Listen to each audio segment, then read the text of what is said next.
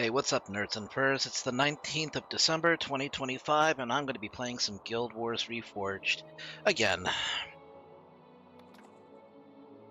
I remade a character because there was an update, which I briefly touched on yesterday.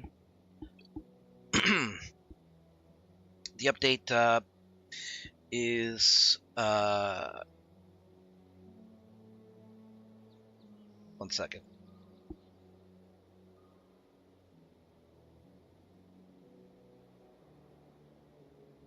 Okay. So, yeah, yesterday there was an update which added two new features to pre-searing characters, which are called Reforged mode and Doom's Covenant. Which, if I click on my character, it may be hard to see on small screens, but there are two small icons. Thank you, Narton, for the 24 months. Appreciate it, bud.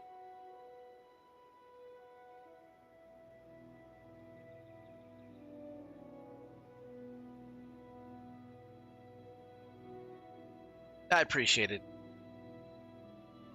Appreciate it very much, believe me.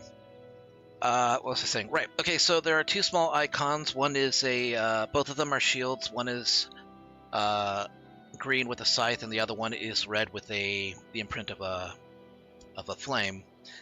The first one is Doom's Covenant, and the second one is Reforged mode. Now, Doom's Covenant is basically kind of a no-death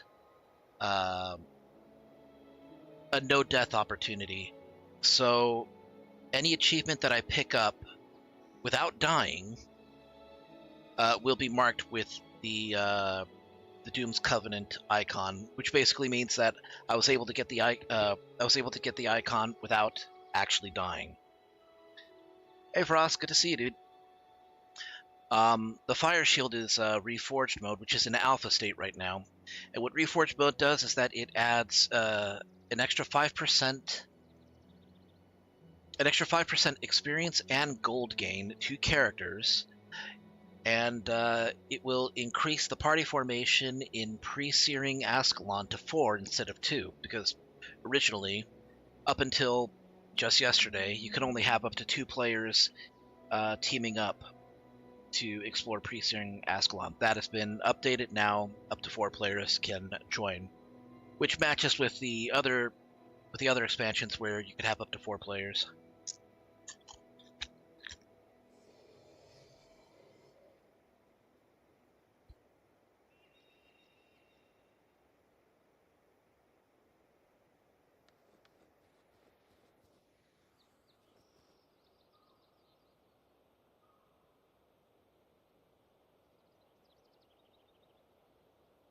Okay, so for the time being,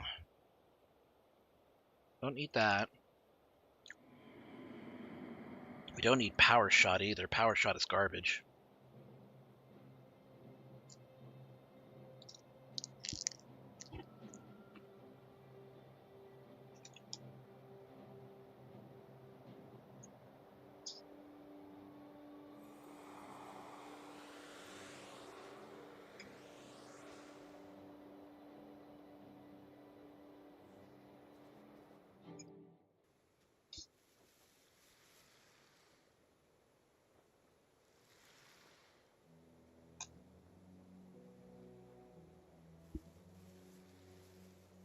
Okay. So right now what I'm trying to do is I'm trying to get Legendary Defender of Ascalon, which I have gotten before, but I'm going to do it. I'm going to try to do it without dying. Once.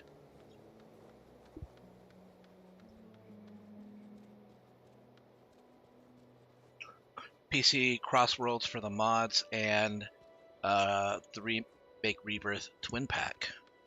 FF7 Remake and Rebirth? Does that come with Intergrade? I'm pretty sure it comes with Intergrade.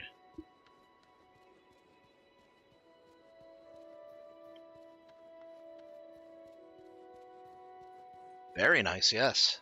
I agree.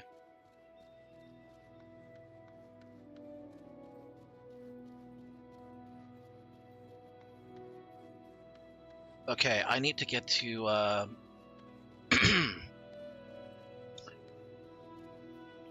Wizard's Folly.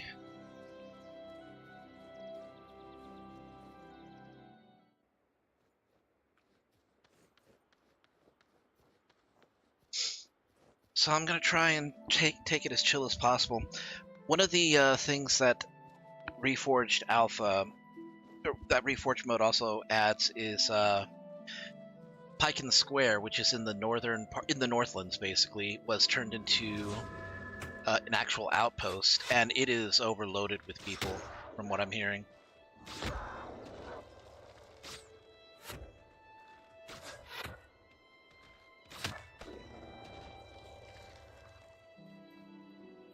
But that makes it a good jumping off point for people who want to do char hunting in the Northlands. Although there are a lot more patrols. In fact, there aren't. It used to have like level 3 Grawl. Now the Grawl there are like level 6 almost. Hey Don. Just saw the new Avatar movie? Cool. What'd you think?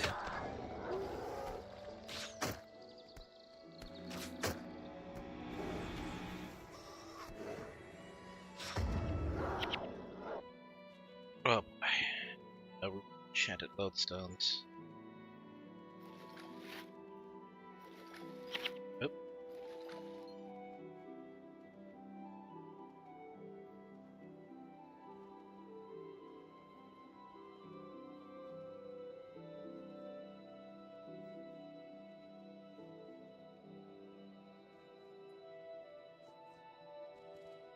Yeah, never mind. I need to get to Foible's Folly anyway.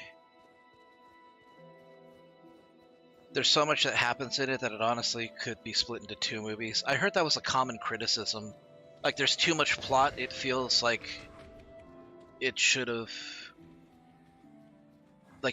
been divided in order to let it, like, breathe a little.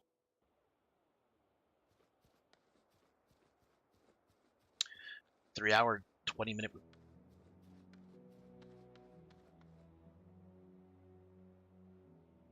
Okay, there's the merchant. Alright, let's start selling stuff off.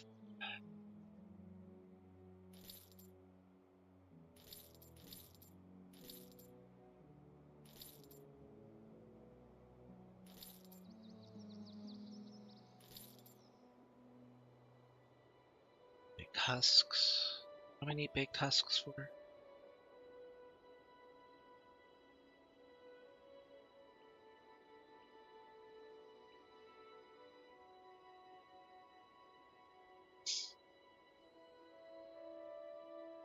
Okay, I got Grawl necklaces.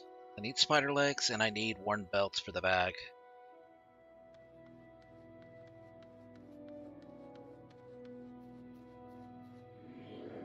Oh boy, I'm sorry for not starting the stream earlier, but I had to go on a food run.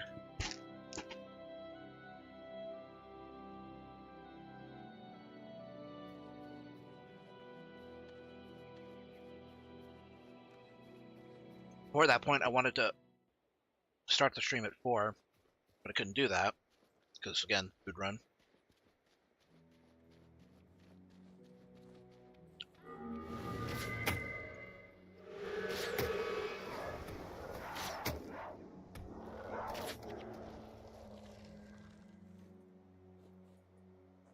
And then I wanted to start at 5, but I couldn't. Went to pick up food for my my siblings. I went over to In-N-Out because I wanted burgers, where they had wanted Popeye's chicken, which is fine. You know, it was easy to pick up the first. When I got to In-N-Out, the line wasn't actually that long. It's actually fairly decent. I figure, okay, I could probably be out in like 10 minutes. You know, maybe even less, depending on how hard they're working. I was there for 25 minutes.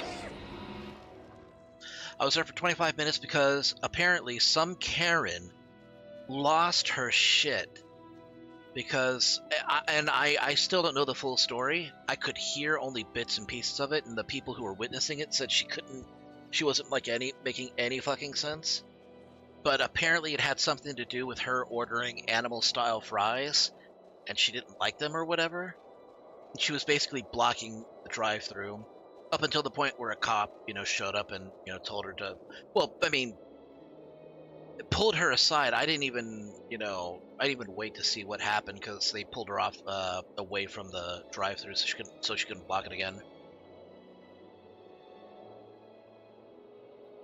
So yeah.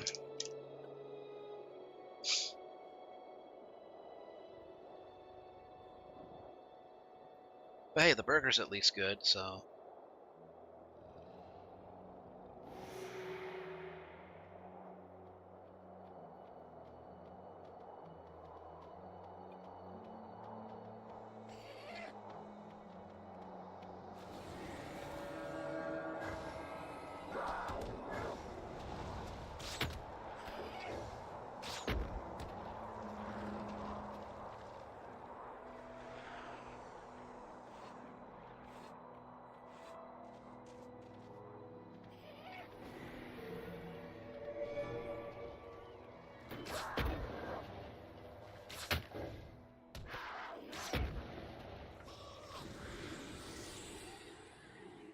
Clean that up, please.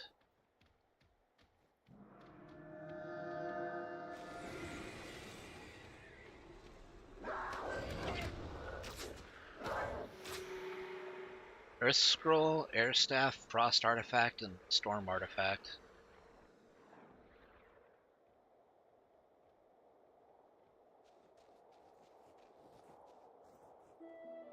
Yeah, that's all I really needed from her. Okay, now I farm bandits for a little while.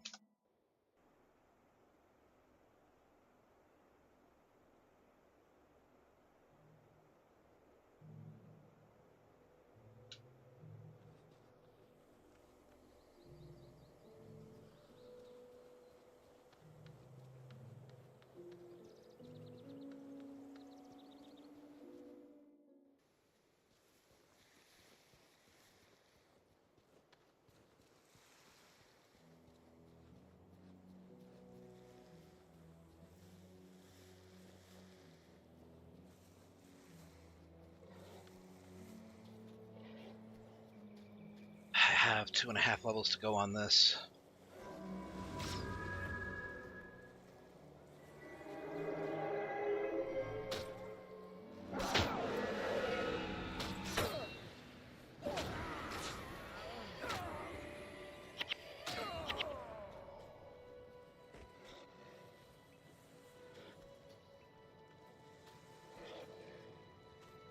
Oh wait, I need to talk to Oh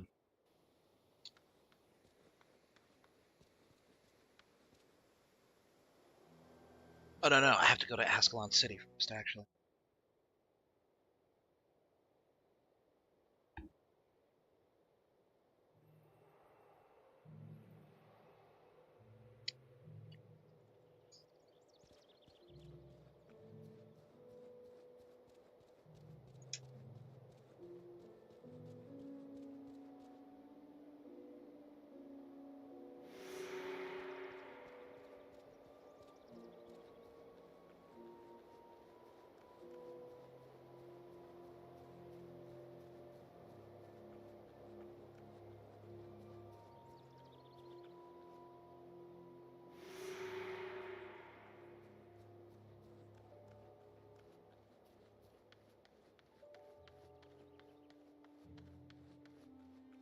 A rare win for AI, apparently. What's up? What happened?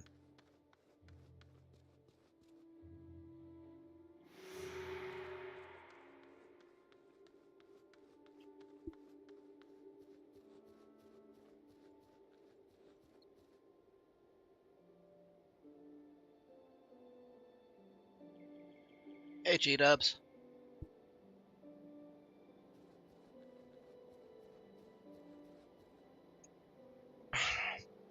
Of course, it's sent to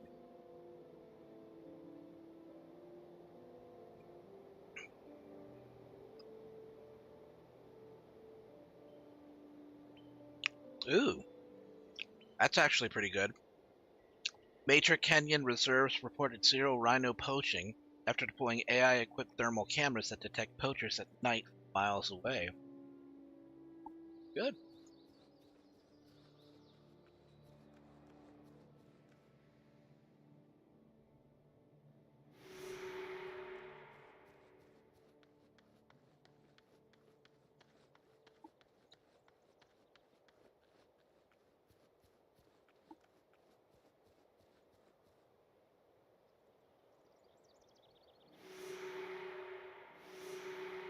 Okay, we got the Bandit Raid, Poison Devour, the Wayward Wizard, Char at the Gate, Trouble in the Woods, and the Poor Tenant. Okay, gotta go to Ashford Abbey.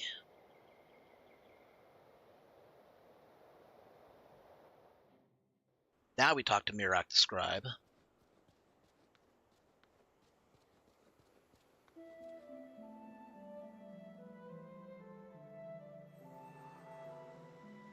Oh wait, I already talked to them. Okay, yeah, I already talked to them.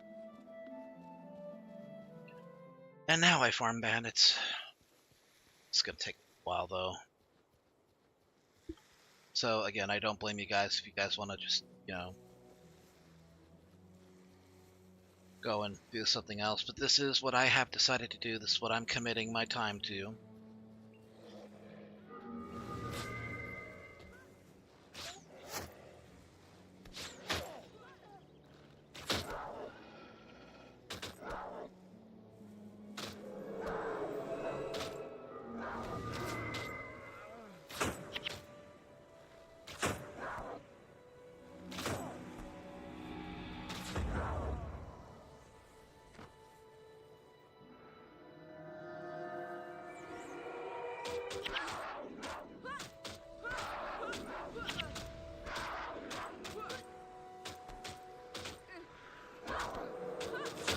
Yeah, you guys can't overcome my 5-pip generation.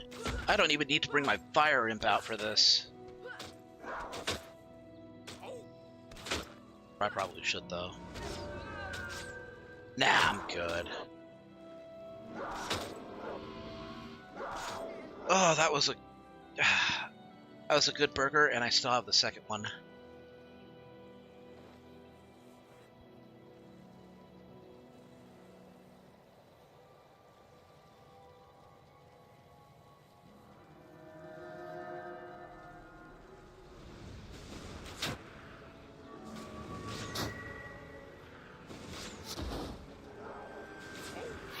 Yeah, I got an In-N-Out double-double. Excellent burger.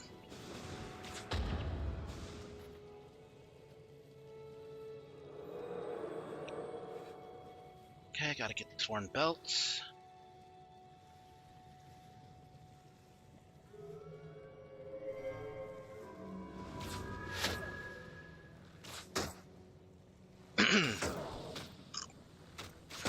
And I got my fries well done, so they're crispy. I don't know if you guys can hear that crunch, but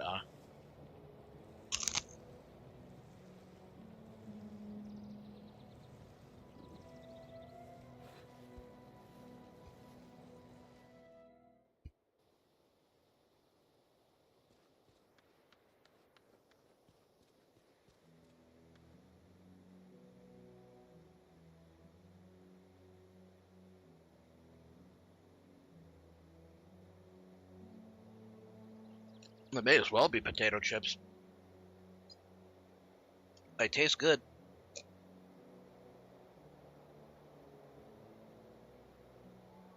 And they're not like overly seasoned or like flavored or, overly flavored using, whatever grease that they use. McDonald's. That's what you're eating over at McDonald's. And not that there's anything wrong with it, but when people say that they like the taste of McDonald's fries, they don't like the taste of McDonald's fries.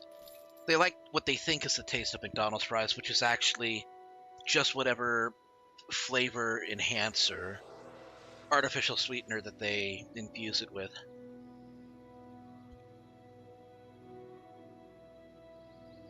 People who say that they hate In-N-Out fries are just saying that they hate potatoes,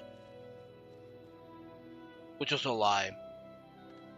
They hate that it tastes like an actual potato and not like a fast food restaurant fry.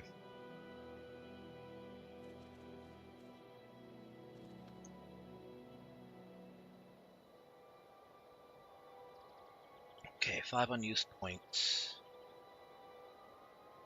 Those in the marksmanship.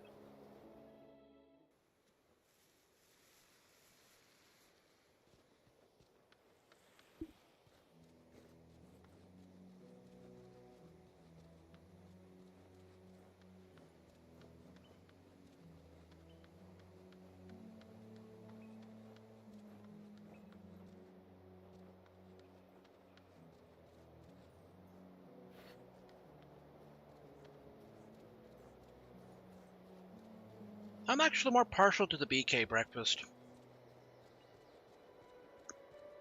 You can't go wrong with a double sandwich.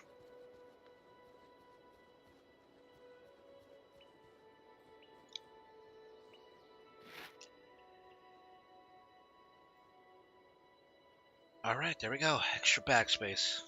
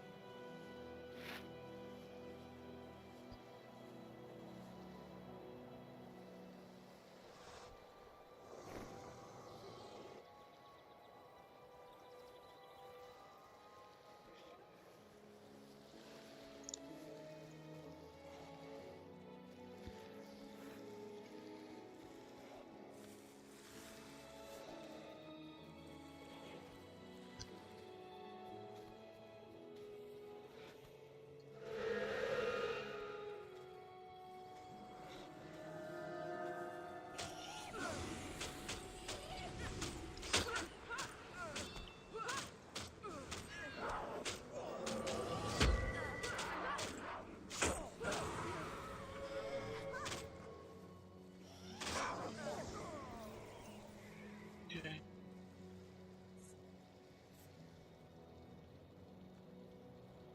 Not bad.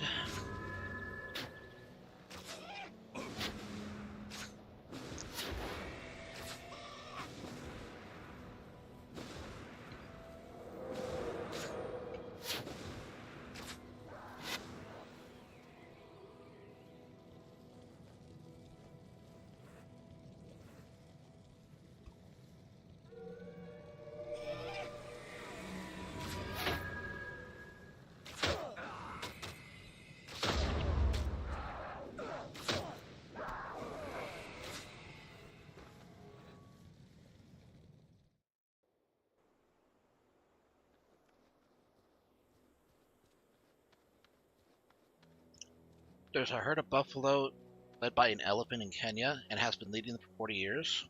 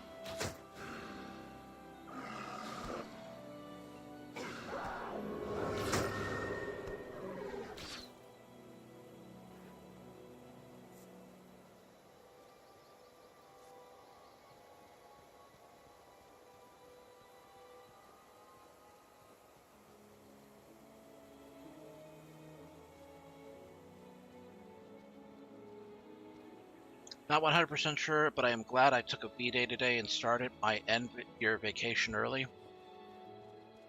May it be comfortable and restful.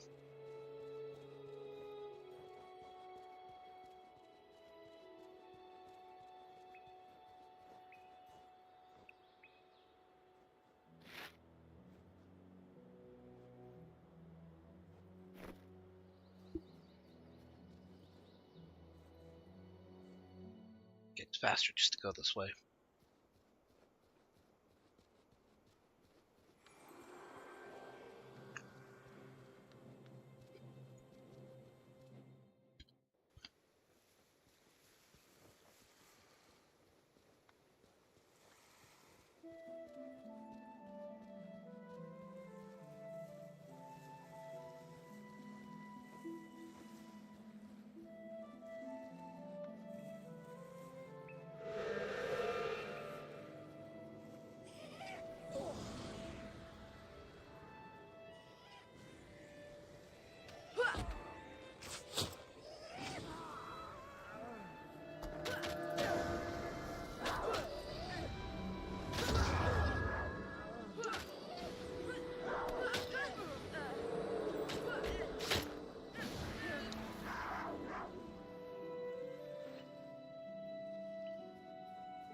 One guy was trying to call me in early today, forgetting I took the day off.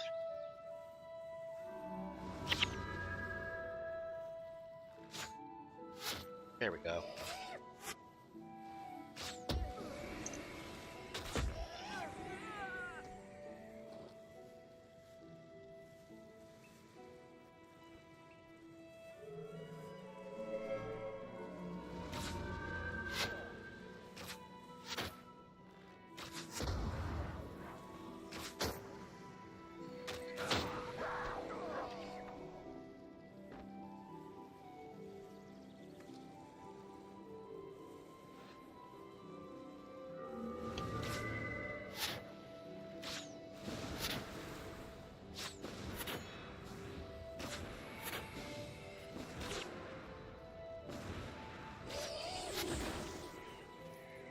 Ooh, eggnog.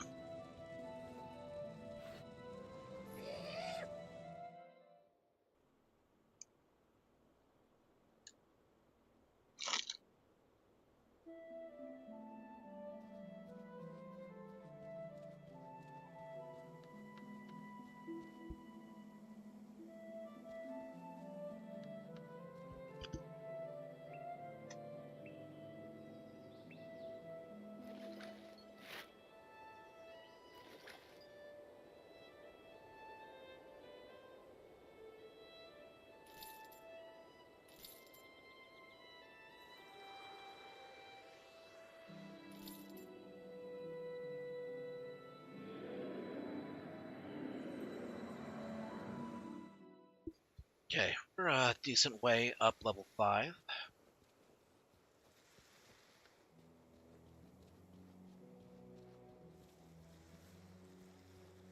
It's just in-game eggnog. All it does is get you drunk. But that does work towards the title, so... And there's actually a skill in the game that... There's a skill in the game that gets better if you are under the effects of alcohol.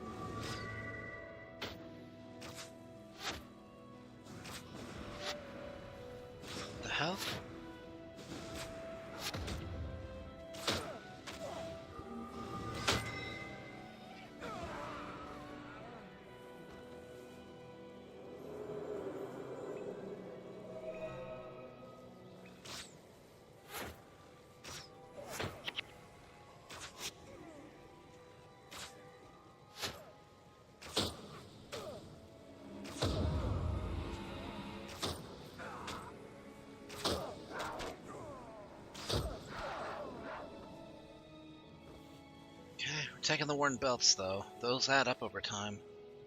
Especially now.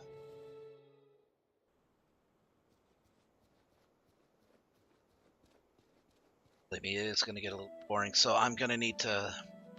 I have to talk. I'm going to have to say something. I'm going to have to get into some sort of a discussion.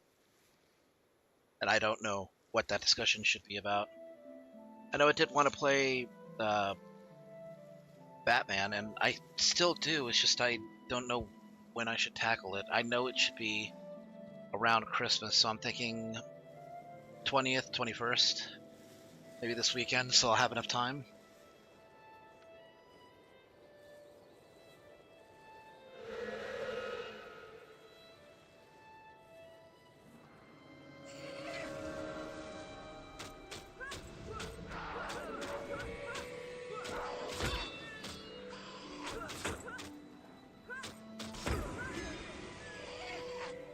Yeah, I'm going till midnight tonight, since it is Friday.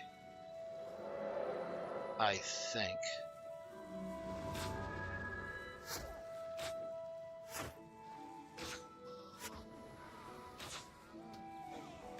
Right, today is Friday, right? Yes, it is.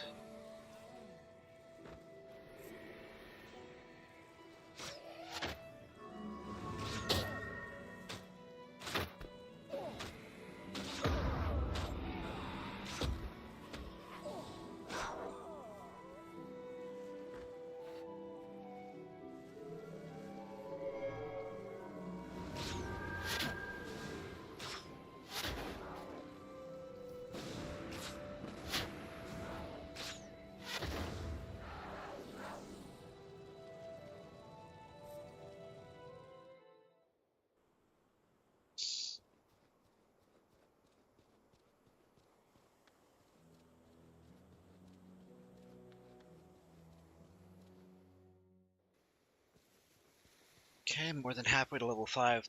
That experience boost, so it's just an extra 5%, but it's putting in some work, it feels like.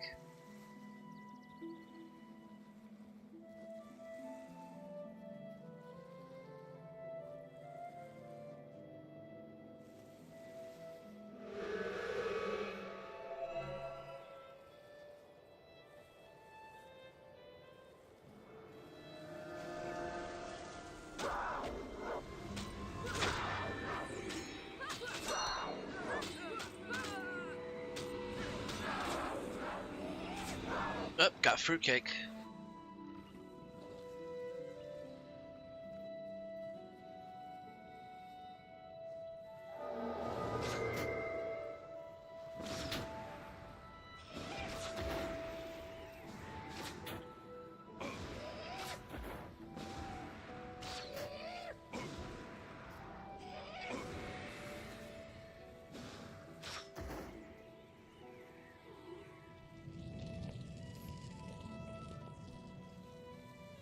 Yeah, I think I prefer Read the Wind.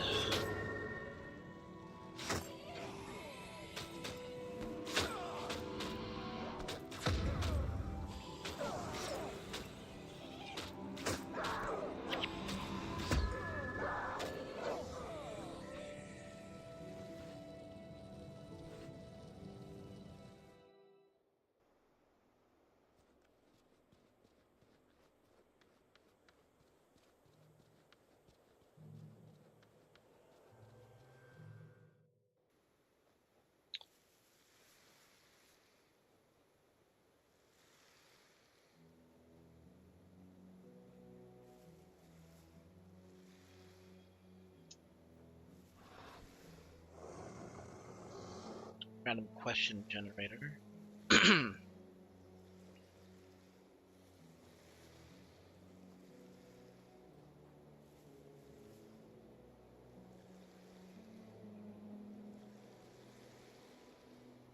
Okay, so question that it's asking me right now, this random question generator from streamers, is would I ride a hippo if I ever had the chance? No, because I'm not stupid. I'm not crazy. I value my life. Hippos are the one animal that even Steve Irwin knew not to fuck with. I mean, say what you want about Mudang, fine, but that's a tiny ass hippo.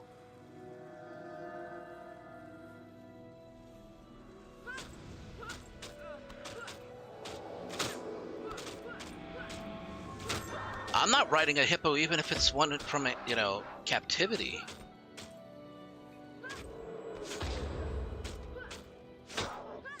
Treat any animal, even in captivity, as a potential wild animal, because you don't know what could set them off.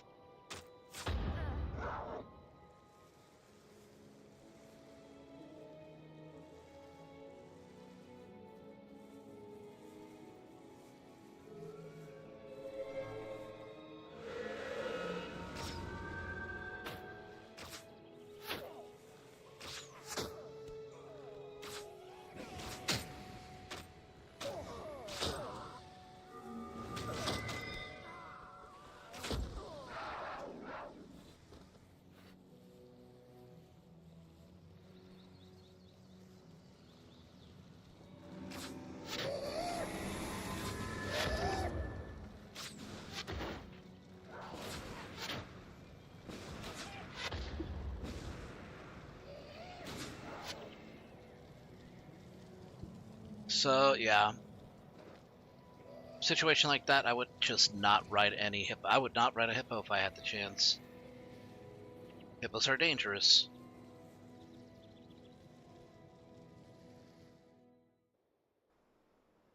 I don't know. I don't know that I would even pet a hippo in captivity unless it were Mudang.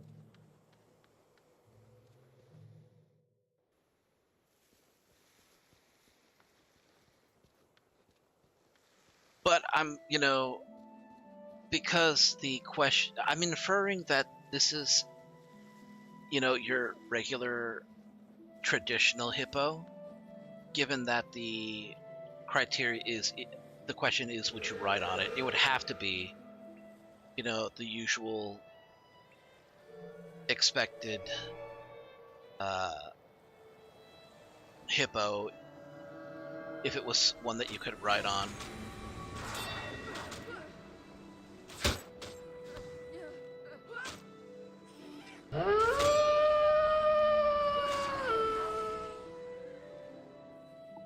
Hello to you too.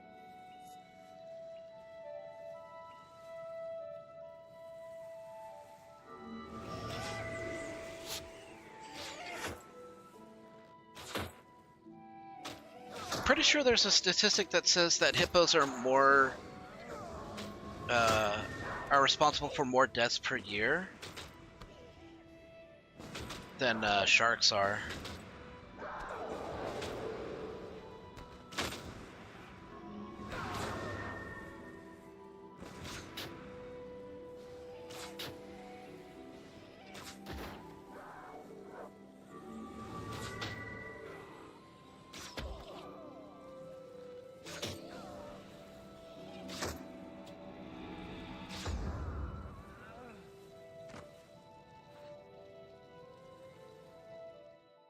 People die more to bees than sharks. Well, yeah, bees are a lot more pervasive. You're going to find them all over the place.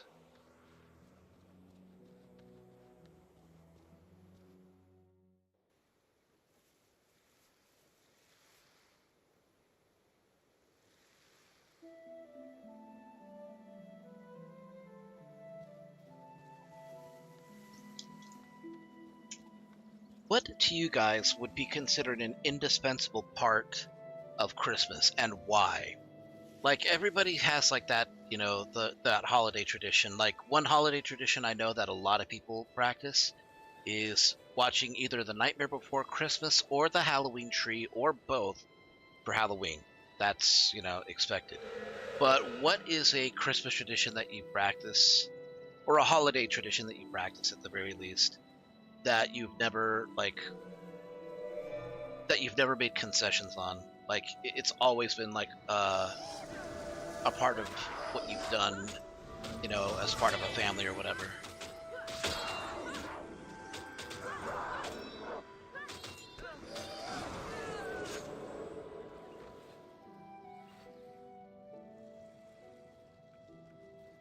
My mom watches the Peanuts Christmas movie. That's a pretty good one. I mean, another tradition is watching The Nightmare Before Christmas for Christmas, because you're allowed to do that. You know what my tradition is? My tradition is watching Die Hard. I fundamentally disagree with Macaulay Culkin. If Home Alone is a Christmas movie, then Die Hard is also a Christmas movie.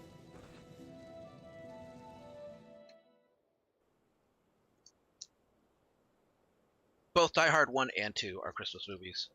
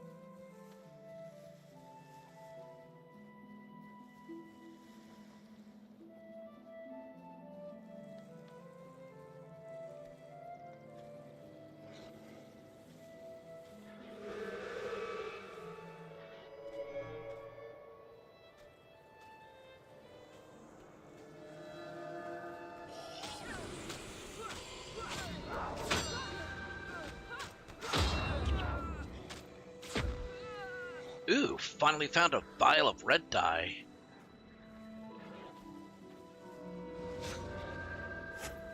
Red 40 has become very rare in Ascalon, ever since the restrictions started. I blame King Adalburn.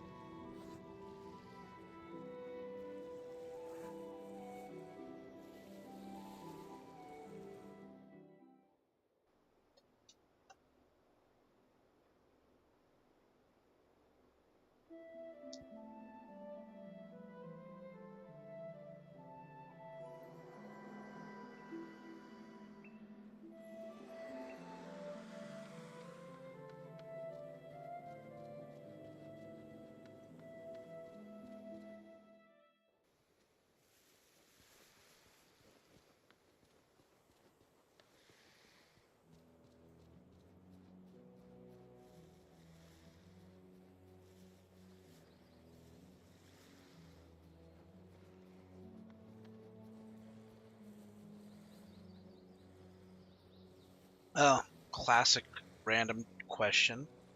What would I do with $1 million? I've already discussed what I would do with $1 million.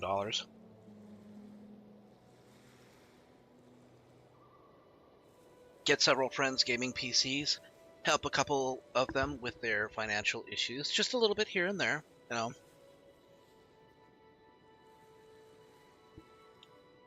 Definitely help pay for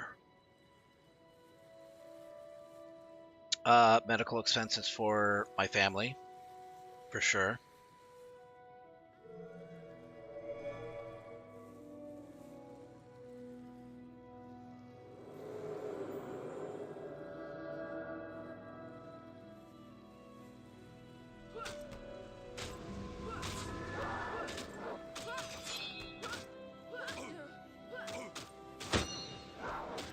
Probably invest a healthy portion of it in on this house.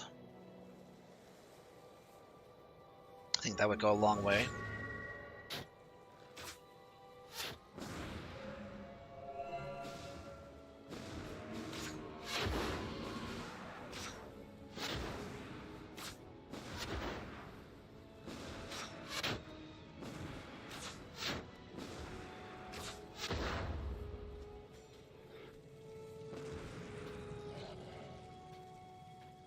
Oh boy.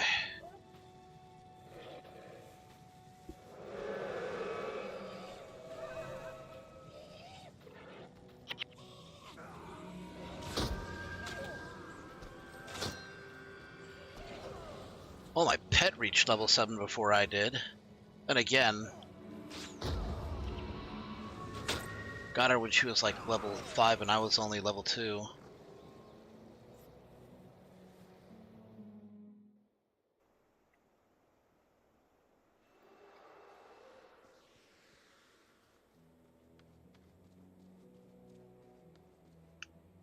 Oh, goody. A new build of Guild Wars is available.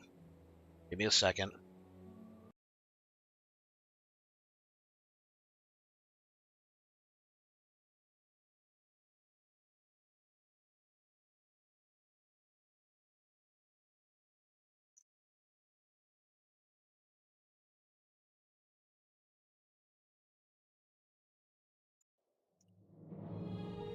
Okay, what is my favorite magical or mythological animal?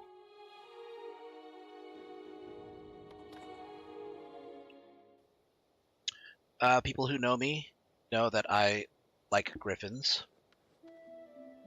So a griffin would definitely be on... It would be up there. Actually, I think it would be just a griffin.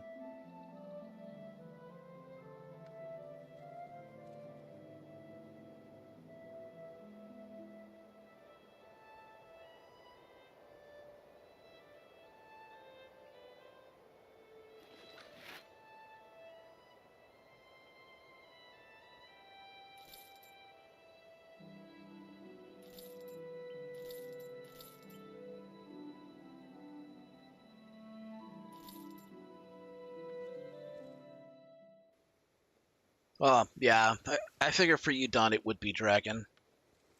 But it makes sense, you know, dragons are very popular.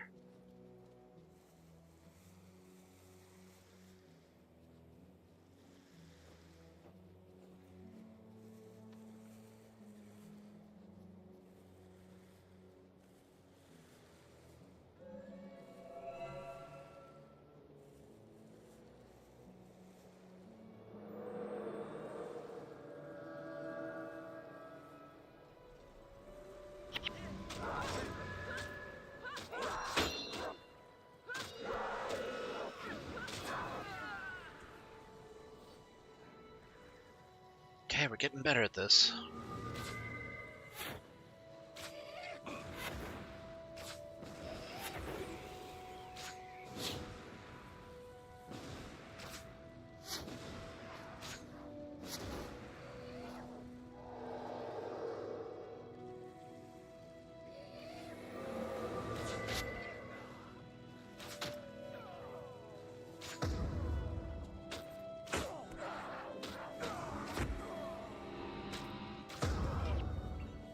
Green dye.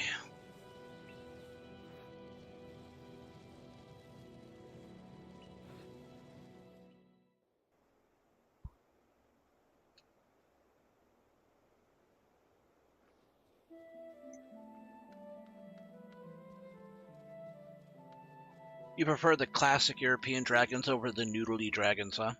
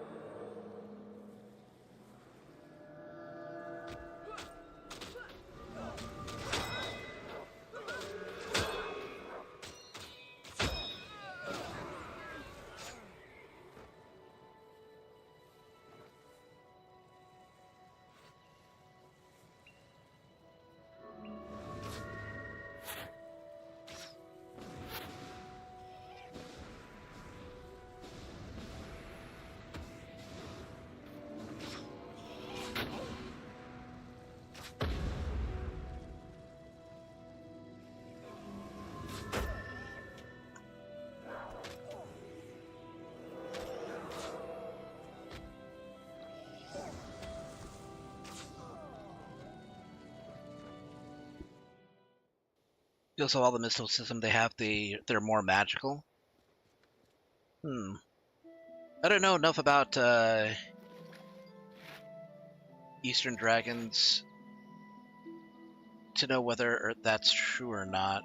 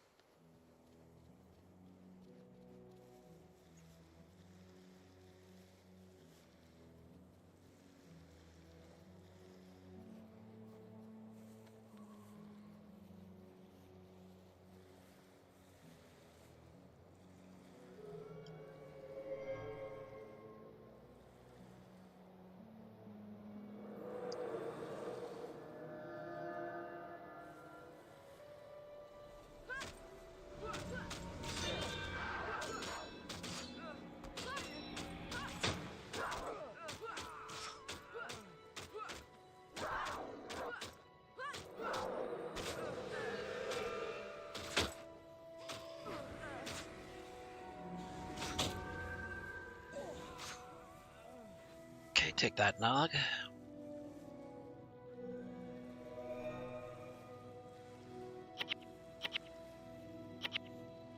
Ah, just shoot him.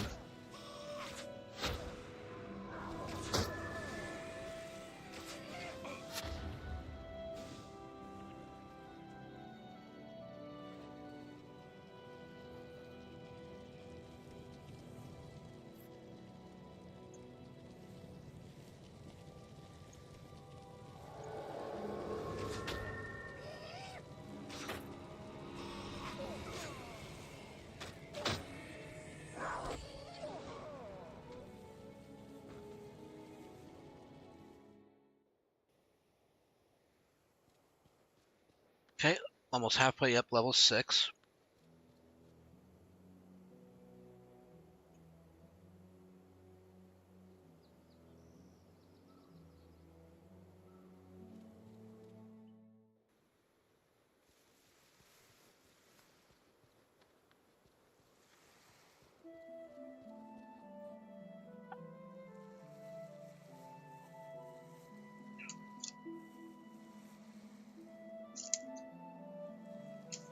Pardon me.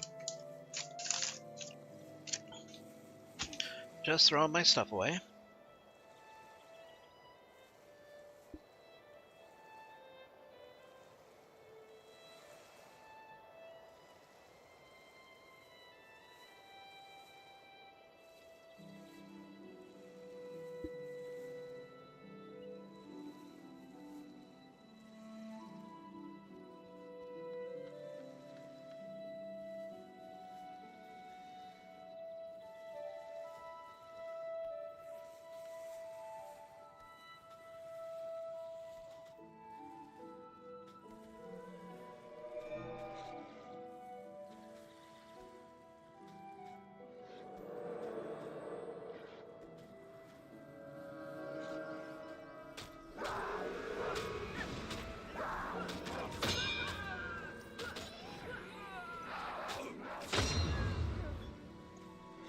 Oh man, I'm gonna fill up on dye before I even get another bag.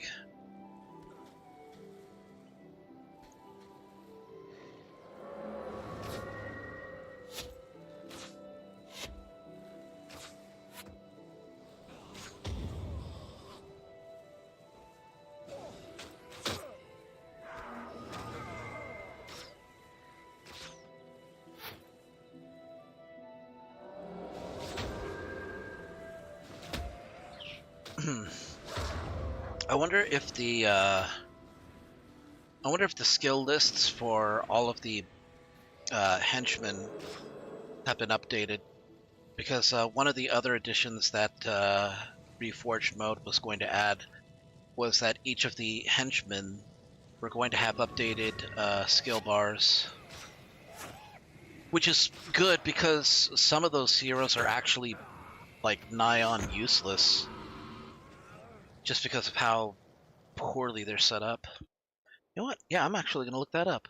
Uh, Guild Wars 1 Henchmen.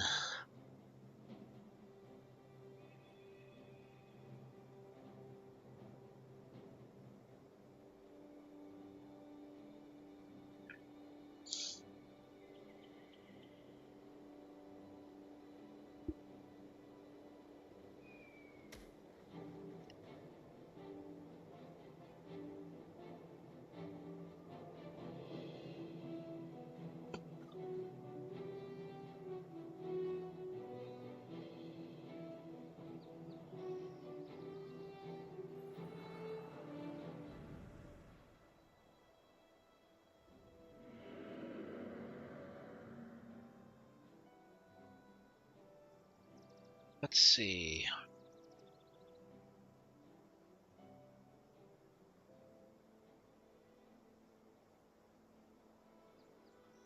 Has this been updated? Nope. Doesn't look like they've been updated at all.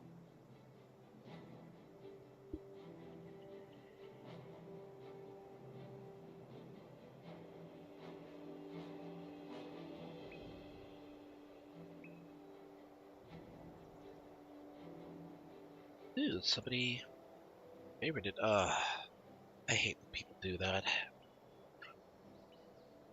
I'm just gonna delete the announcement anyways, and that favorite will be for nothing.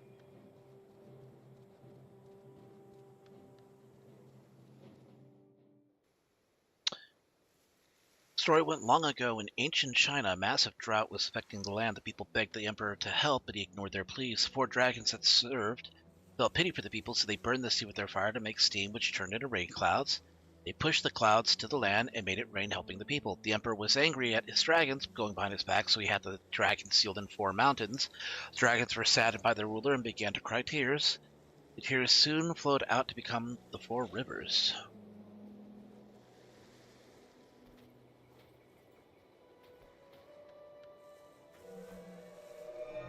I like stories like that that are bittersweet and everything.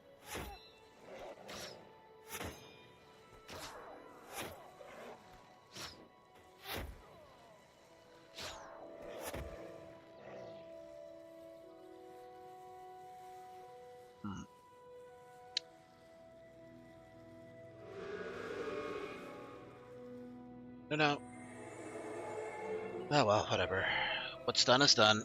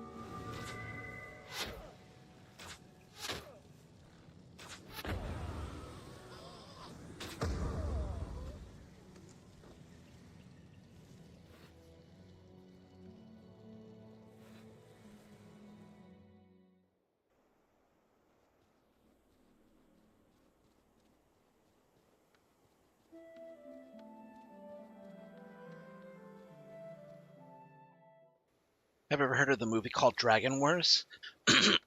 I have, and I recall that it was complete garbage. Like, I don't even remember what the...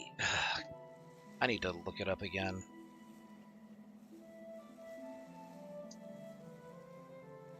D-War from 2007.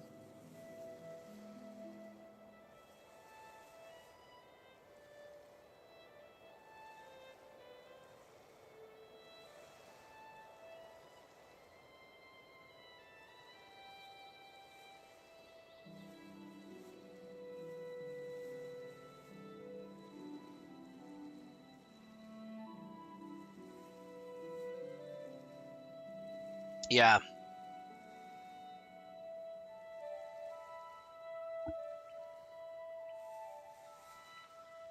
I could not make sense of, like, what the movie was even really trying to get at.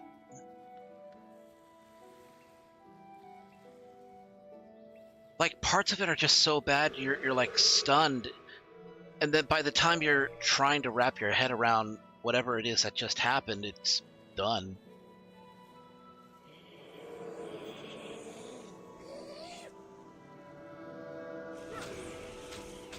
Tell you what, though, it's better than the Great Wall movie. Bungee jumping spear people. Like, just jumping to their death.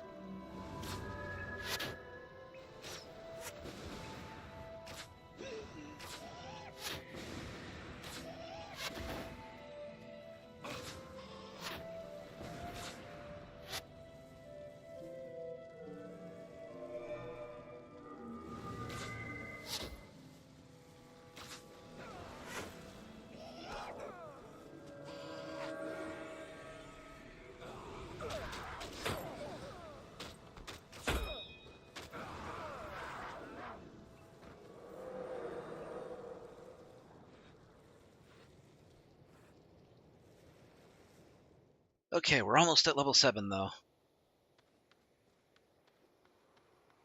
It only took like about an hour.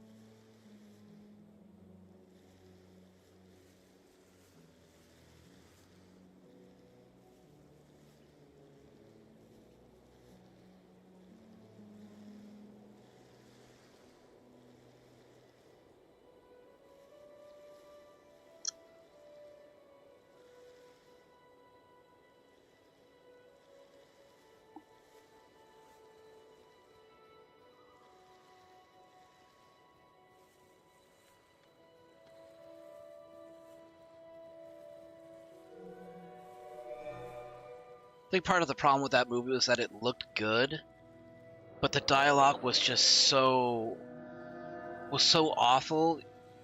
Like, it actually made the visuals like less appealing, which is saying something.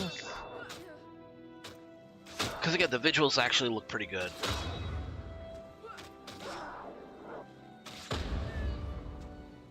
It's just the acting and the dialogue are just...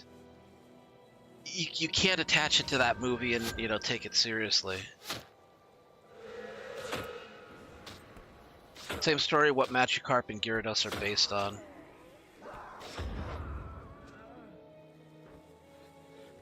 About a carp reaching the top of a giant waterfall and becomes a dragon. I mean, I guess it is kind of like a metaphor for... I guess Magikarp's growth is basically a metaphor that matches the story. Having to basically climb an insurmountable waterfall and managing to make it and becoming, like, strong as hell.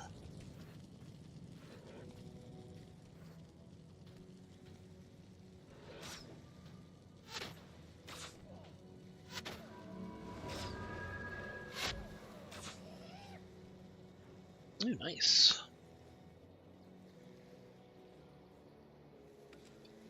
Okay, let's identify these this gear that I got. Health plus 11. Highly salvageable. I'm not going to be doing any salvaging. Just gonna sell these and be on my way.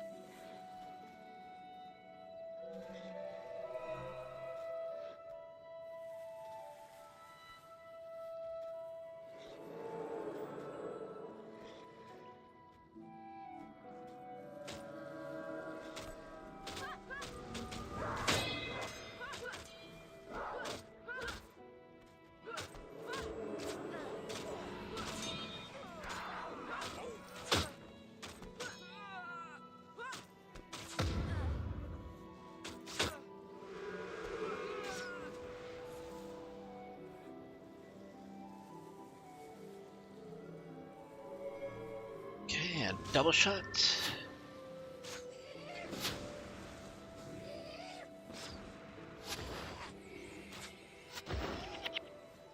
More worn belts.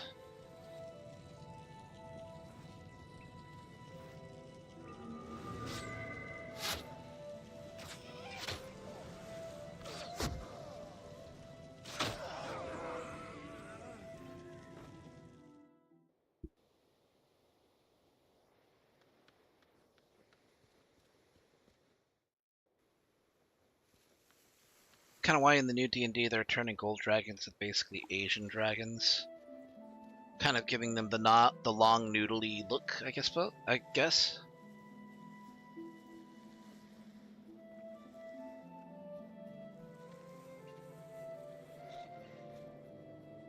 Okay.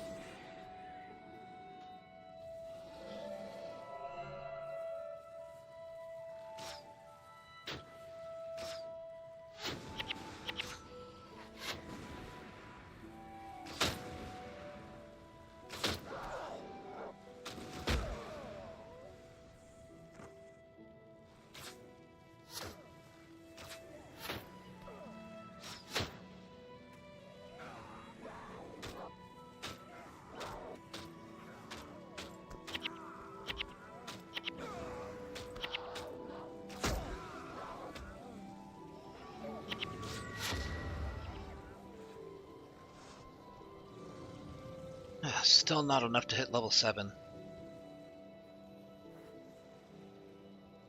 This last run should do it.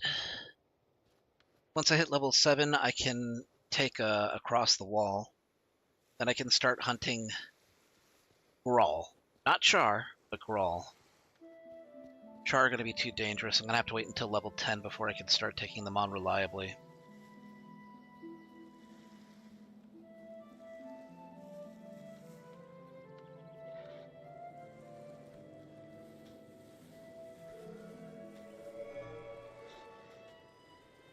Okay.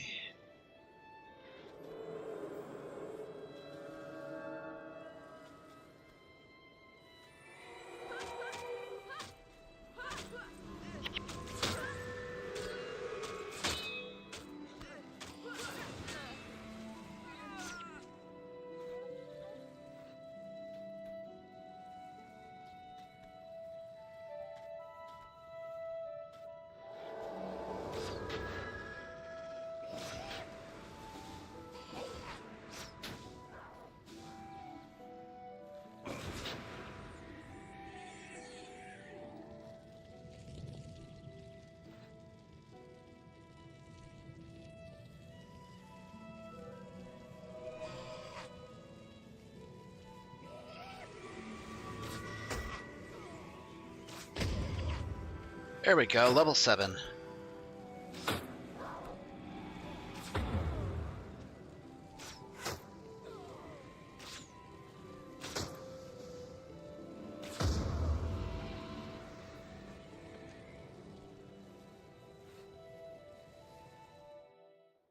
Okay, let's spend these skill points first.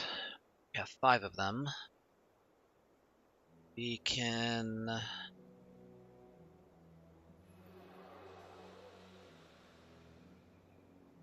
Now we'll do expertise instead of beast mastery. Beast mastery is going to be useful, but not as useful as having a lower cost on all of my non-spell skills.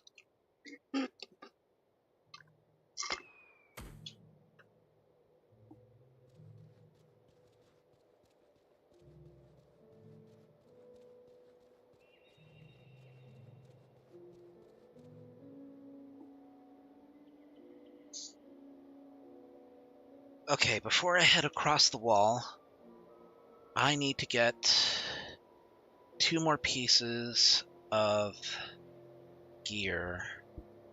Did I unlock Fort Rannoch? No, I did not. Okay, I gotta go to Foible's Fair, and I need to... what's going on here?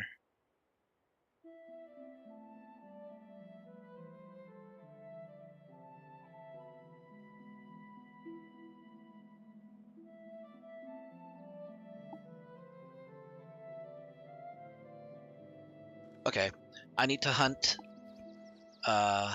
ice elementals so I can get their icy lodestones. That way I can get the gloves. And then I need to get one more spider leg and head to Fort Rannoch. So that way I can get the leggings. Because I'm going to need the armor.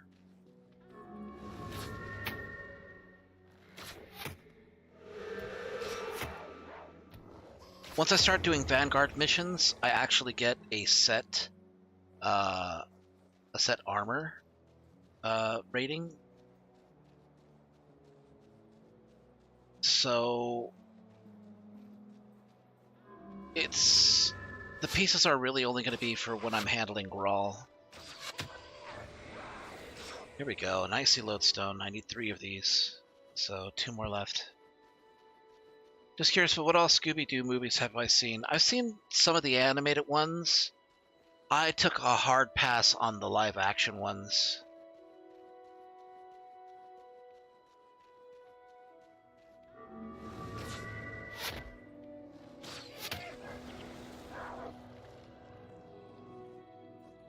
I mean, don't get me wrong, from what few clips I've seen, the guy who plays Shaggy actually does a pretty damn good job playing that Shaggy. But I don't know, it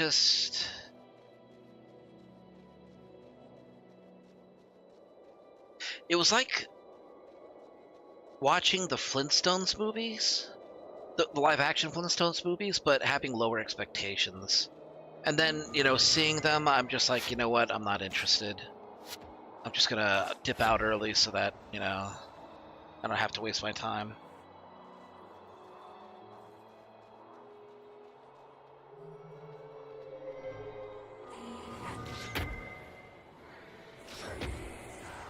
Hey, 2 icy lodestones.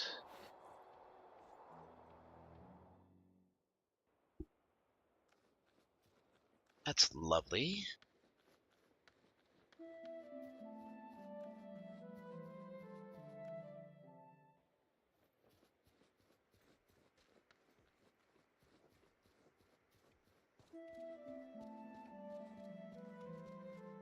Okay, I turn them into you. You can give me the Crichton gloves.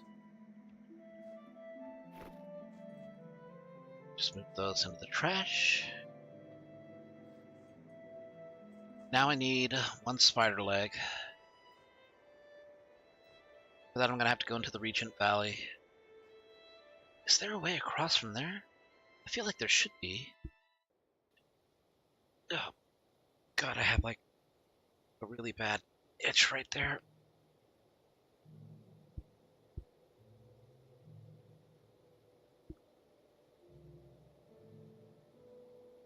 In one movie, Scooby-Doo and the Black Samurai, where the monsters become real. Yeah, there were a couple of like animated ones where it's not about, like, it's still a mystery and there's still a criminal, but there's like a supernatural element to it. Whoa, look at all these dragon motifs here.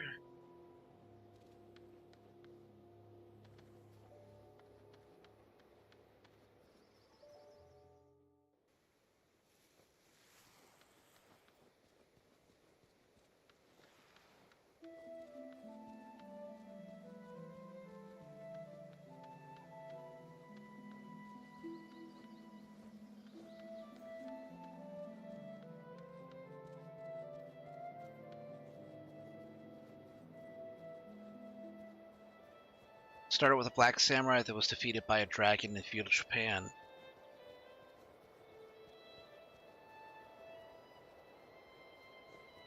Alright, premise already sounds awesome.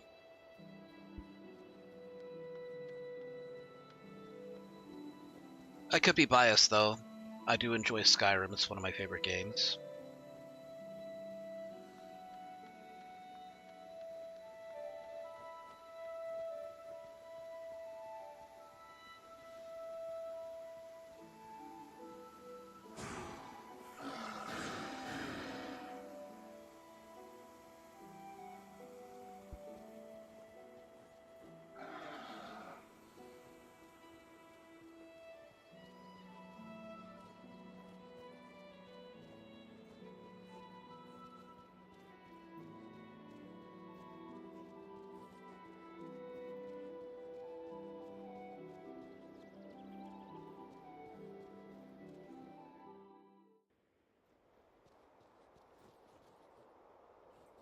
Okay, so is there a way to just... It looks like it.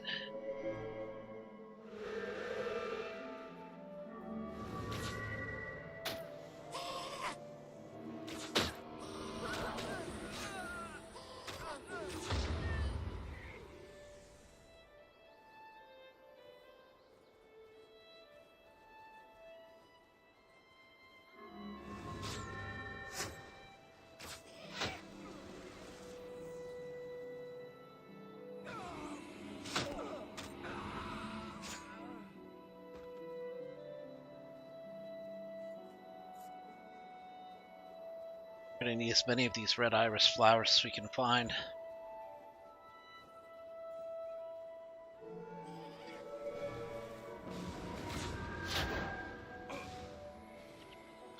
Oh man, those are... They didn't even give me any XP. It's fine.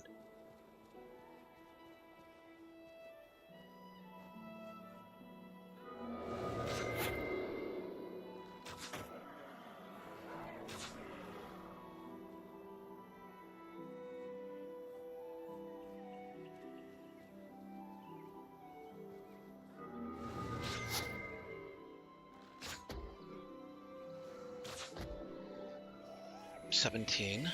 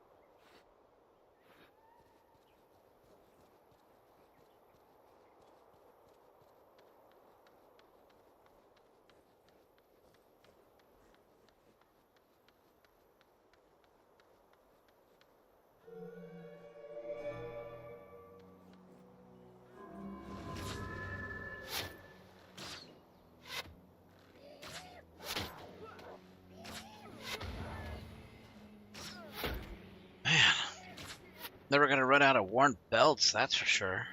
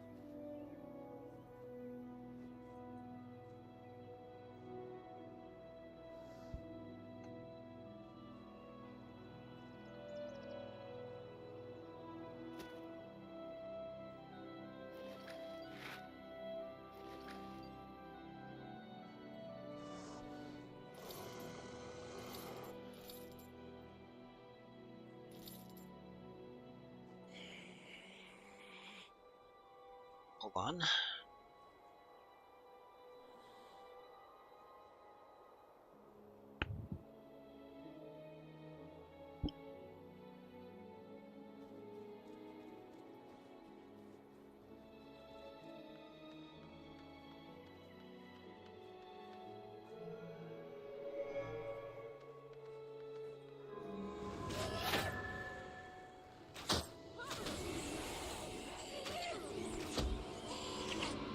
Maybe I shouldn't have given the Scooby-Doo movies that much of a pass.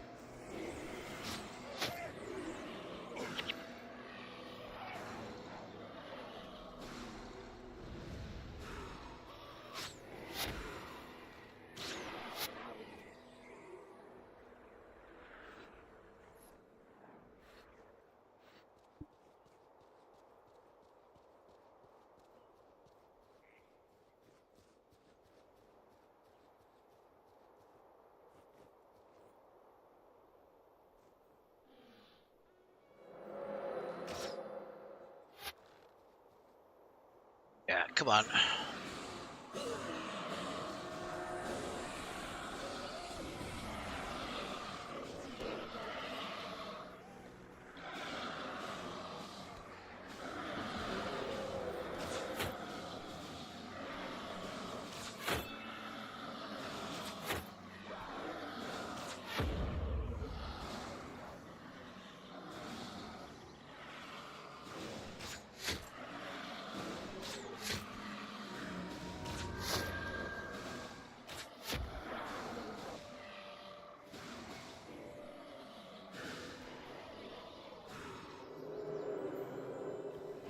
Hey, Solid. Good to see you, dude.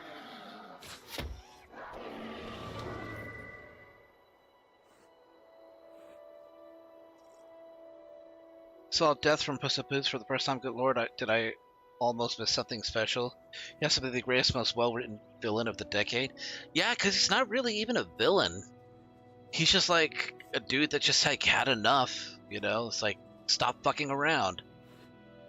I'm like the aspect of death, and you're not taking my shit seriously.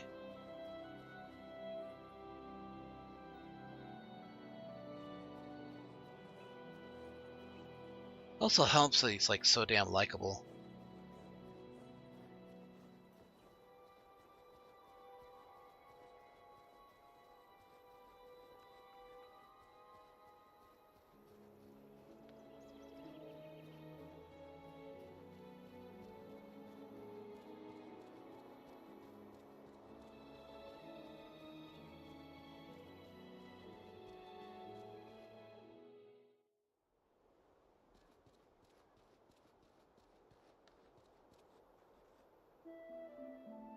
Oh, I still need the spider leg. Damn it.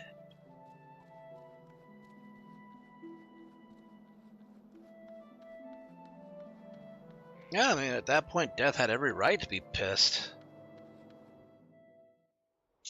Also, the character design, I mean, maybe I'm just biased because he's a wolf, but the character design is awesome regardless of being a wolf.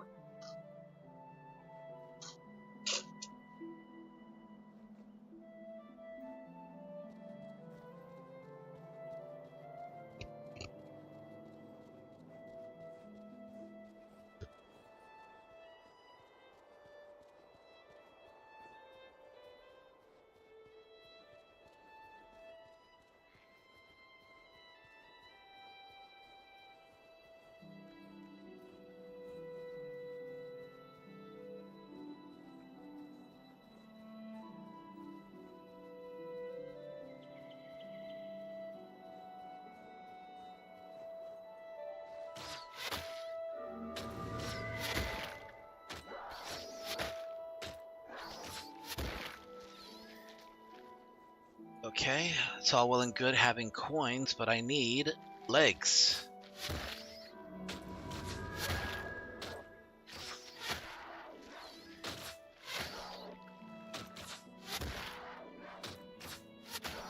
Kind of makes you wish that Death had his own movie too. Like his own spin-off.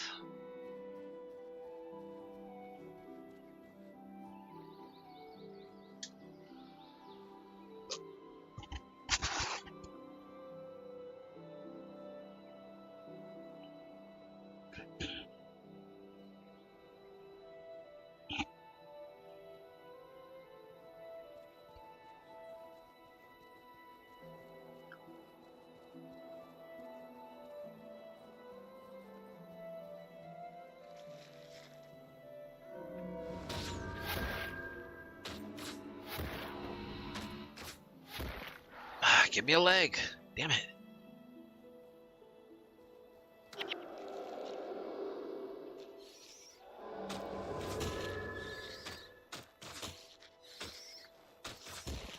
Okay, we got one leg. That's the one I needed.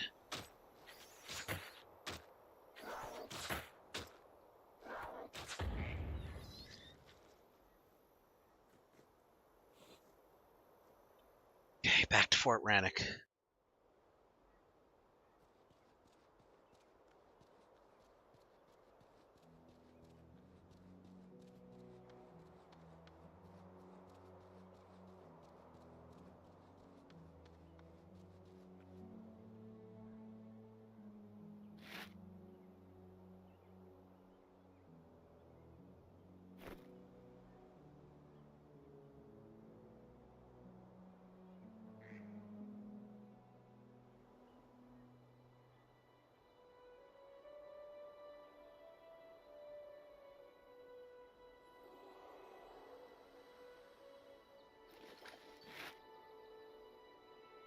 Okay, let's find...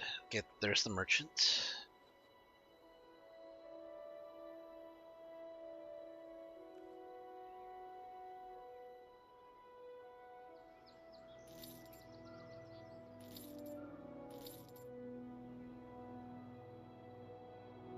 Okay, and with that, we go back to Ascalon City.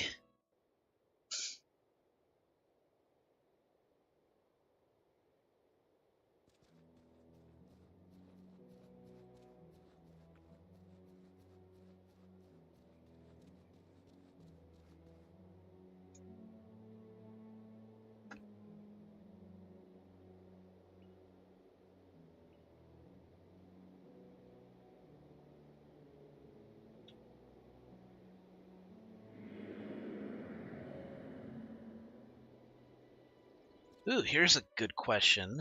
If you could see one movie again for the first time, what would it be and why? A movie that I could see again for the first time. And what would it be?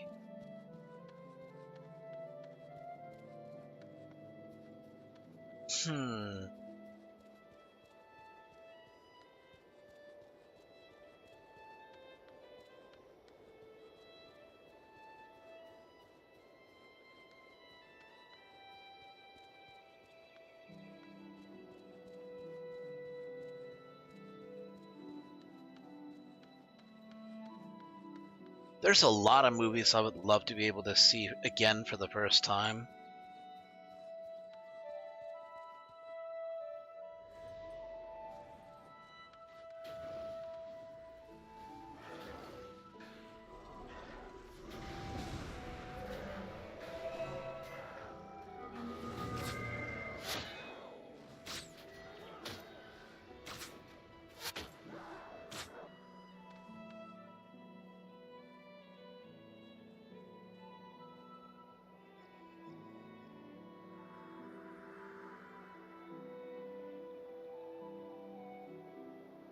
Oh shoot, I need to go to Tavona actually.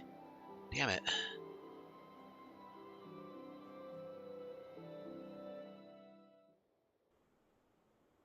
Alright, Frost, have a good night.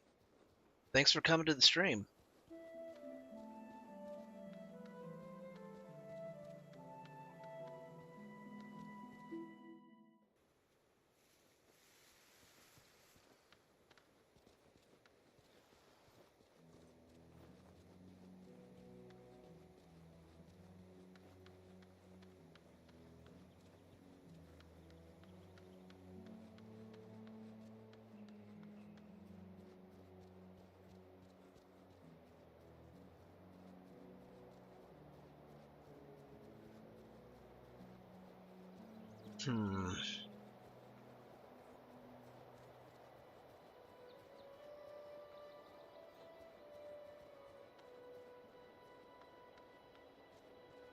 I'm really trying to think of a movie that I would like to see again for the first time.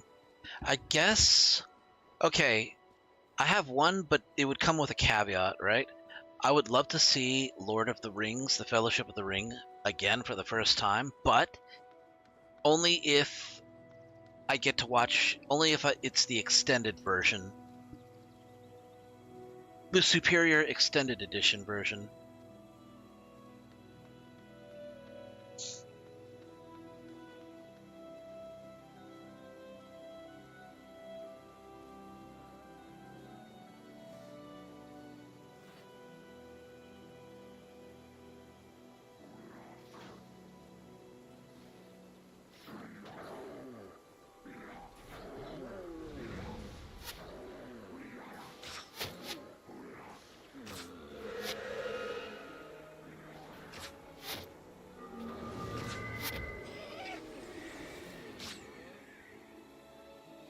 Ooh, The Matrix is a good one. Matrix is a movie that still holds up even today.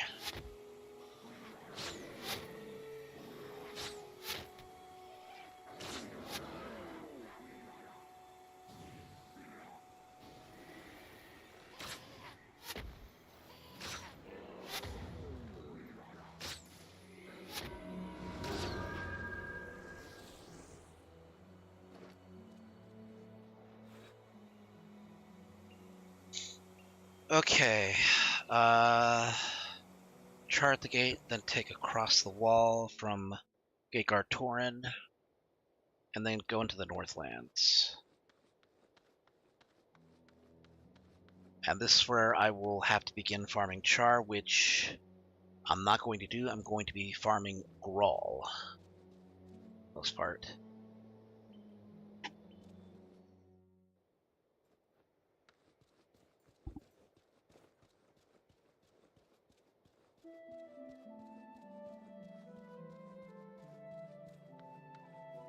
The Matrix is a good movie.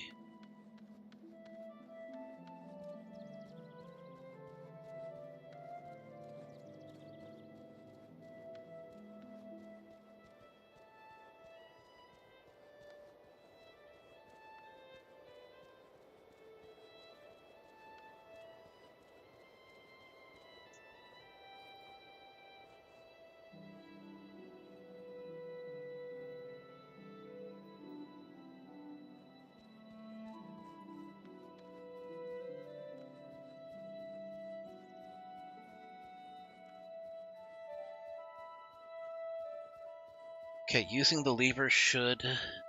I mean, it will open the gate, but the gate should stay open longer than it usually does. Or longer than it used to.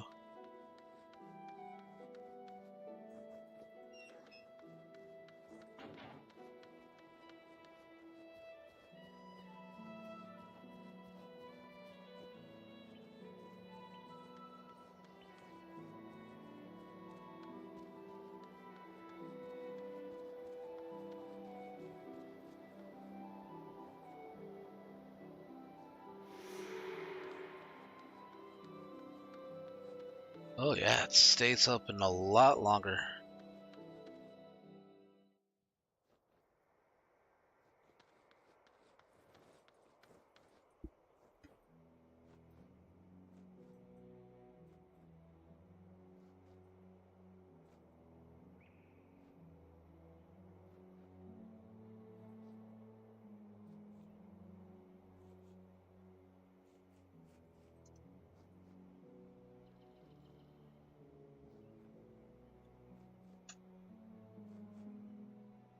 Oh, you would want Yuan Wu Ping as like choreographer?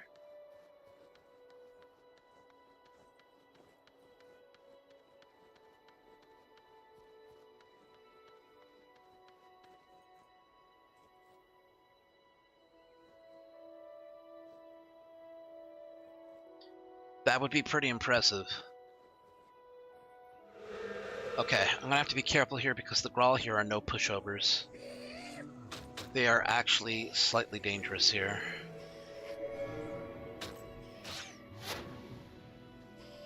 My focus here is gonna have to be on Oak Hearts and Grawl instead of the Char.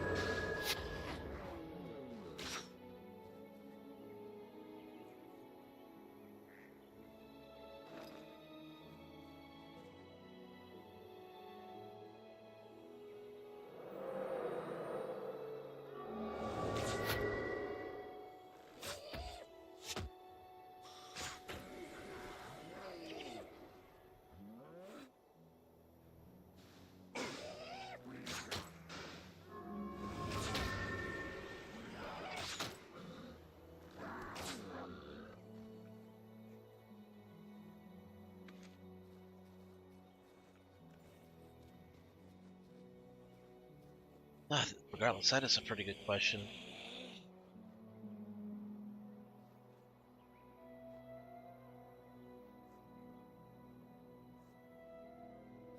Uh-oh. Unfortunately, this random question generator just... It's repeating a lot of the questions already. I have to move away from that.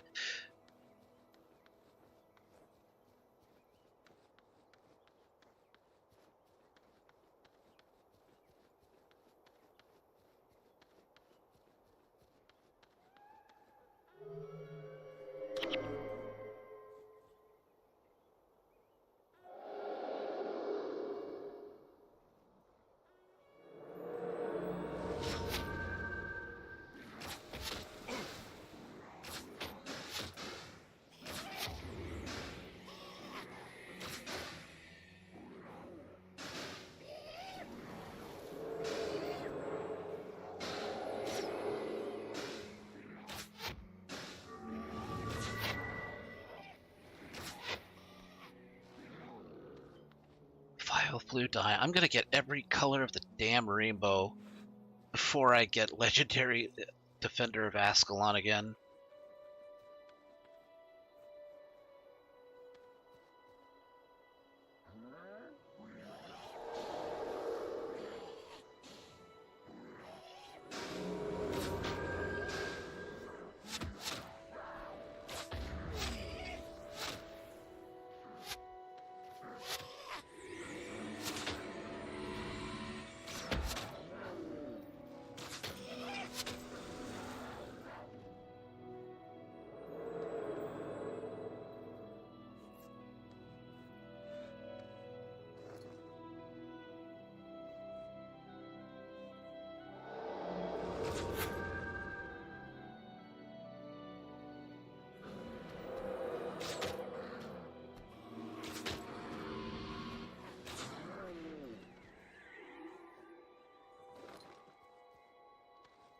Okay, we're almost to Pike in the Square.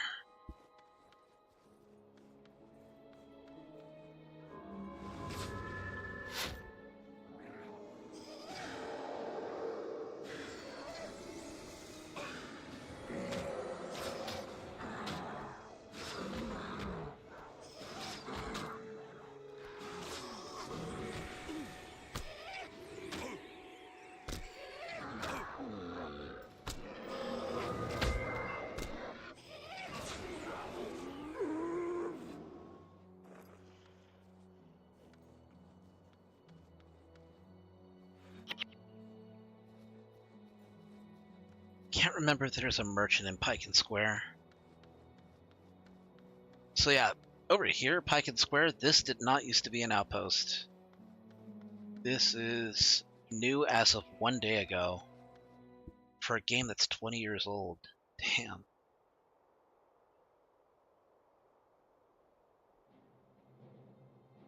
Merchant, merchant, merchant, merchant, merchant, merchant.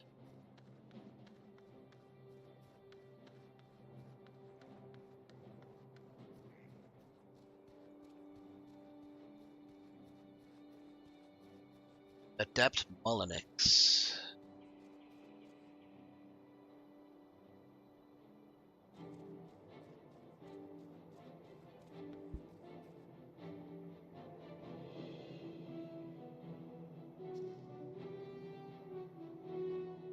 But since I have unlocked this this outpost, I can always return to it. So I can go to Ascalon, sell my stuff, then head back to Pike and Square, and start my farm from that point.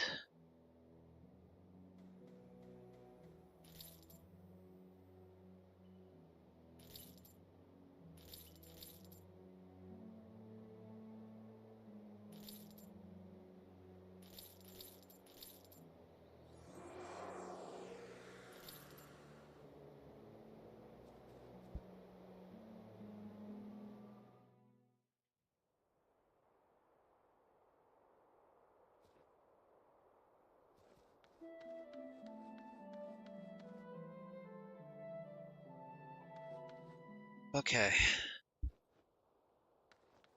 All right, I gotta be careful here.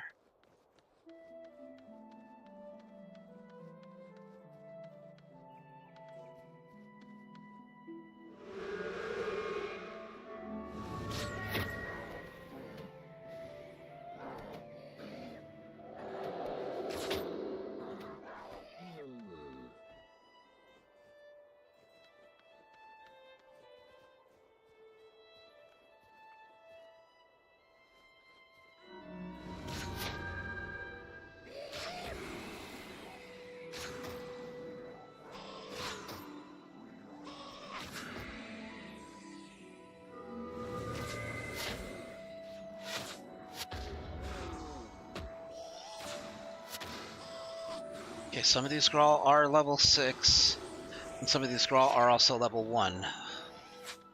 So I gotta be careful.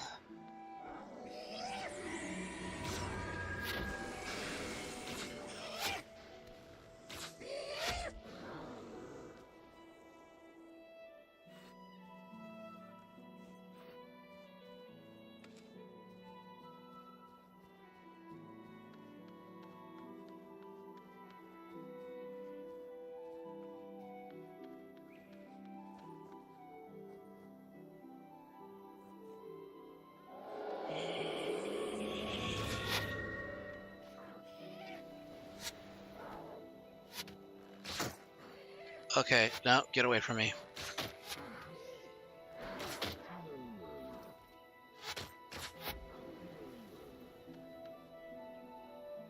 Oh, still got some experience from that one, too.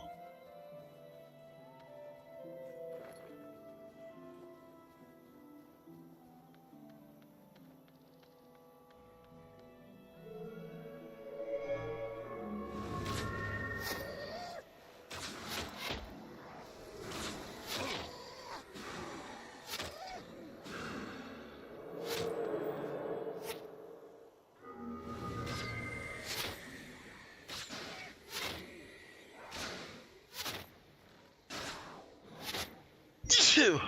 Ah.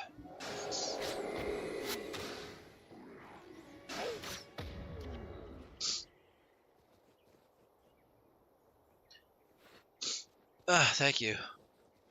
There's a new Animal Farm movie coming in Big No. I saw like a clip that was like maybe a few seconds long, and it looks like they injected comedy elements into it, which is not what Animal Farm is supposed to be about.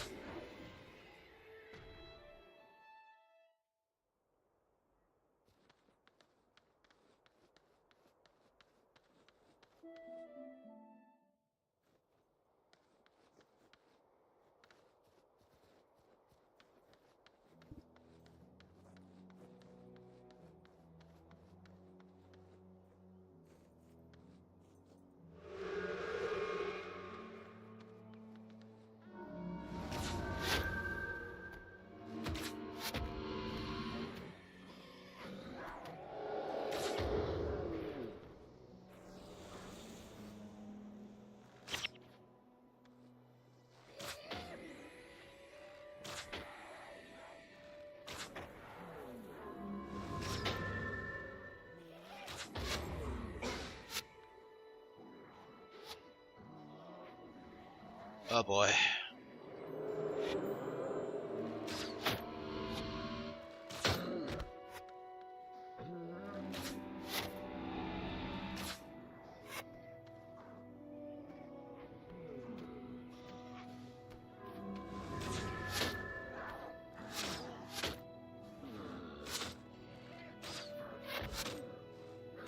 You know what? I'm actually gaining experience at a pretty decent rate here. It's not that bad.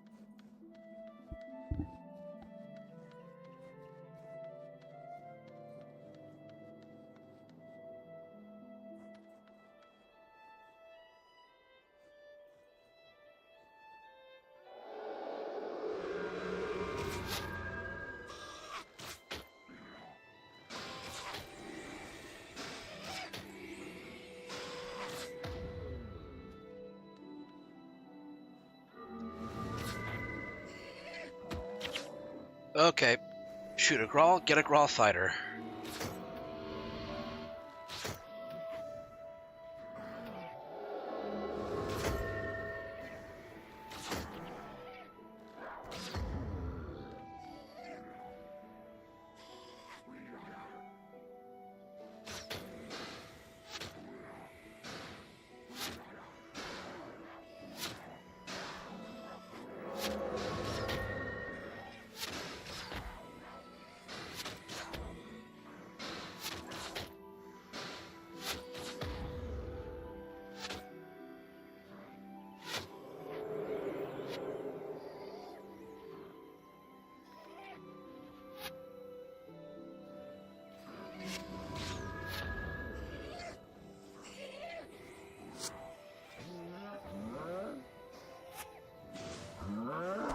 Get away from me, I haven't even touched you.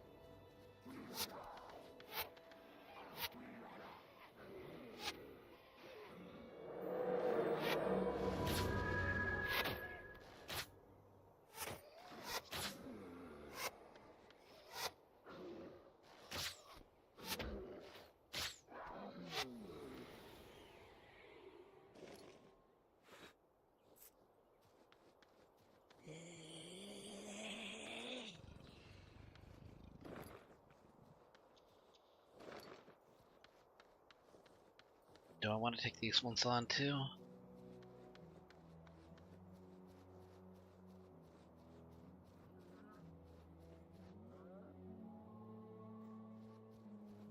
Okay, a 1, a 3, a 6, and then 2 O-carts.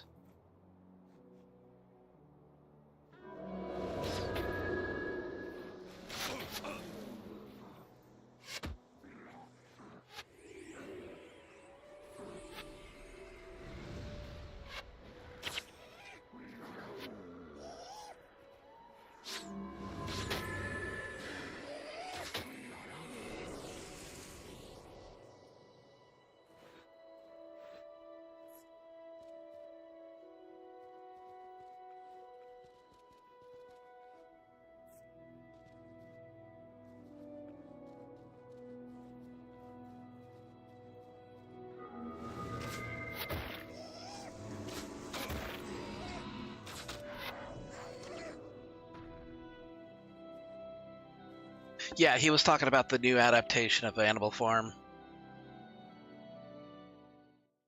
I'm not very hopeful for it actually.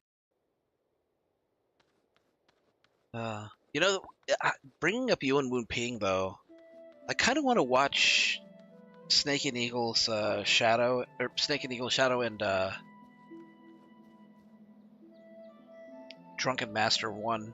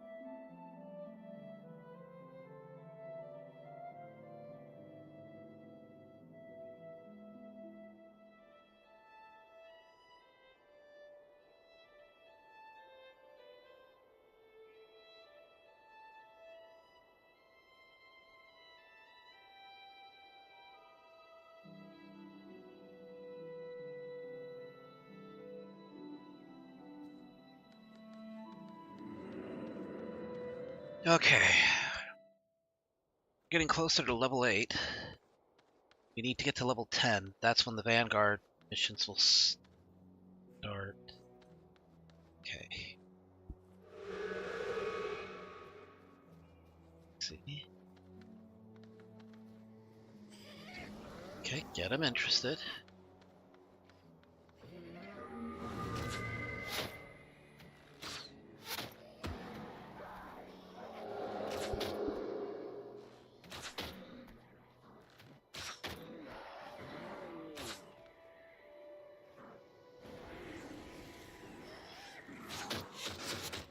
Oh shit. Okay. May have pulled a few too many.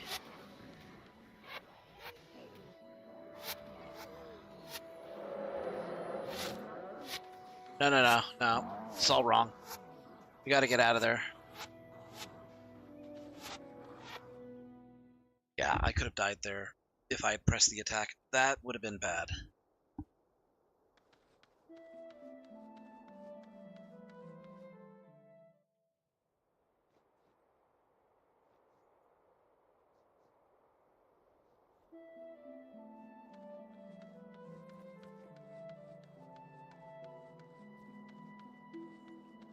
Alright, look. I get that that's all you're gonna say, but still. Gotta keep the vibes positive here.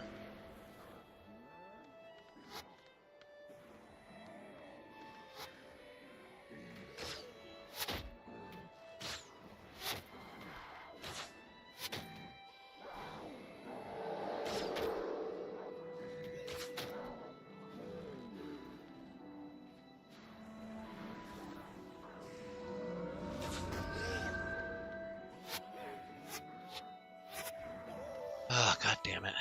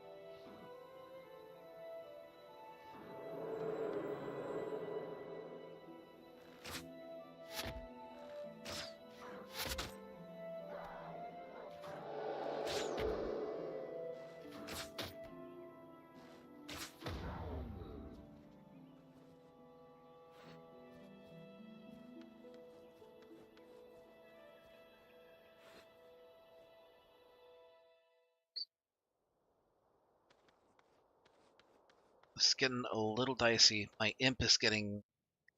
It's actually getting trounced. Hello, Oakheart.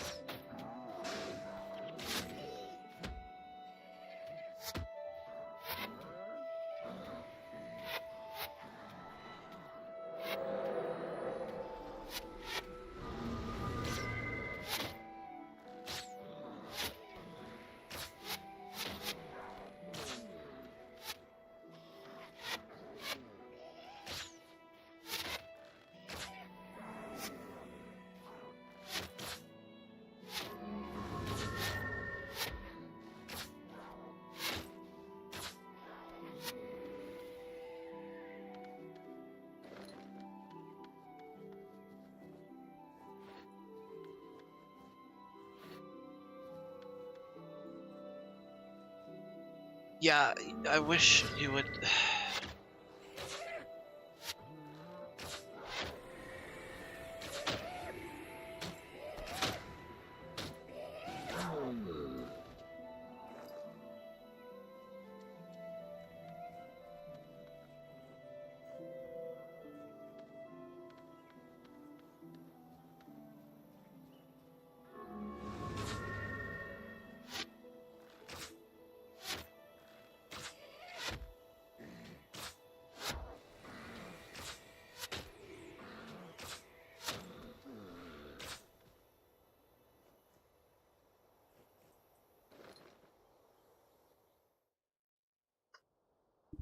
I'm taking a break.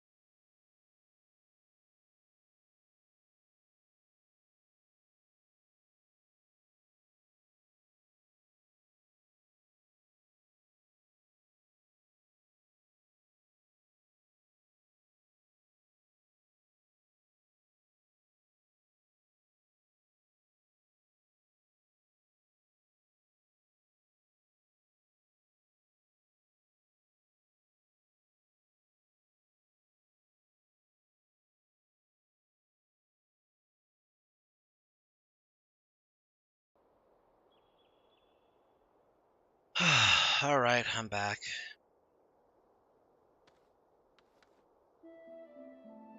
Alright, I'm just gonna come out and say it. I kind of wish I had mods right now. Like active mods, because we as an audience need to know when to let things go. Okay?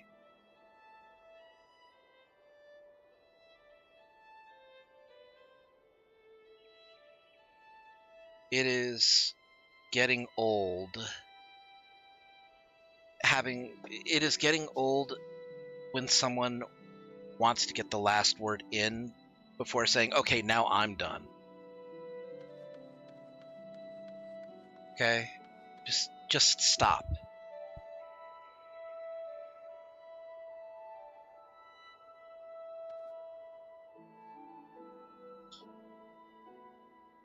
Okay.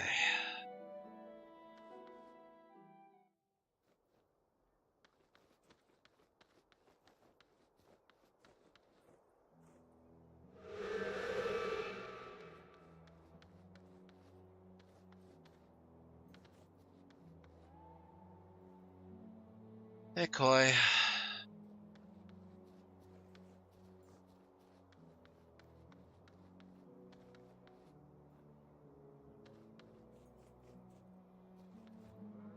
There we go.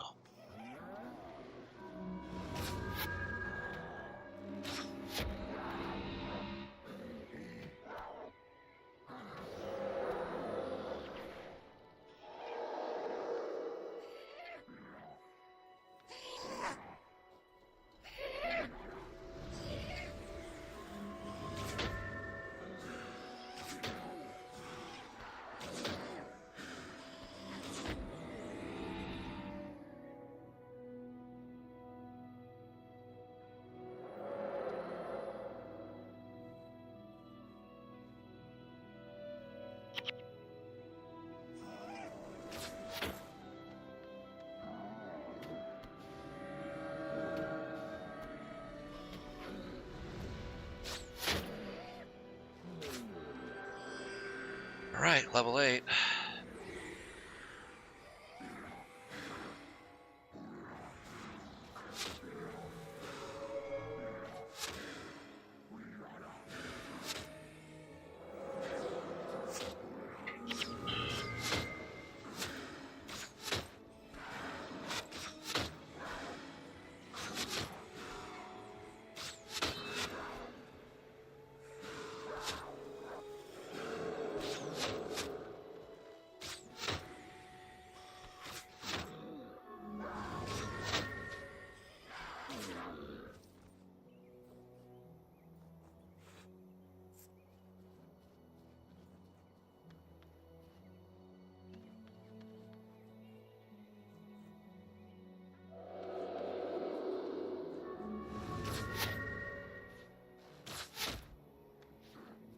Well, then you missed exactly what I said.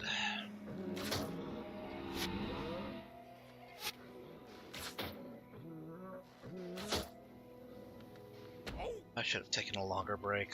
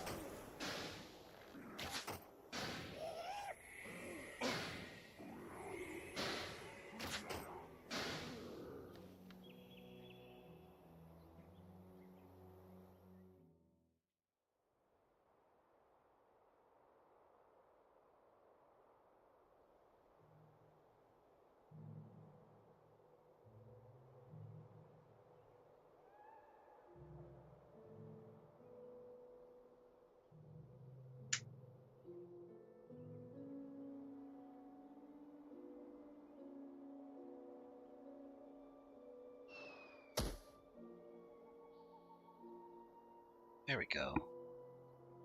Yeah, we'll do that.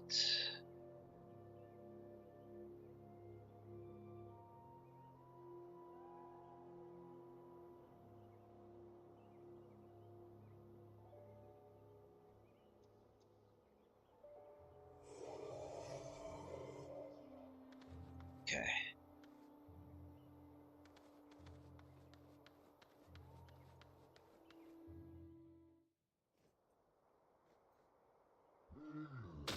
Well, didn't do much else, today other than, a little bit of writing and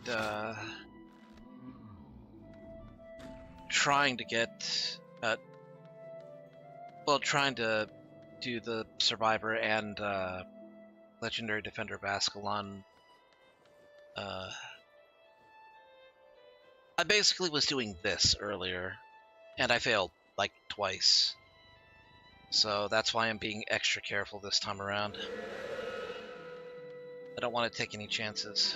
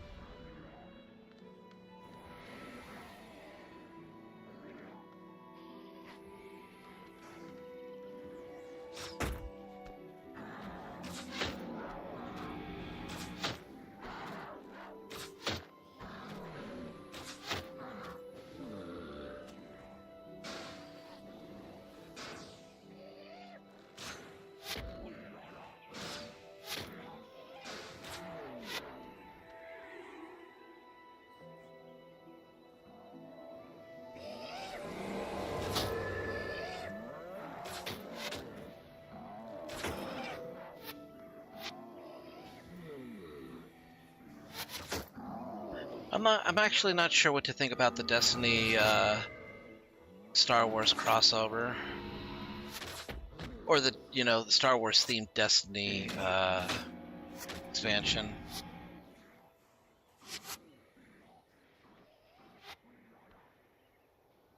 I mean, on one hand it looks cool, but on the other hand it's Destiny 2, and that game has not had a lot of good publicity this year. Okay, we're still alive.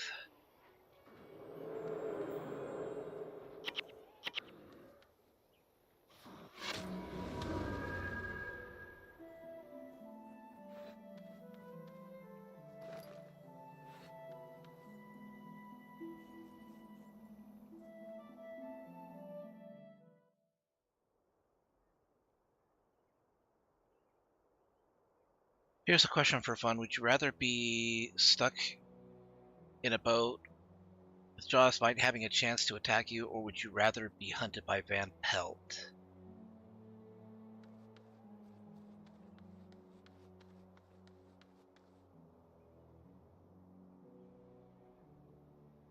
Which Jaws are we talking about? Are we talking about the first Jaws, or are we talking about Jaws the Revenge? Because Jaws the Revenge, that fish just...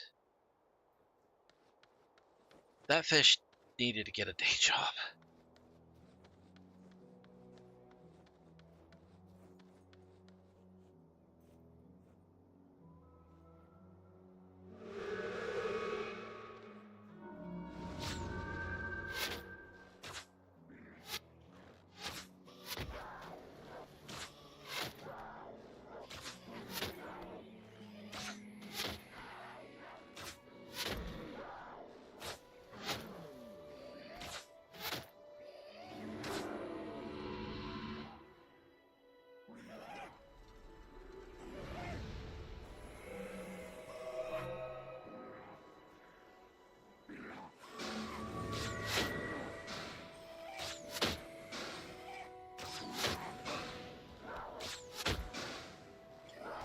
In that case, probably Jaws.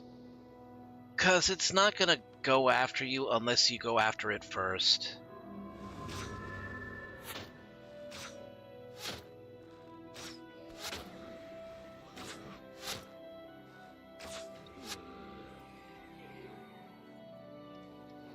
I mean, it didn't really, go after those 3 guys until, like, you know, they attach 3 of the buoys onto them.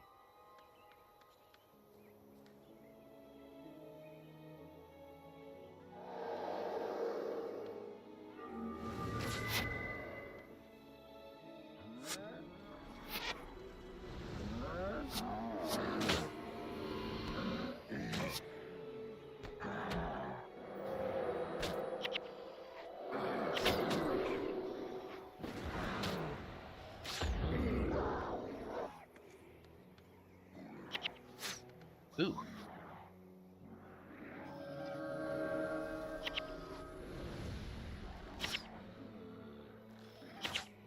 Yeah, that's perfect.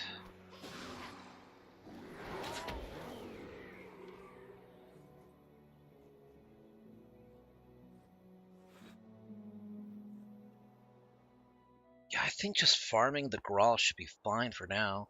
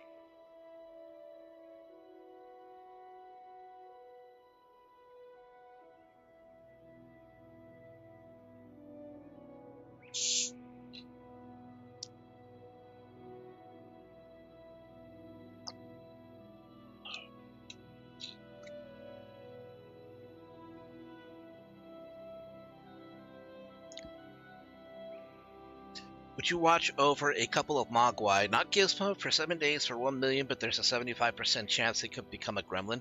Nah, I value my life and my sanity. I'm not looking after no Mogwai for any amount of money. Because chances are, I mean, chances are just because there is a Mogwai in the area means that it's probably going to become a gremlin anyway. You're not that lucky.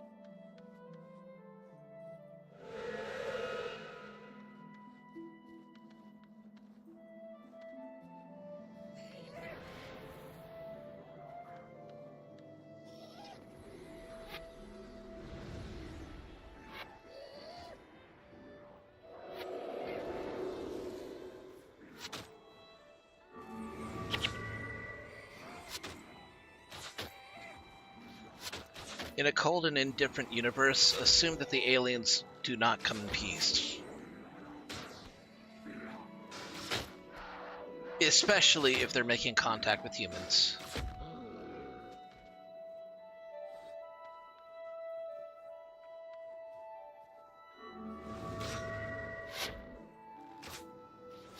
Similarly, in a cold and indifferent universe, never assume that because you're lucky enough to actually make contact with a Mogwai that it's gonna remain a happy affair.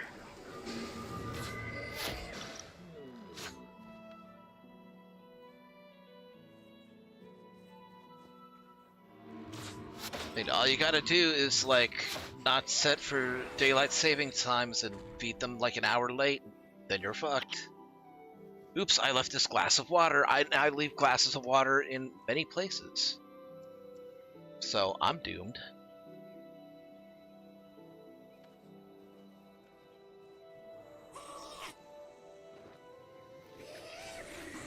Oh shit, shit. Oh, okay, alright, I might still be alive.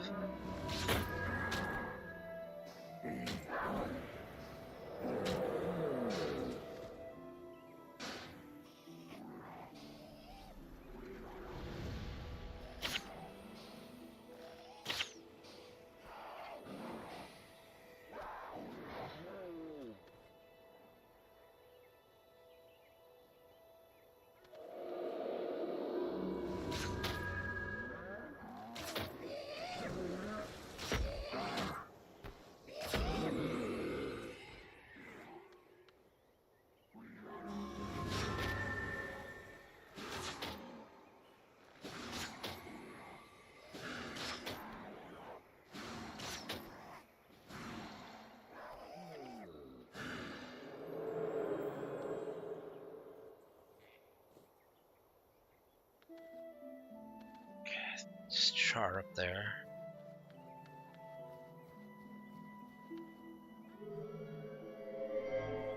I don't know if that was the right call. Doesn't matter.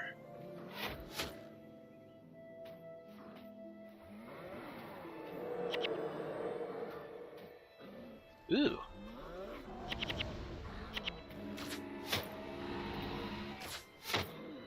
I'll take it.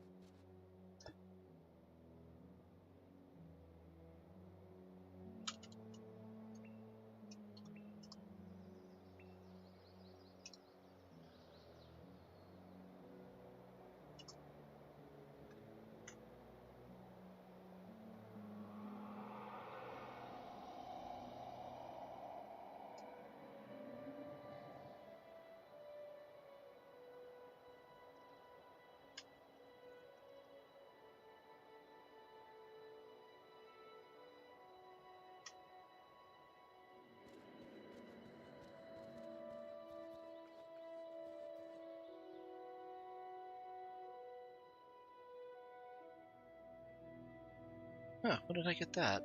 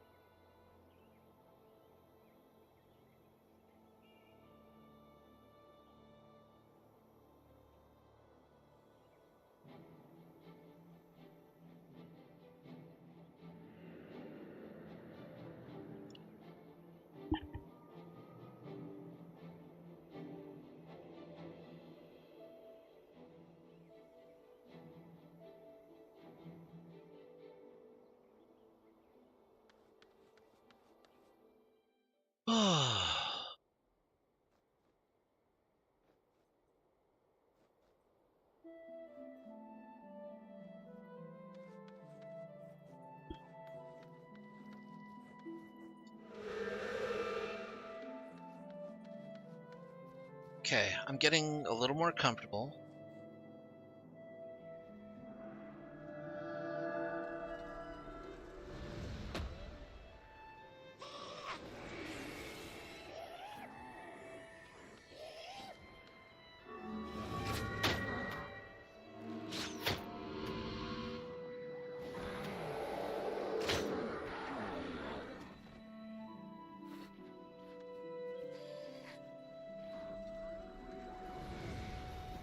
Uh-oh.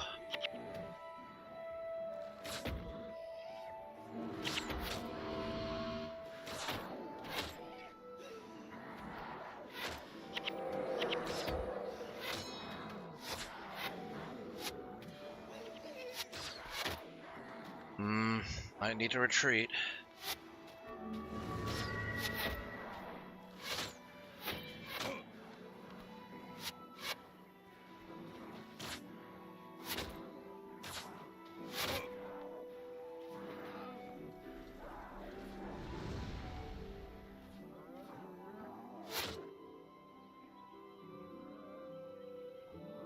Yeah, I'm not risking it. I'm going back in.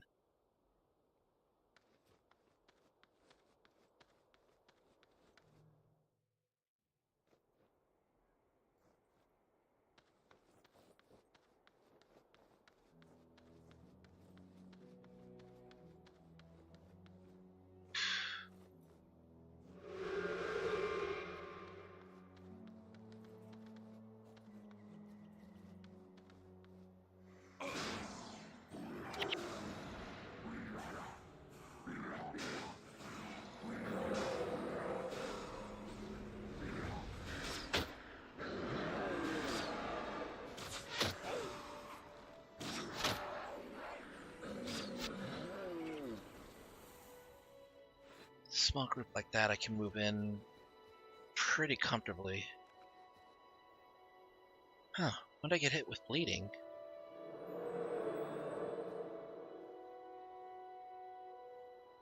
Oh, just hit me with a touch spell.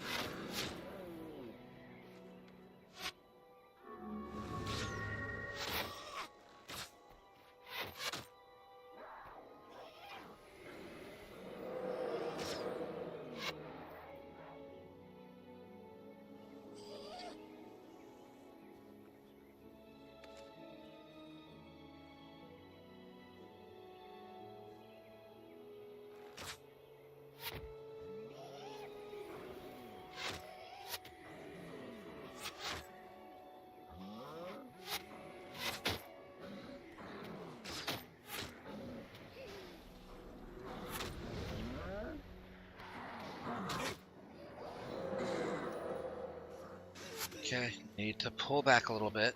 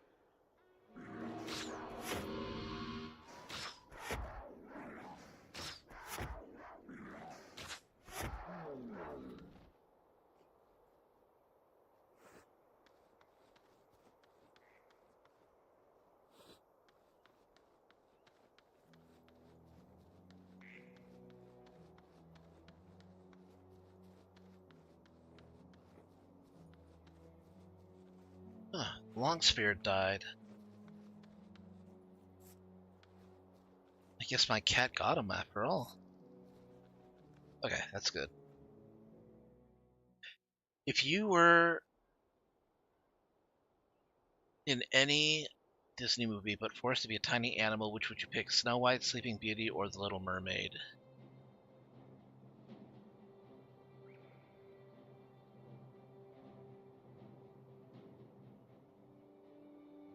Not The Little Mermaid, because the majority of those small animals are liable to be eaten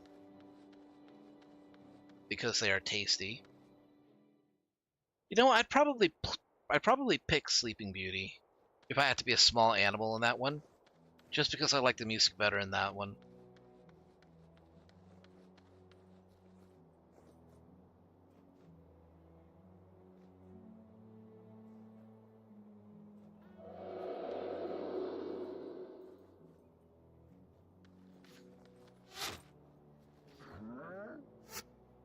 All right. Nice.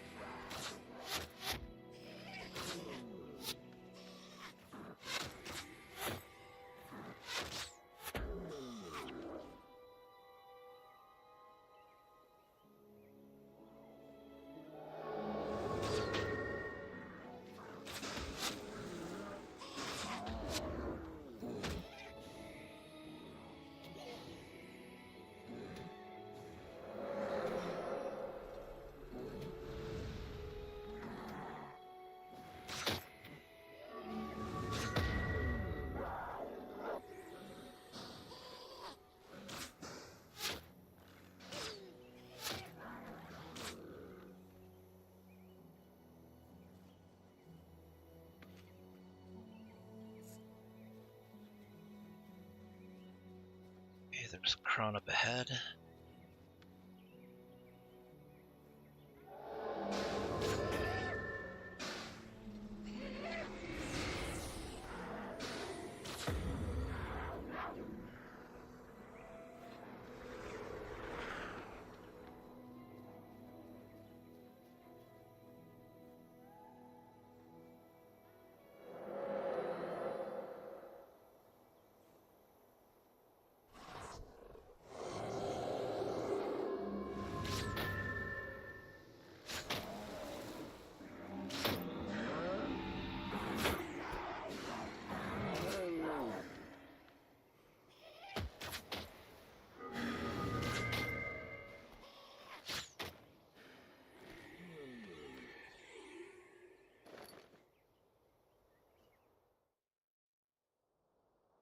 Okay, so far this is going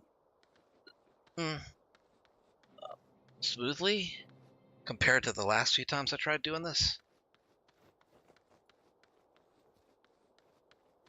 Okay, key thing is I need to not pull so many at once.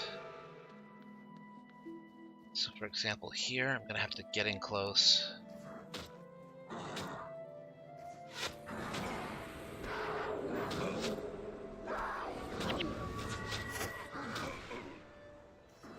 This is fine.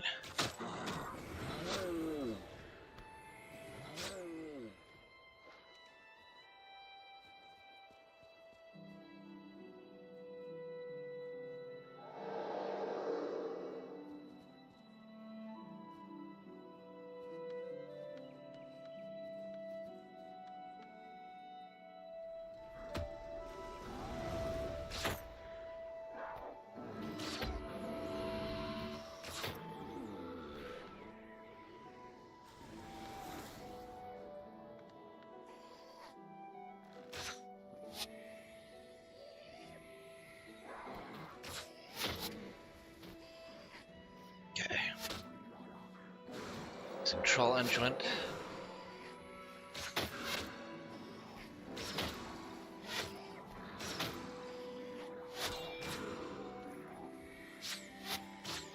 Do long spheres give any experience when I kill?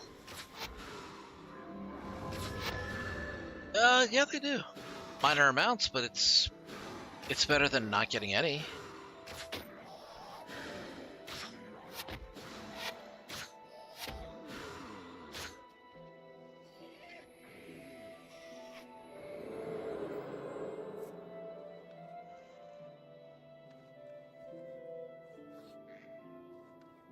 That extra 5% experience is compounding over time.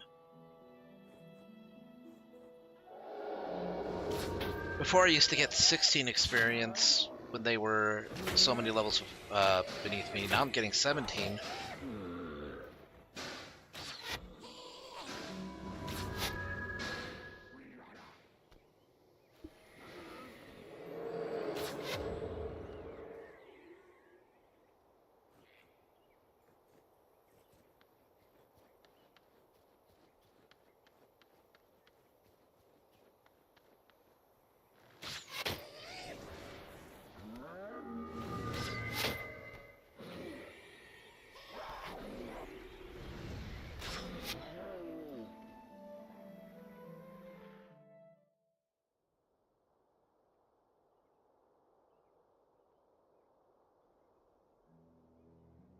Okay, this time you could choose what you want to be, which one.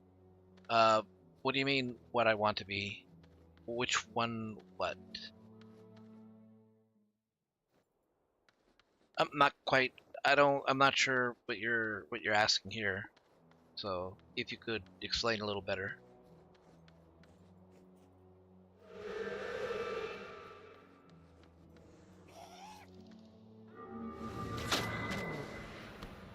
In animal form? In a Disney film?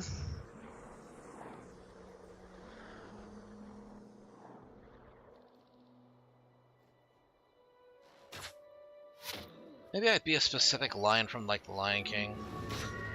Or are you talking about out of those three movies from the first question? Shit. Okay, we're out. Okay. Close one. Oh, okay, close one.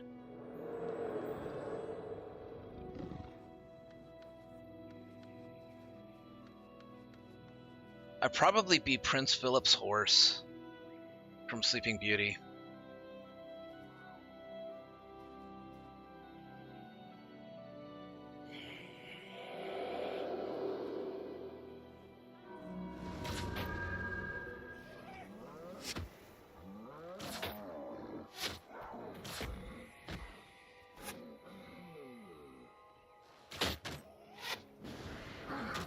Just don't knock me down.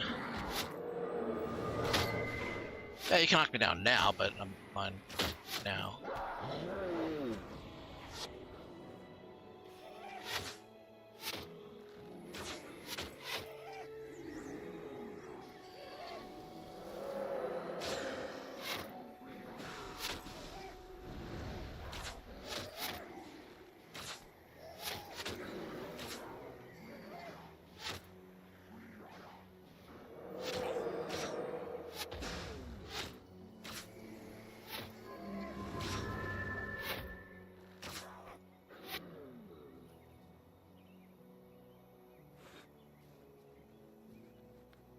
Okay, we're more than halfway past level 8.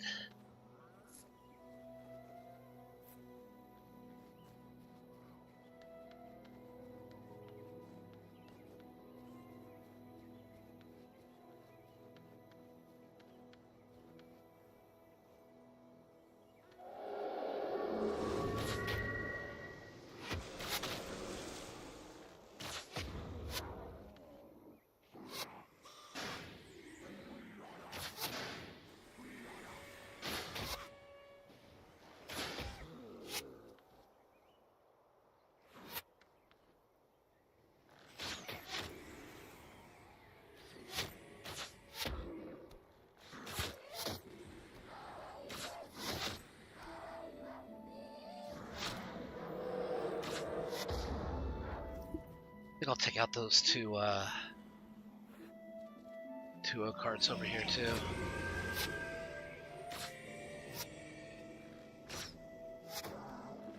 Hey, 50 XP. That's some good XP.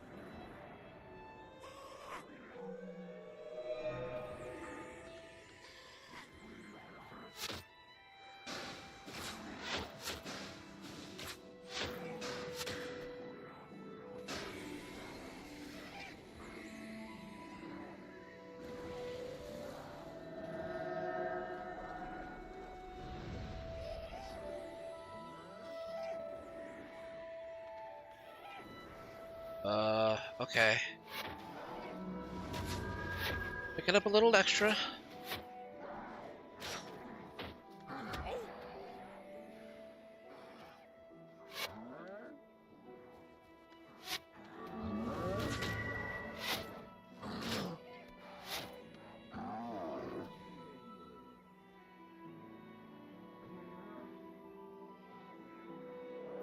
Oh my god, pick a fucking target. As long as it's not me.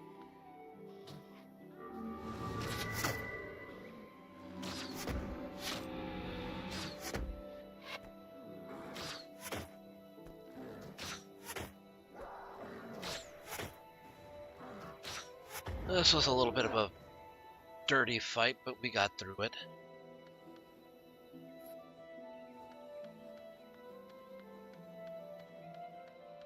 Here, let me take out those oak hearts that are good experience. I mean, I'm not going to say no to 50 experience per kill.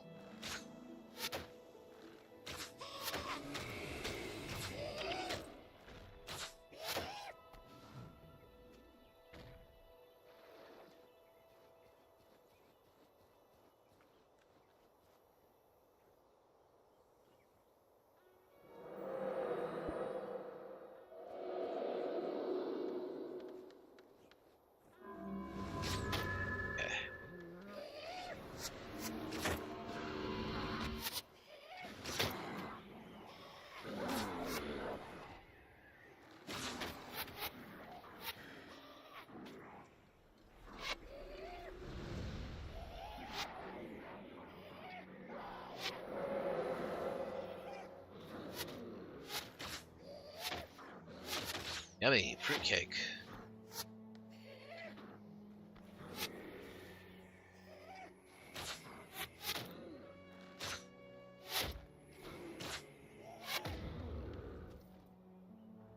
Wonder why it is fruitcake is never good. I've never tasted a fruitcake that I ever enjoyed. Always comes across as gross.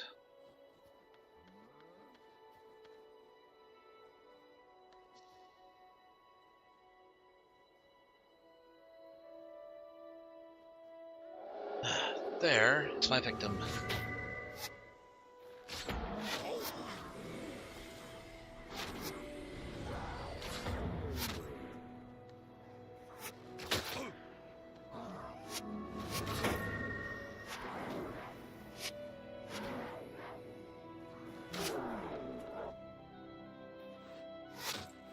Fortunately, these Grawl warriors do not go down as easy as the Char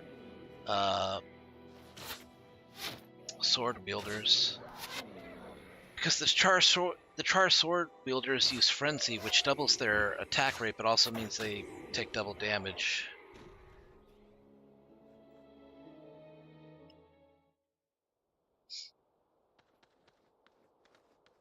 Oh, we're getting close to level 9, though. This is proving to be the superior choice to hunting down Char. at least in terms of safety.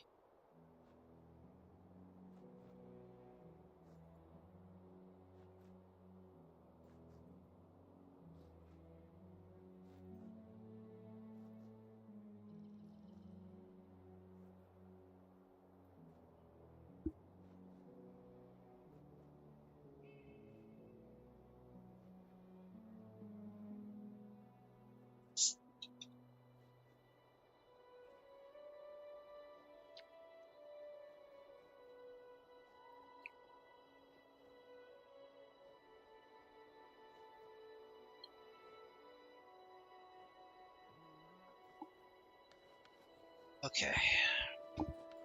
The fire imp is still useful, though it has died a few times, but only because it's been overwhelmed.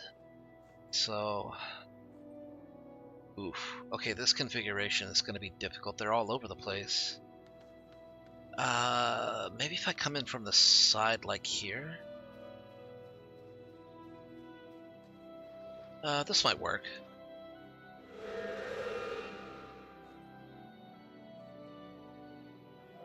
Okay.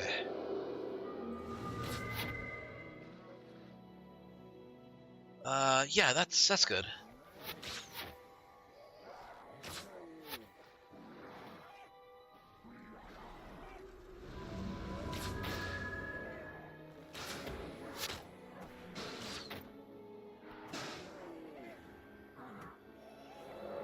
And my pet has turned level 9 before I have, again. Okay. Yeah, that was actually the good move there. Coming in from the side like that. There's a few more Grawl over here too. Level 3.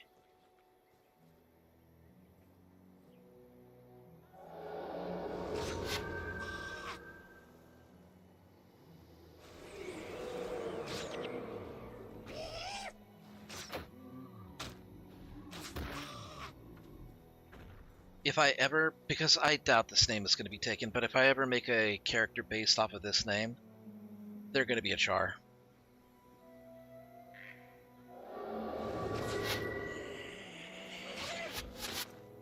Oh boy.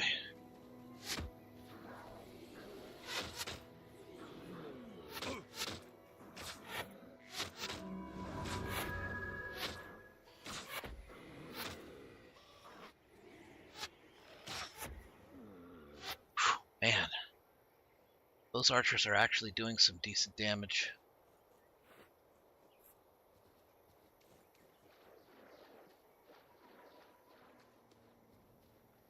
Could grab Ben over there, but I don't want to. Largely because I don't think he's going to be much of a help, but, well, it's kind of going out of the way and wasting time, I think, when I could just do it myself.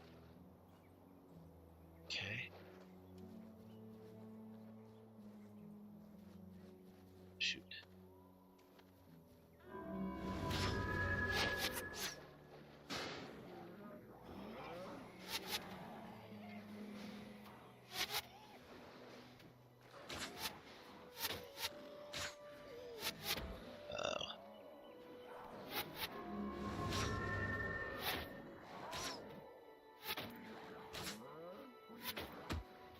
A few too many. Resetting.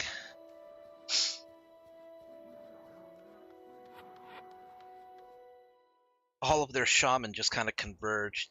It's going to be next to impossible to whittle them all down.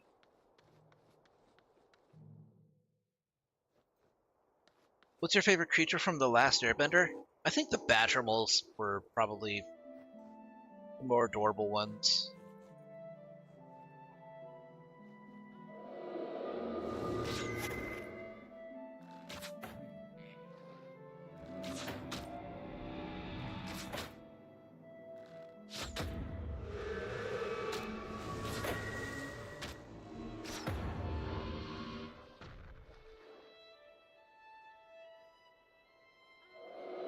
I also like the backstory they have with Toph.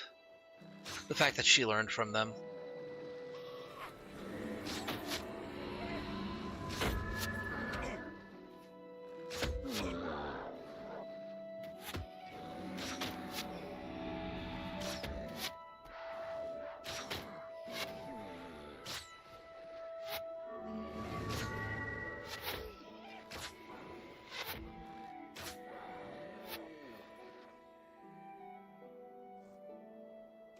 Oh yeah, the tracker. That was a cool design for a creature.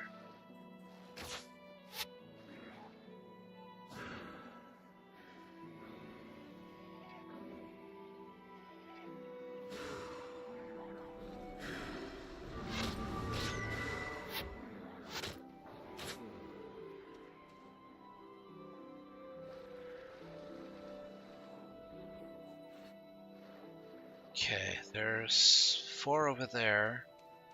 By coming from the side.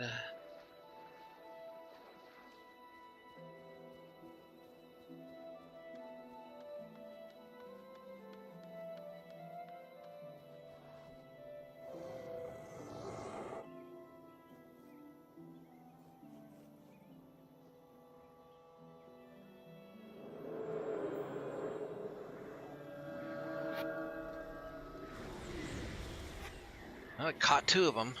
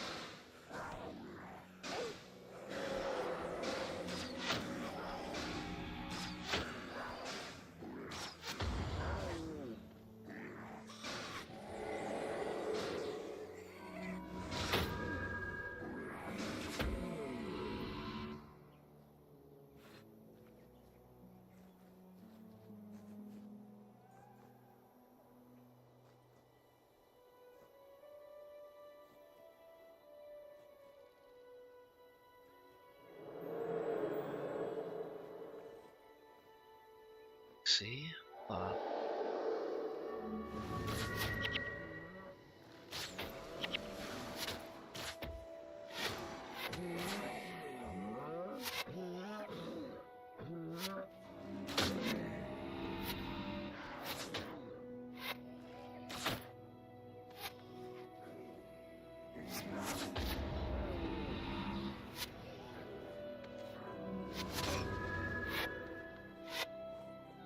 Okay, almost to level 9.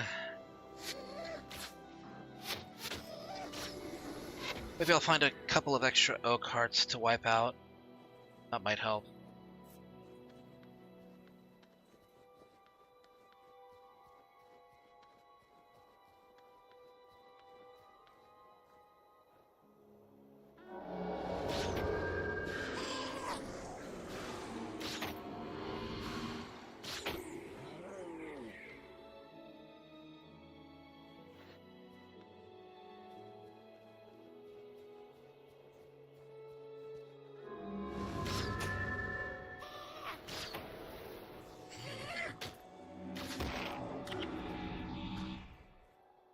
Maybe I should extend out to the oak hearts in the region too.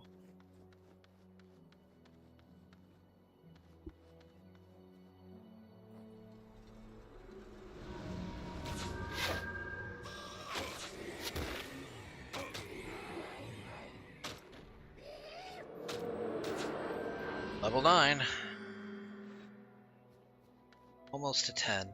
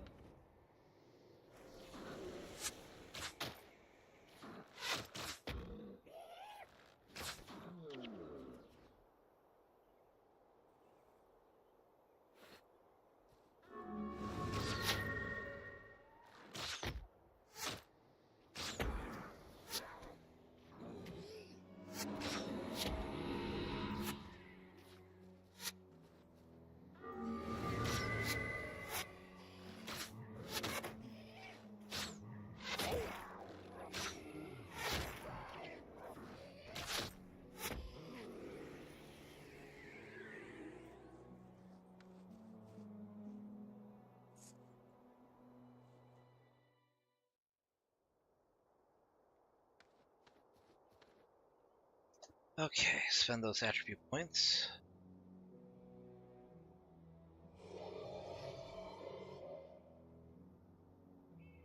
We need to get to 9 marksmanship. I don't think I have enough to get there now, though.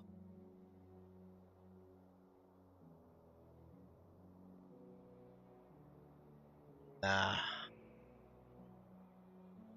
And I still want to get... I still want that.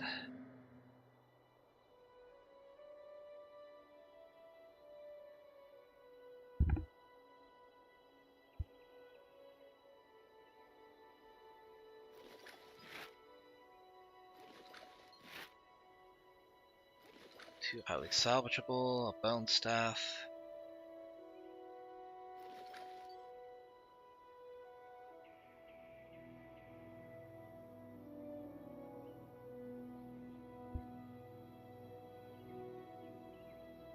I'm just missing pink, white, and black.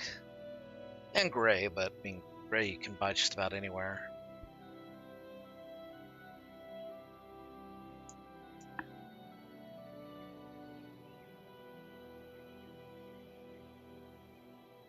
Ugh.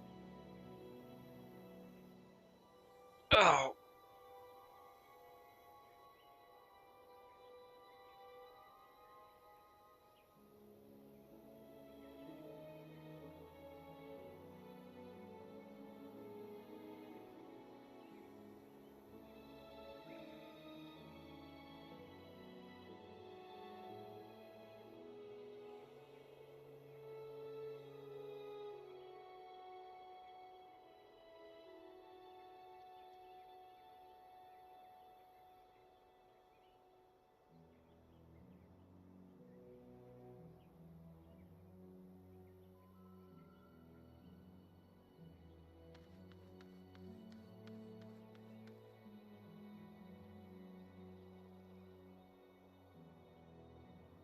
I'm gonna go to Ascalon City and sell what I have.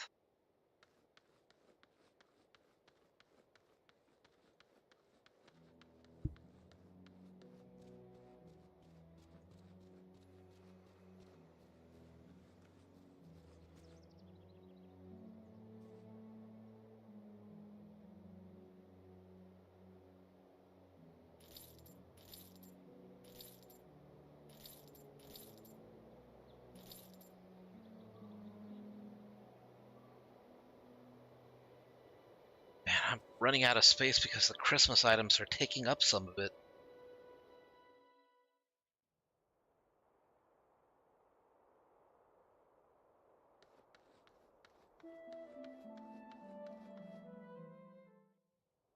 Man, when this game came out, it was like the years of Lord of the Rings.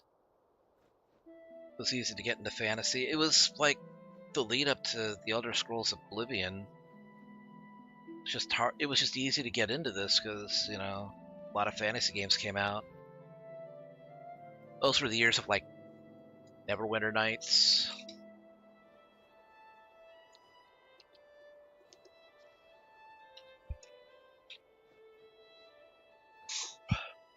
Again, the Lord of the Rings movies.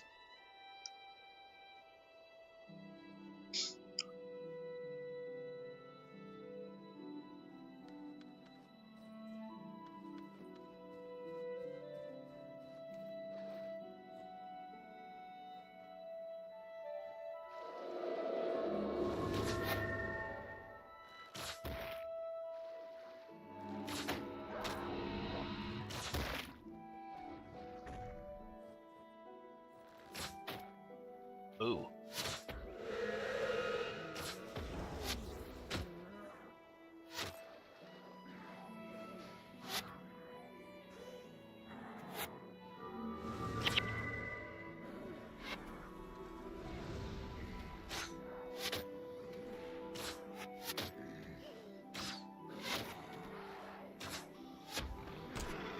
Ah, shit. Get away from me, piggy.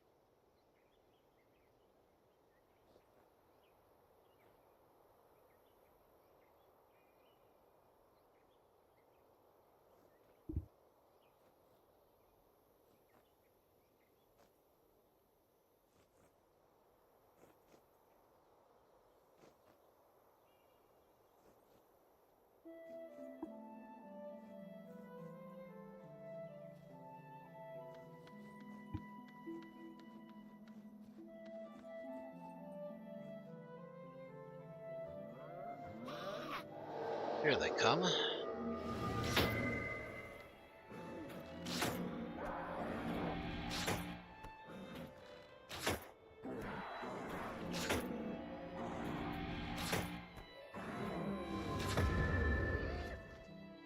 Huh. Blue Grogger?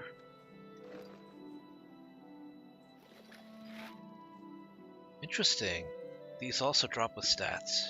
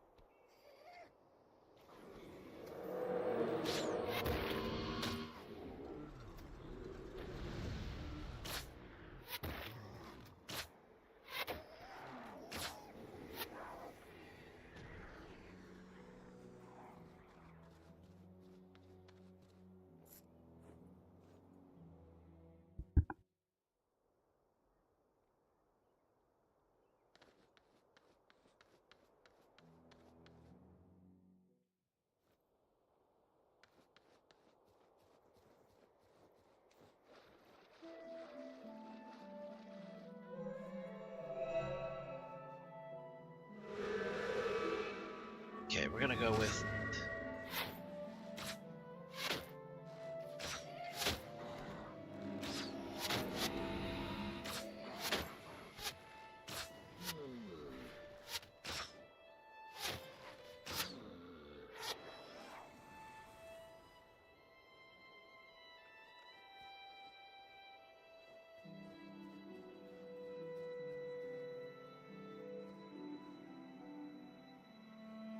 Okay, Troll Unguent, Glyph, and then Firestorm.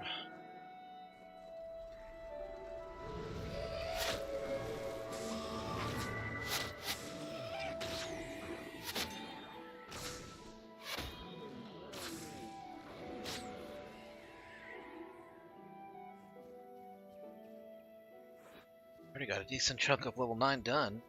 I haven't even touched a single char yet.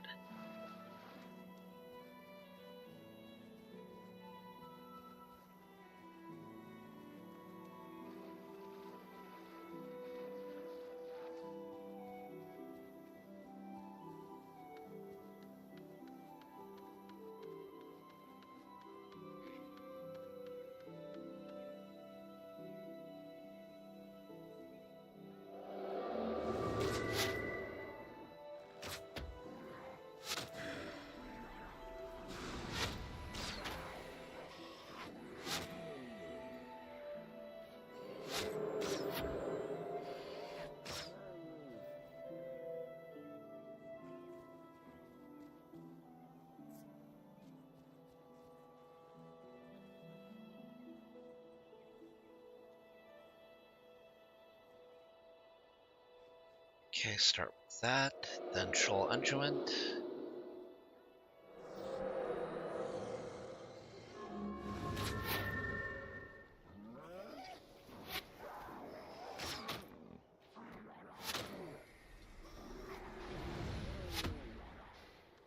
little closer.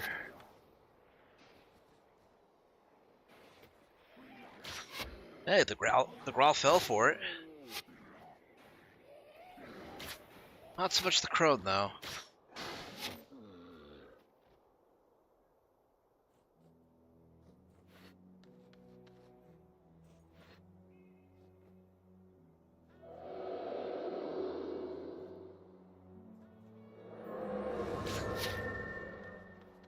That troll engine gives me a lot of resilience, so it's worth keeping up when it's off cooldown.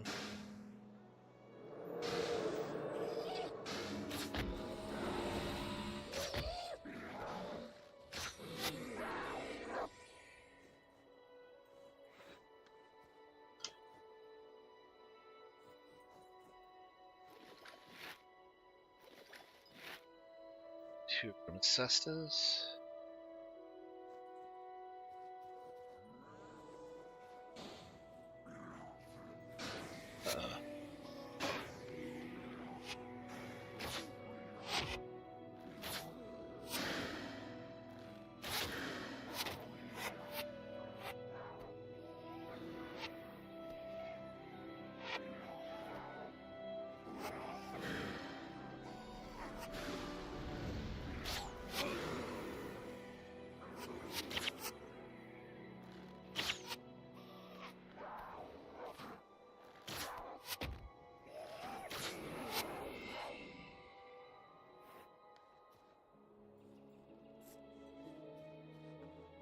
Okay, we need red iris flowers. I've been neglecting picking them up because just been focusing on grinding.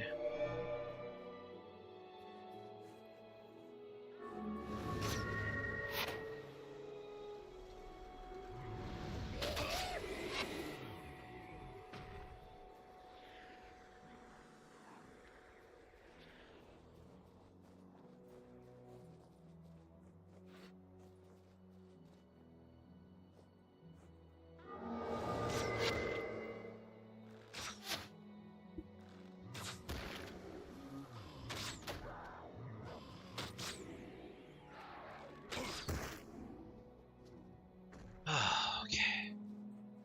Keep it together. Still got 3 hours left.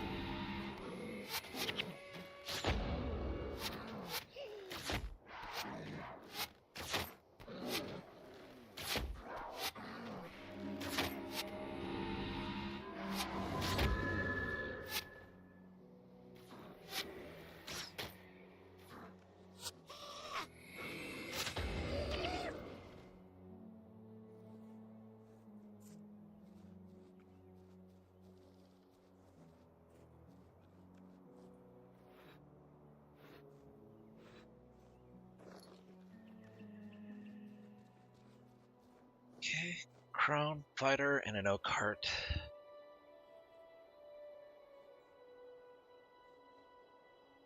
Start with that. Troll Influent.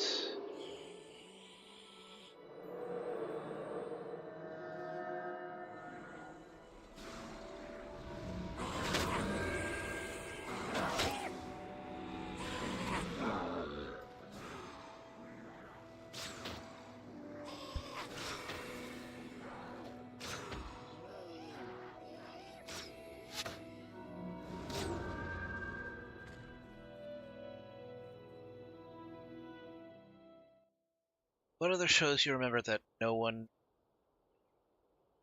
barely anyone even knew existed?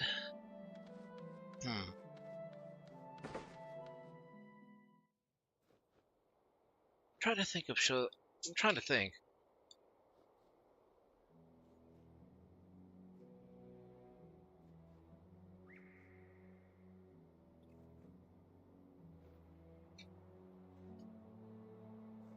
don't know. Nothing really comes to mind. Nothing, nothing spectacular, anyways.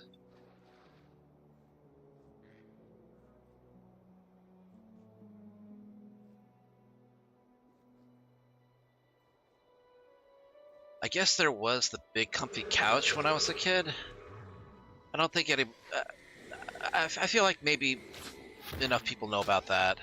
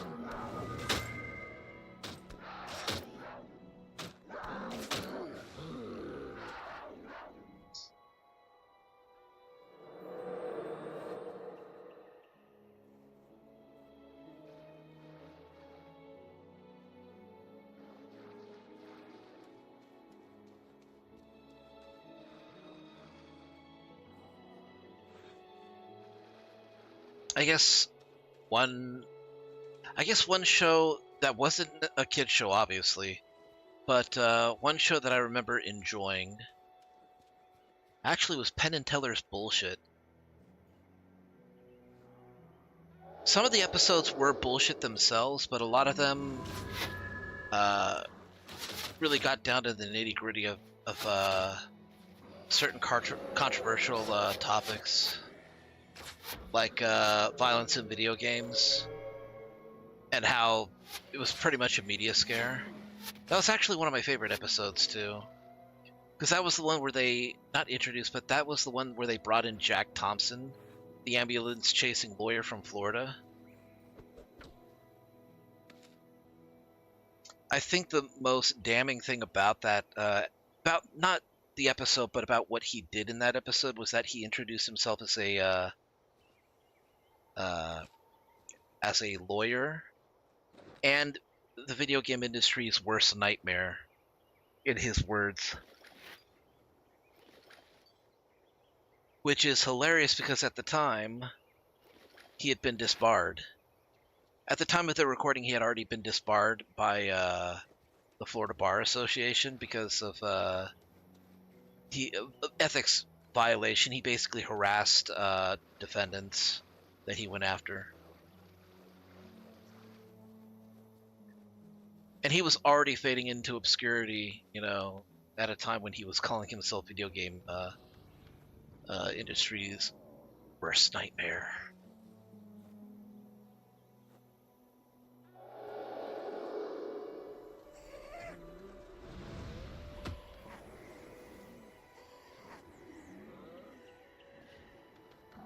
Oh boy.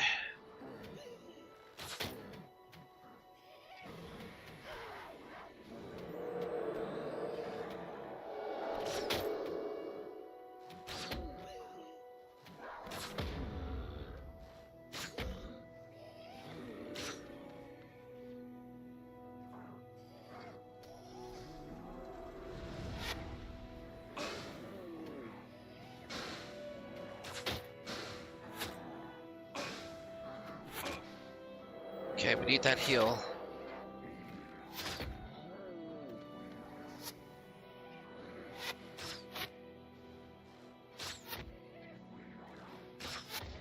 Ooh, shit, there's white dye. I'm telling you, I'm gonna get like the entire freaking rainbow before I'm out of pre-searing. Well, at least I won't have to worry about, color schemes.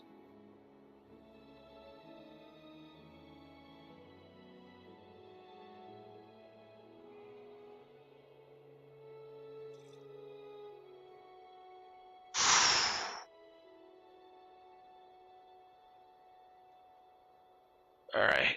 I'll be a little trippy like this. I can do it, though. a crone right over there and a grawl right over there.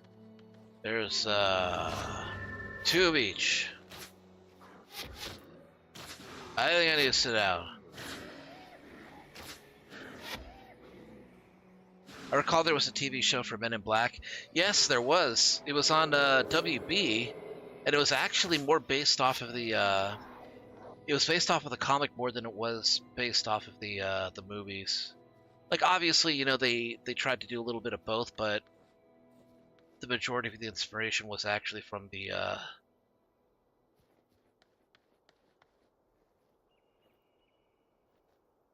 You know what? This actually doing. Oh, this is actually fucking up my eyes. Damn. Okay.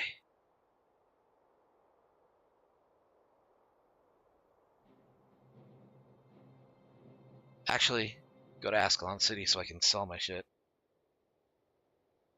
But maybe somebody's buying stuff. Want to buy char salvage kits? Yeah, that makes sense.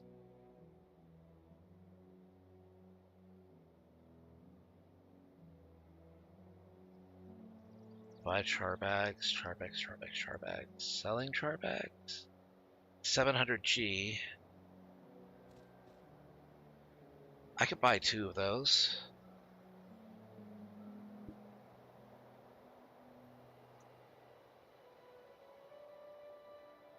Want to sell white dyes? 800.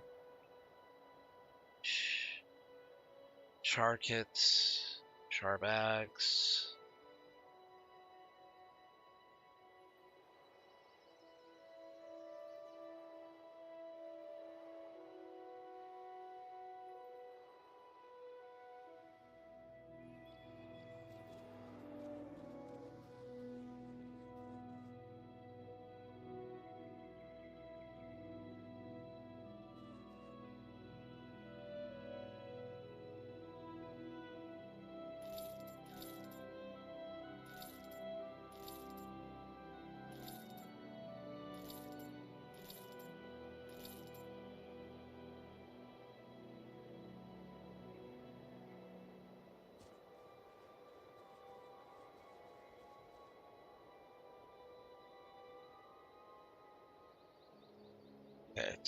The effect is still kind of going, but it's a lot less.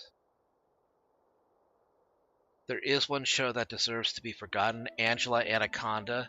Oh my god. I think I remember which one you're talking about.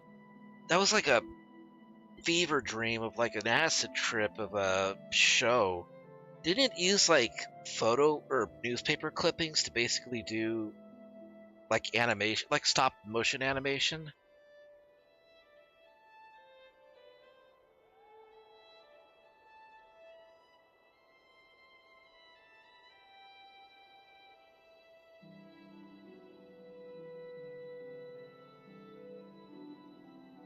Kind of, I guess.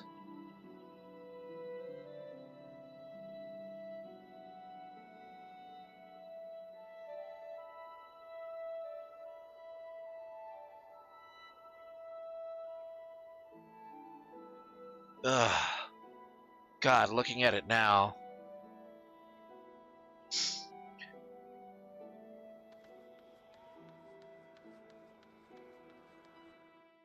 I'm afraid if I talk about the shows that I used to watch as a kid that I think nobody else would recognize, people are going to get like a very clear idea of how old I am, and they're just going to be like, oh my god, I need to get out of here. I mean, I know a couple of people who probably already know roughly how old I am, and they don't care either way, but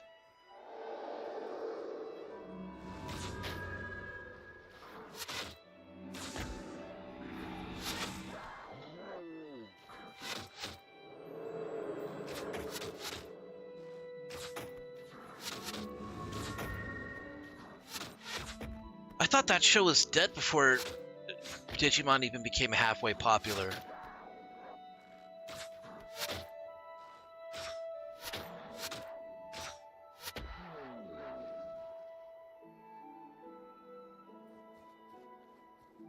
Damn.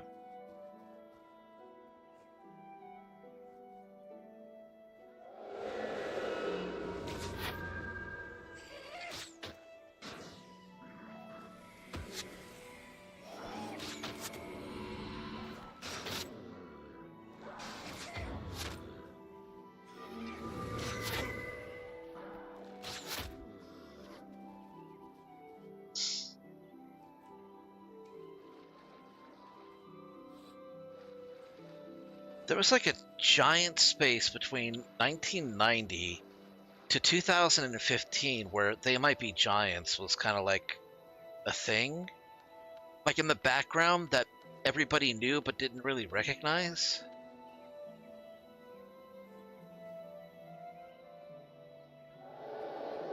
And I guess I'm kind of bringing that up because one of the shows that I remember watching that I don't know if anybody remembers was The Adventures of Pete and Pete.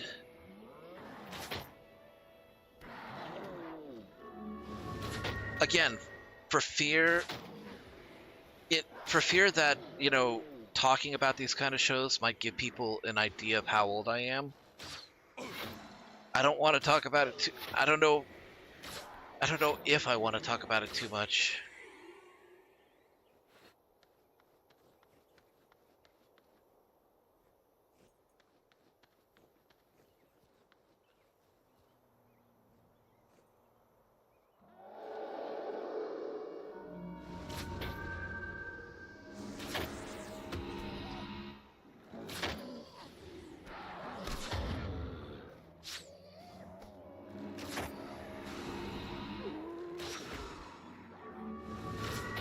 The Adventures of Pete and Pete.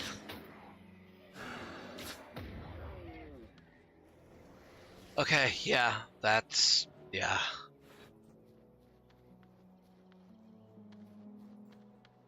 Perhaps for the best because I don't want everybody to know exactly how old I am.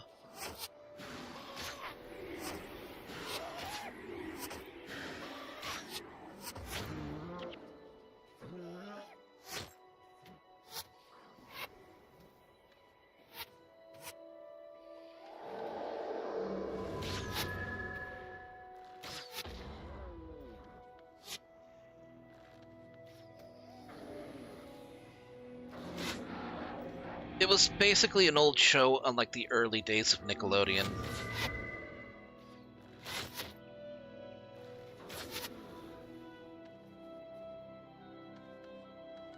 I don't know if I remember. Again, I wasn't huge on Digimon. I do. You're talking about the movie, right? I have vague memories of the Digimon movie basically having a scene where a nuclear warhead was being launched and a fight broke out in order to stop it. But because the internet was so bogged down by everybody on it, they had to. The solution, to resolving the fight was to oh shit, we just gotta delete all this shit, these messages because there's, too much lag here.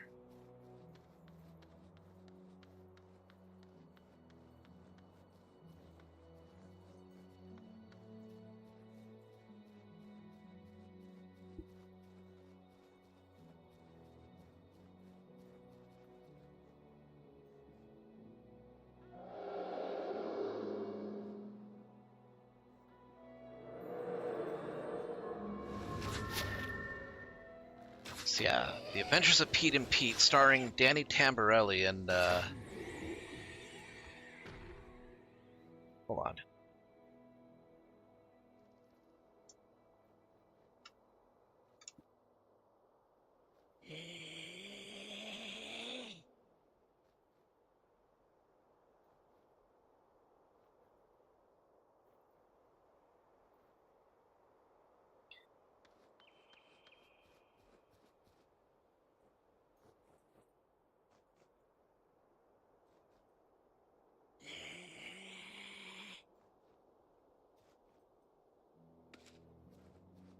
Sorry, I had to look something over to the side. So yeah, Adventures of Pete and Pete starred shoot, not right now.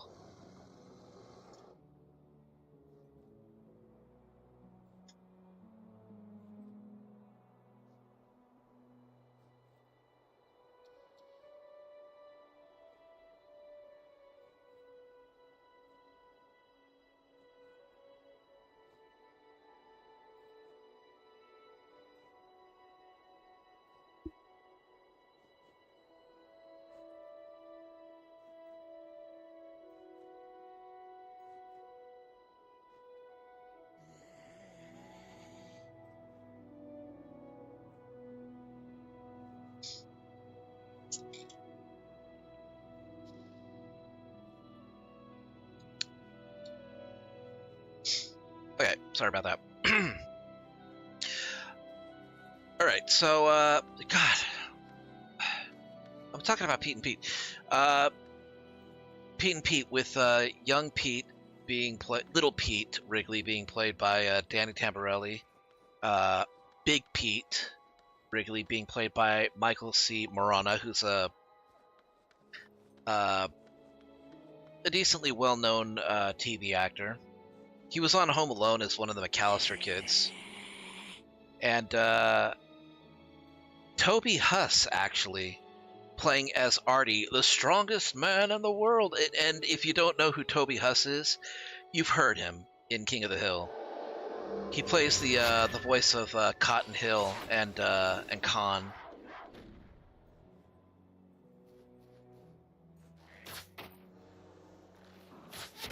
So yeah, very old show, very enjoyable though. Those were back in the early days of Nickelodeon though. Those were the days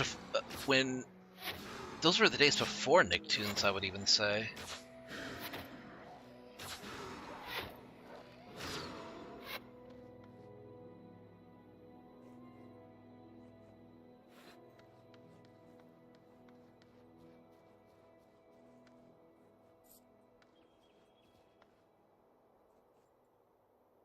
Okay, there's a flower over there. Looks like that's the only one that's there.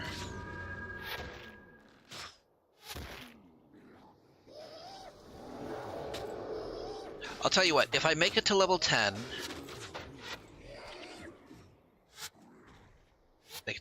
it'll be a miracle because I'm doing some really irresponsible things. Oh no, that's fine. This'll work.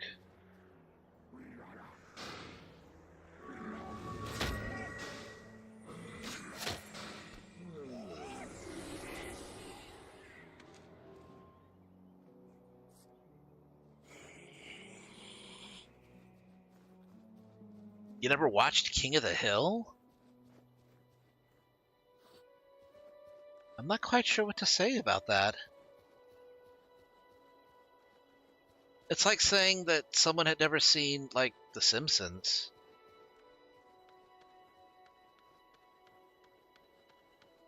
Or Beavis and Butthead. It's just, King of the Hill is like one of those things just kind of interwoven into, the American pop culture quilt that it's like, that like people have at least heard of it,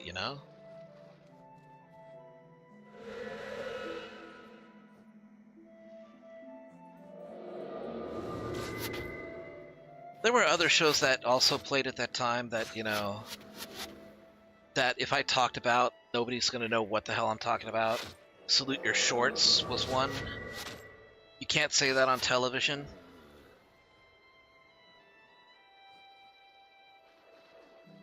Which was like the origin of the,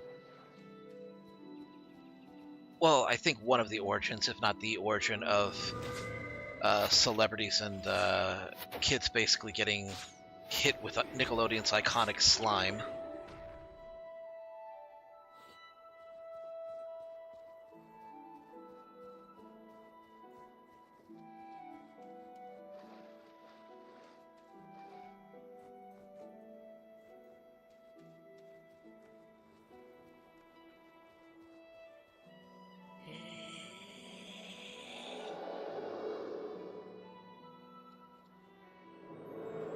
There's also, Hey Dude. Are You Afraid of the Dark? Is another one. Look, I'm listing off these shows, and I know that there are still people here in chat, and I'm pretty sure that I'm getting, like, I'm pretty sure there's nothing but crickets playing right now. Like, I'm saying stuff and, you guys are like, what the fuck are you talking about?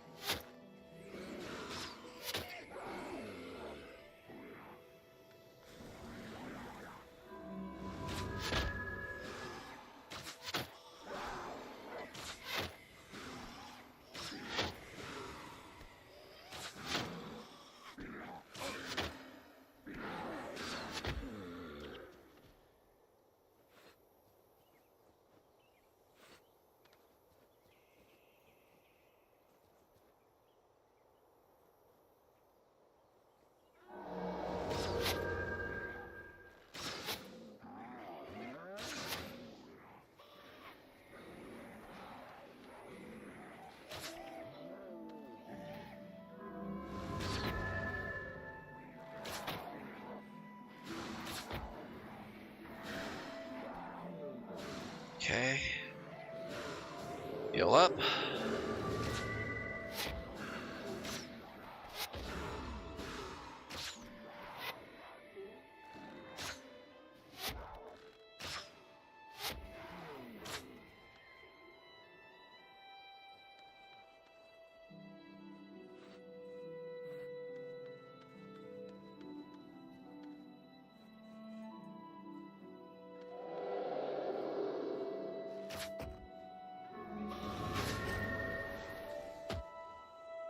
Yeah, bring you down to my level. Over here. Get over here! Oh, nope. You stay over there. I've changed my mind. That's why you can get over here.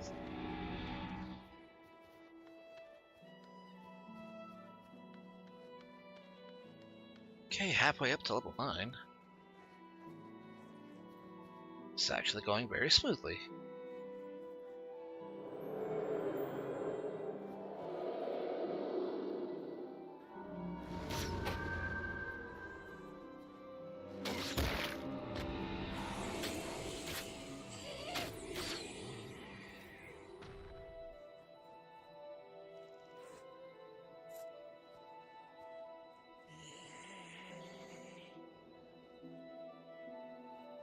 Any red iris flowers?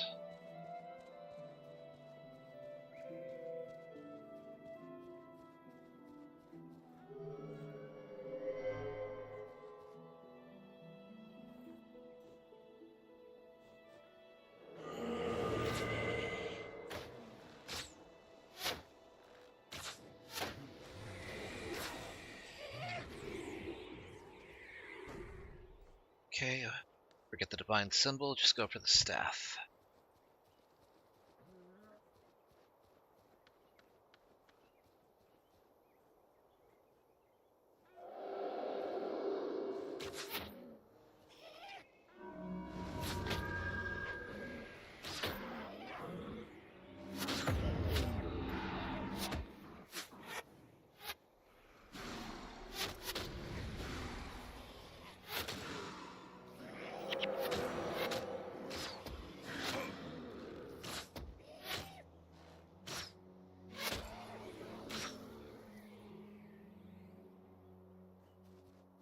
Yeah, those long spheres are they're no pushovers.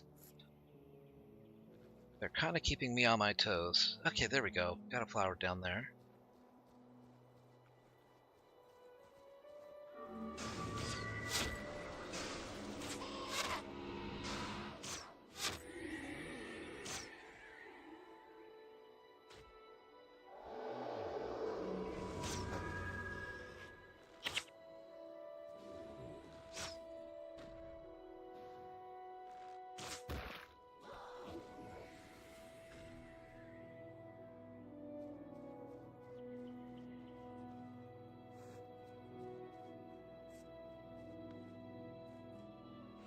So I remember that the Winter Stay Festival in Guild Wars 1 was kind of special because you got candy cane shards and you could use those to get to basically make uh, mid-tier weapons, which were basically fixed damage weapons. They would do a fixed amount of damage, no matter, and they didn't have like a requirement in order to wield.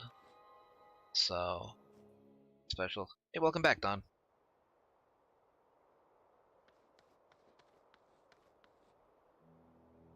Oh, okay. It is 9. I think it's time for me to take a break so I can stretch out my legs. Give me about 10 minutes, and I will be right back.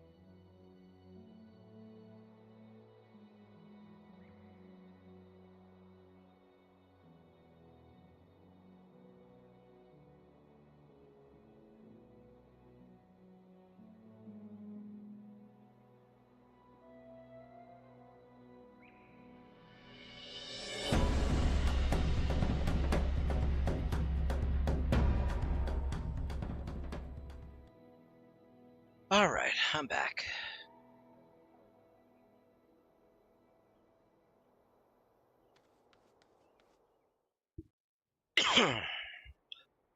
Okay.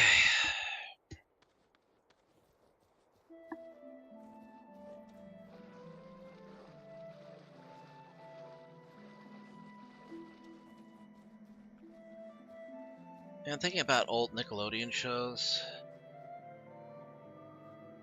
I don't really need to go after the shaman.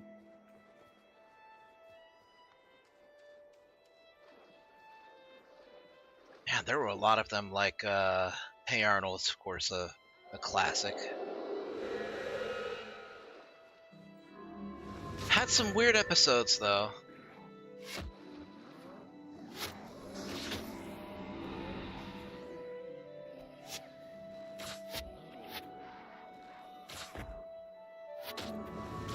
Wild Thornberries.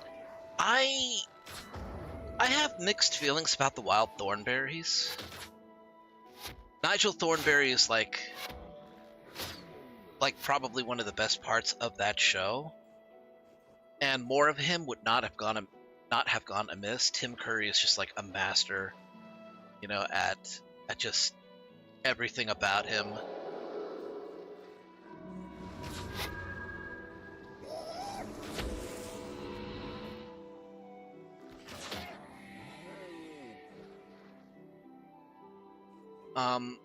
And there were parts of it I did like.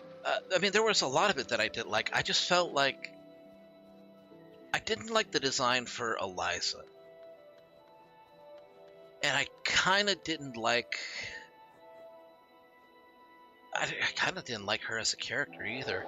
I feel like the show would have been a lot better if it had focused on the older sister Debbie. Basically, just take the two sisters, make them into one character, where it's basically the older teenager learning, who's being dragged along on these trips that she doesn't care about, but eventually comes to appreciate her parents' occupation when she gets like these abilities and everything. Oh yeah, the episode for Donnie's origin story. Yeah.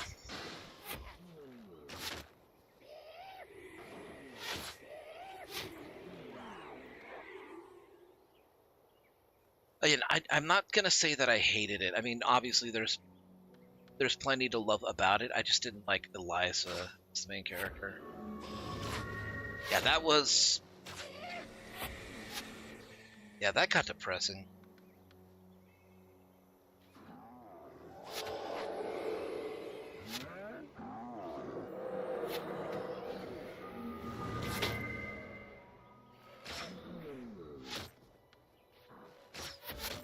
Rugrats I appreciated, as a kid, but growing up it's become even more hilarious because it's basically just the story of the most incompetent parents on the planet.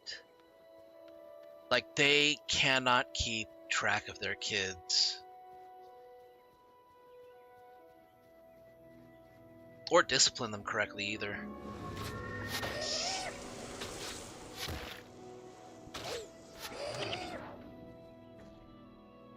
I mean, even at his age, you'd figure that Lou Pickles would be, in prison for, like, so much child neglect.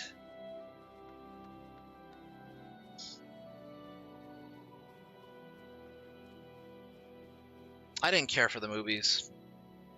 Not that much, anyways.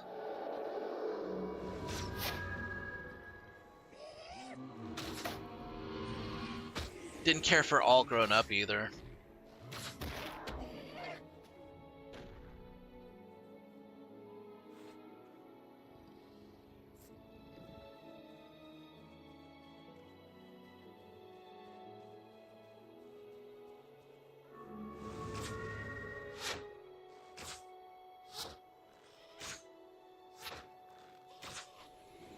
I kind of enjoyed Doug, and then I stopped enjoying it when they, when it got moved on to Disney, because I couldn't watch it at that point.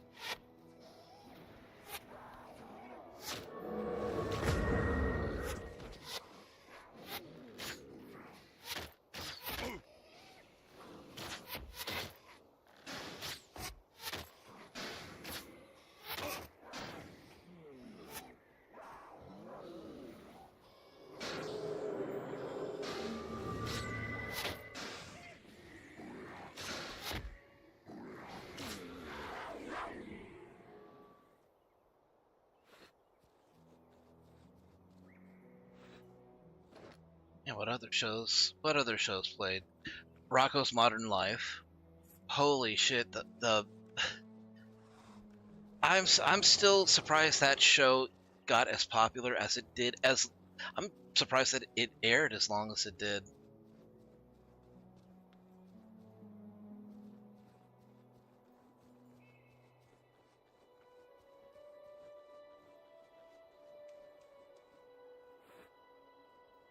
Like, there's a whole ass episode of Mrs. Bighead trying to have an affair with Rocco.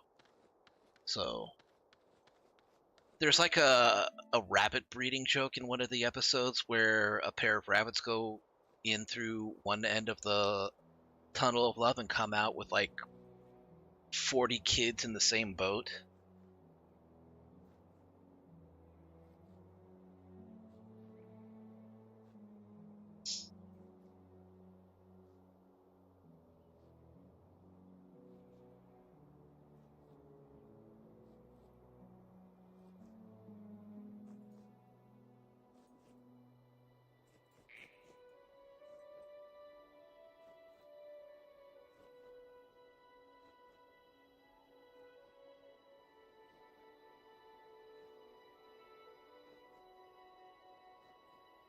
Camp Lazlo's the same as Rocco's Modern Life.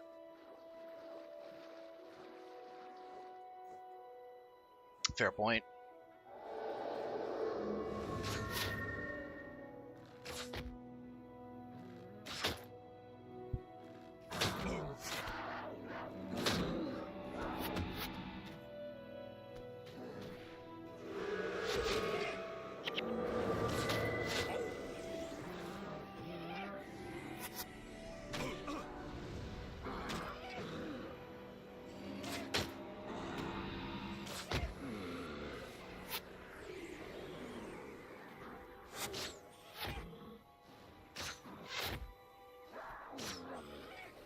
I remember seeing some Stray episodes. It came out in a time slot that I couldn't like catch it reliably on, and also at a time where I didn't have access to the channel at the time. Well, not consistently, anyways.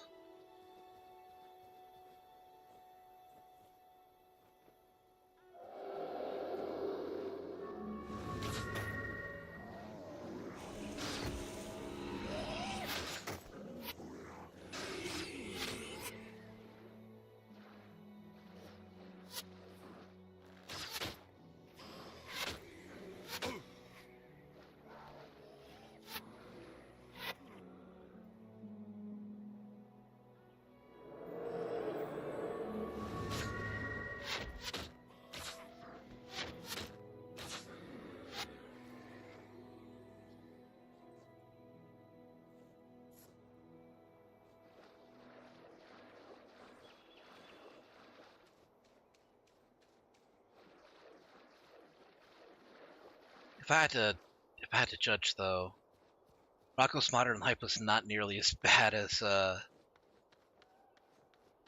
and Stimpy. Like, there's a line you don't cross when it comes to making shows for children, and somehow Ren and Stimpy crossed that line and managed to get it past censors.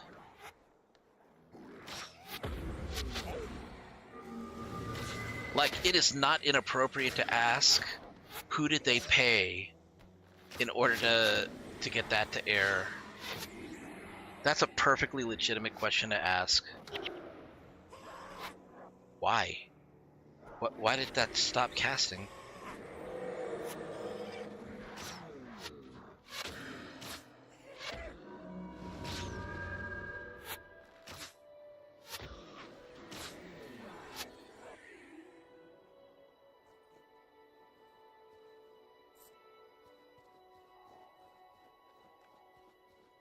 If I can get to level 10, I can start taking Vanguard missions and get the bonus to armor.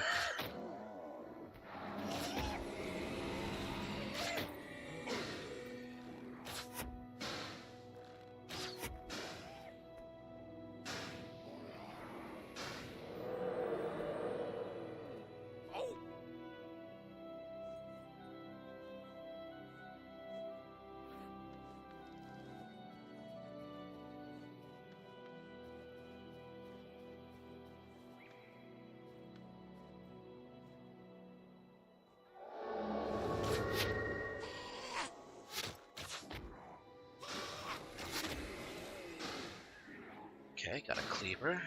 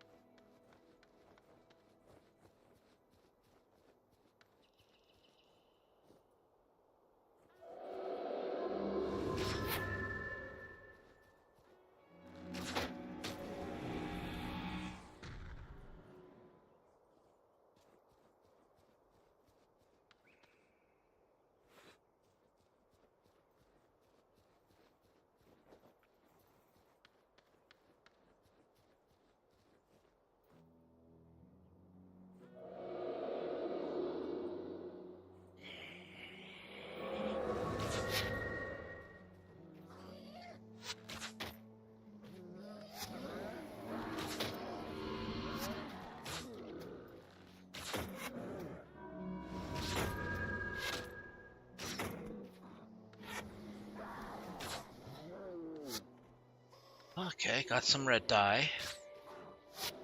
Just to lock down another one of my back slots.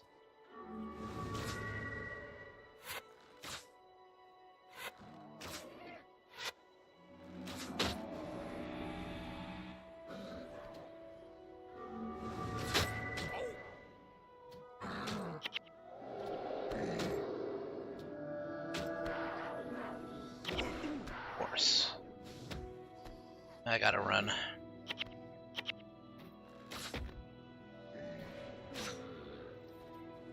Oh, that interrupt.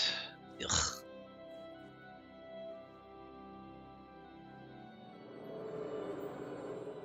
Okay, let's kill that oak heart over yonder. If I can reach him from here. Nope. Probably wouldn't even be able to reach with the longbow.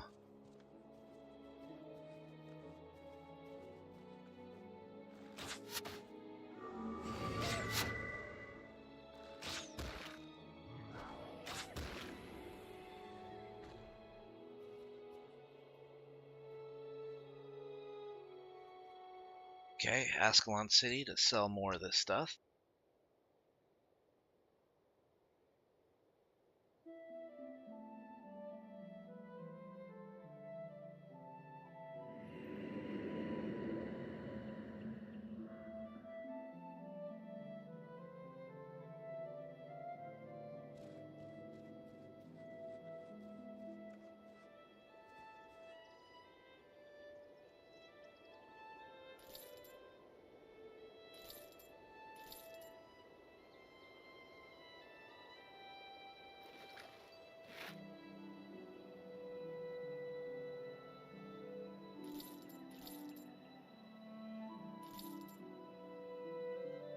Okay, so what am I missing? Just pink and black dye.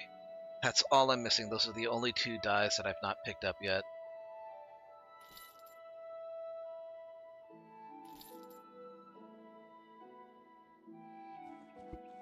Let's see if anybody's selling anything right now. Char bags, 500 G each.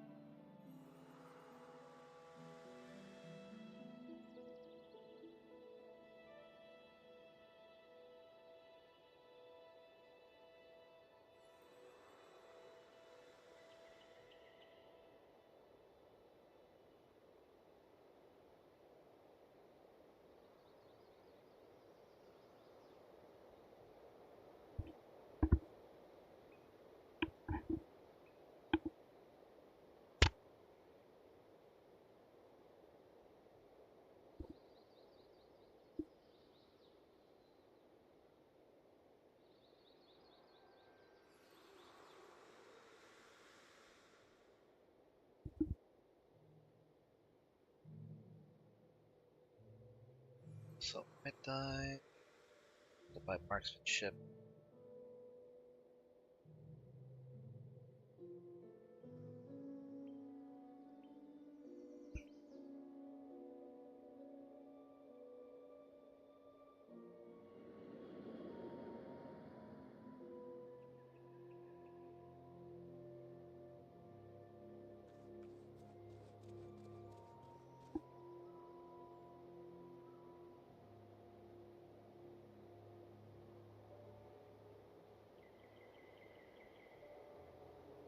Get them out of the way over here.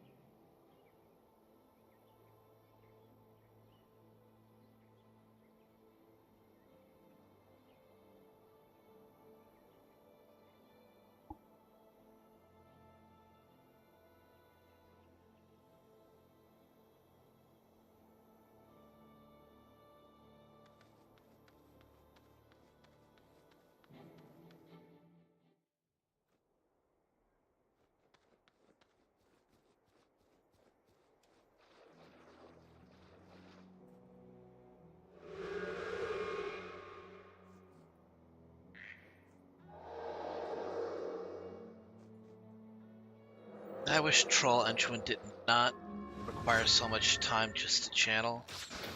Takes 3 seconds just to activate it.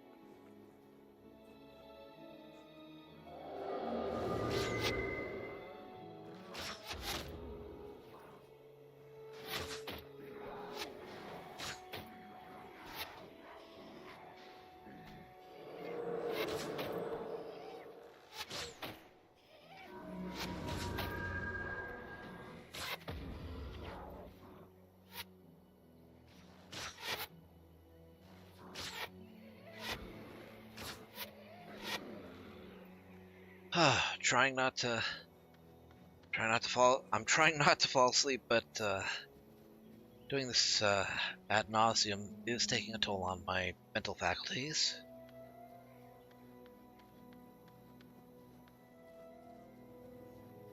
Right, I've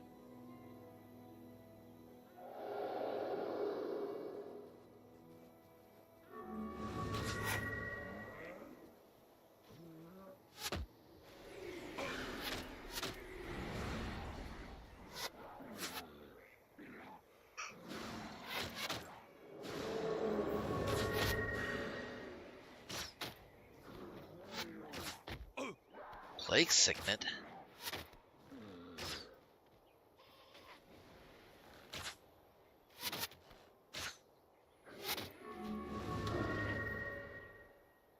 Huh. Had an elite skill.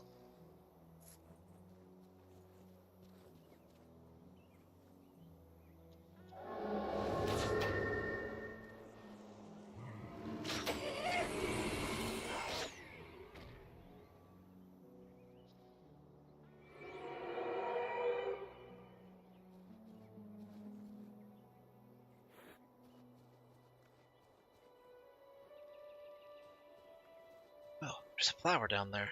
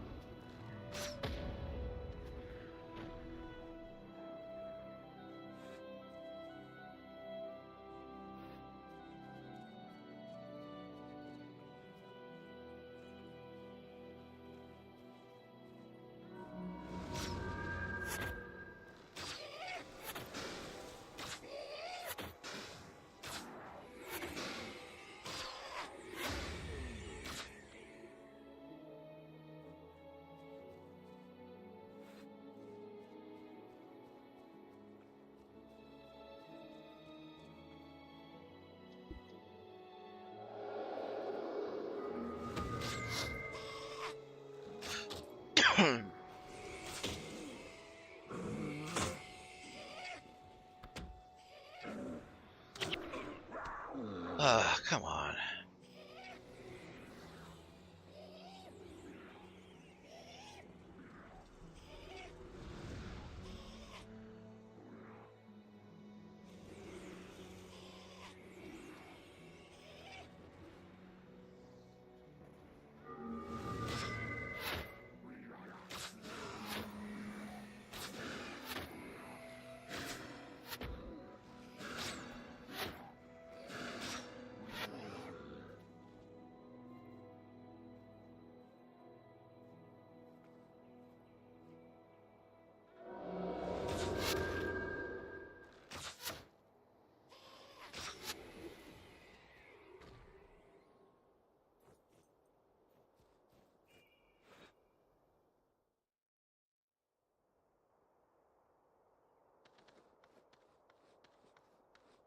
I'm afraid I never heard of that one.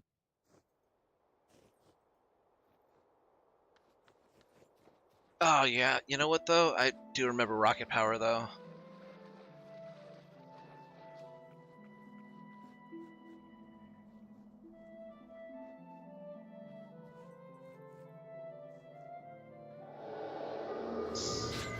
Kind of summed up everything I hated about the Californian beach too.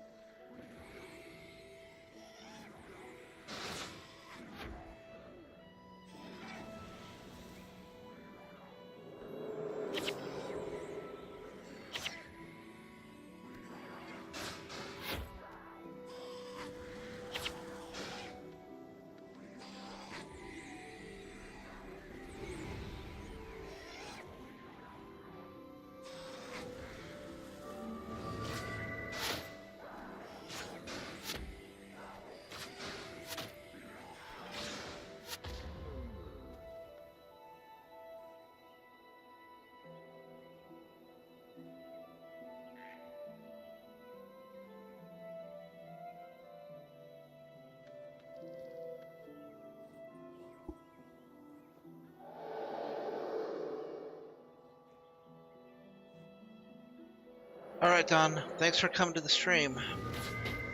Have a good night and sleep well. And a great weekend, too.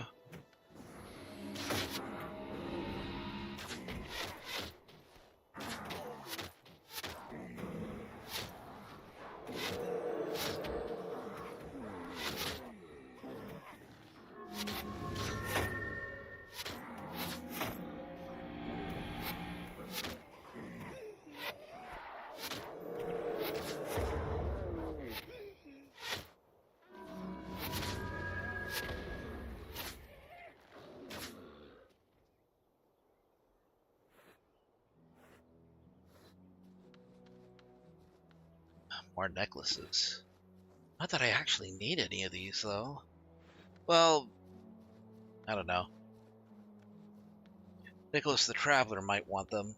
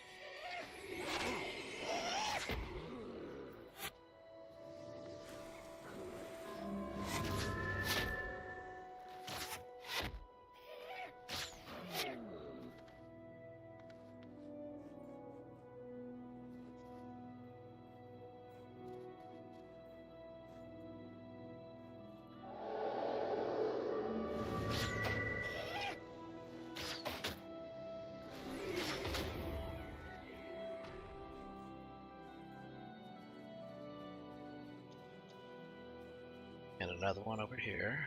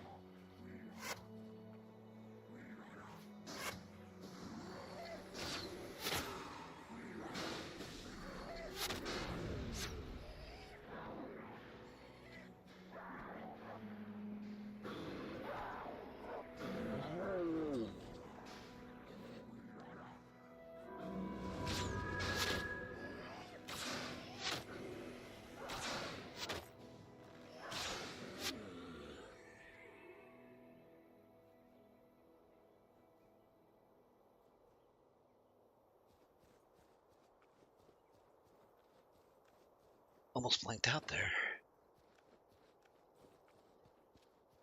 Oh, almost forgot the coins. Ah, so close to level 10. A few more oak hearts and Grawl should do it.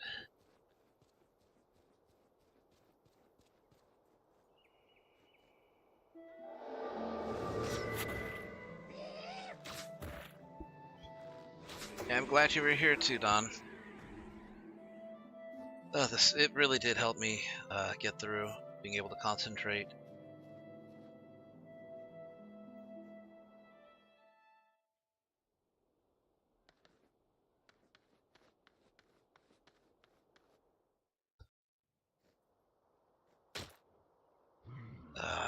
Really I come right out of the gate and I'm already being attacked.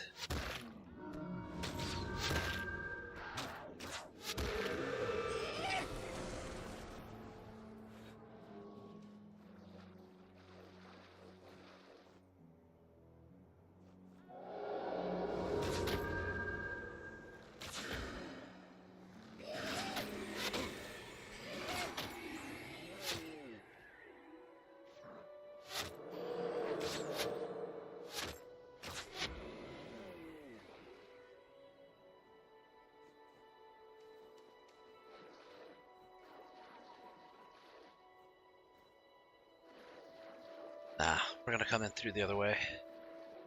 That way I can use the wall as cover. Drop a couple of firestorms on the, yeah, there's a crone over there. And another one.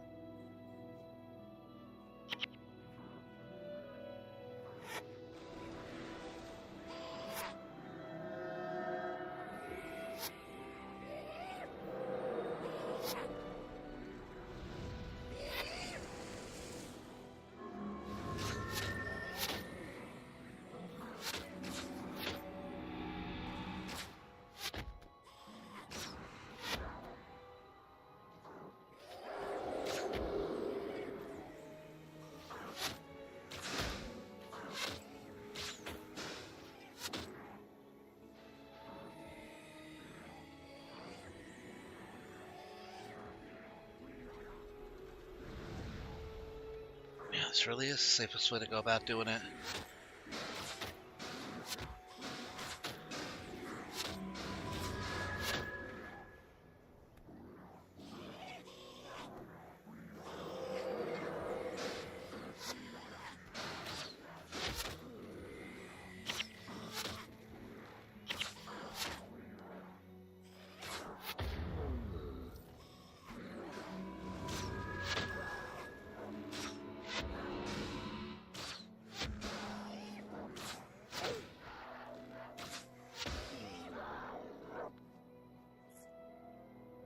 Oh, how much experience left?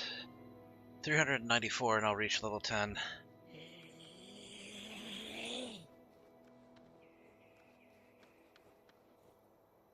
Oh boy. That's a lot.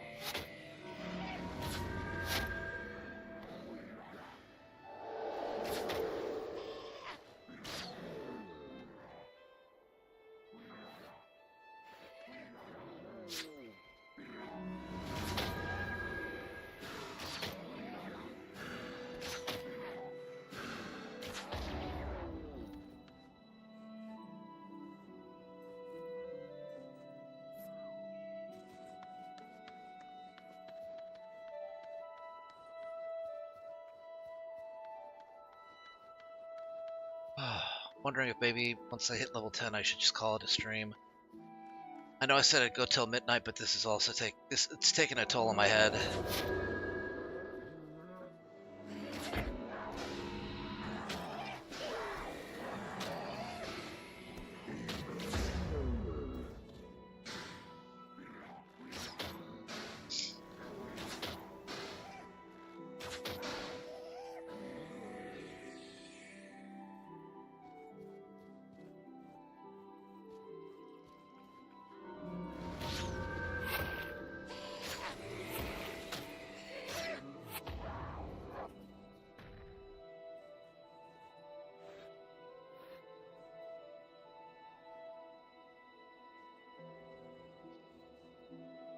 More experience.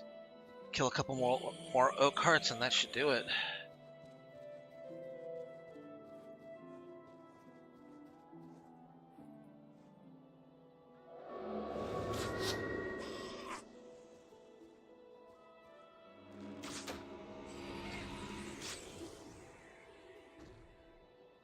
That's 34. One more should do it.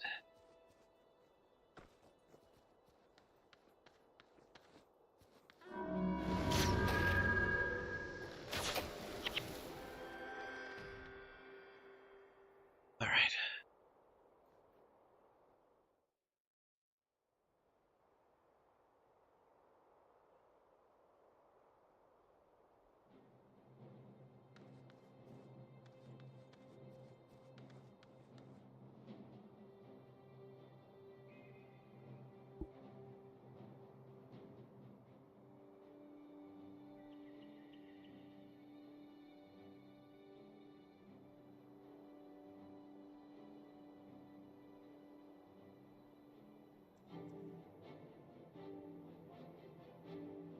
7 marksmanship.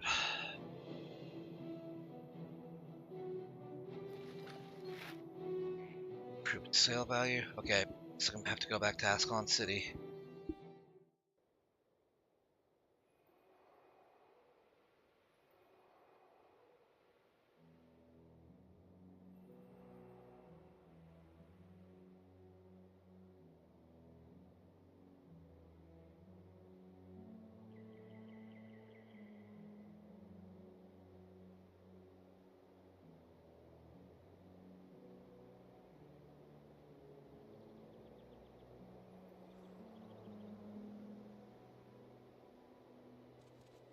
Okay, I need to get a identification kit.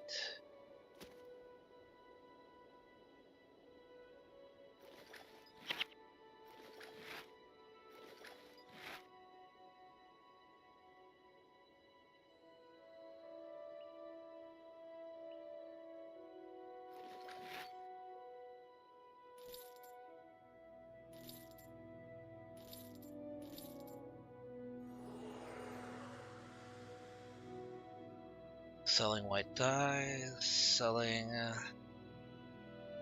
okay, buying char bags.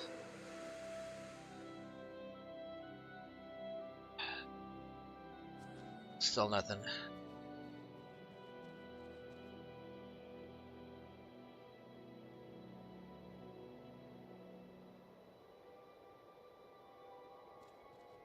Okay, but now that we're level 10, we can take Vanguard quest.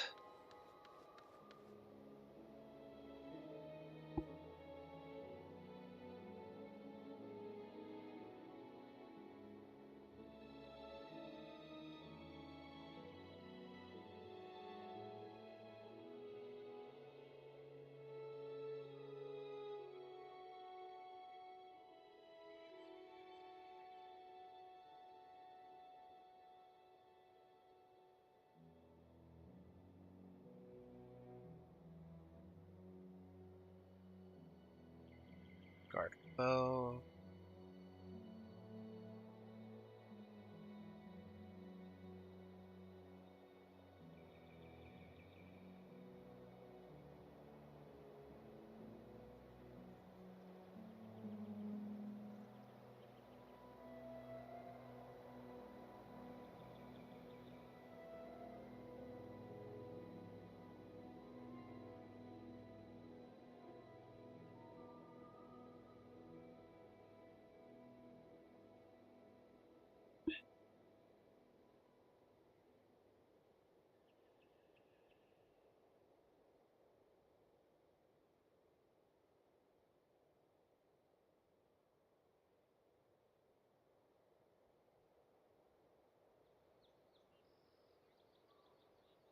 Vanguard quest. Okay.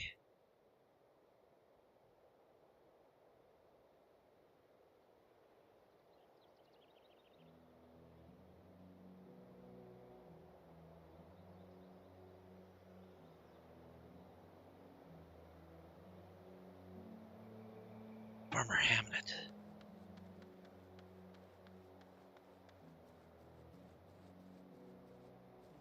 Well, now's the time.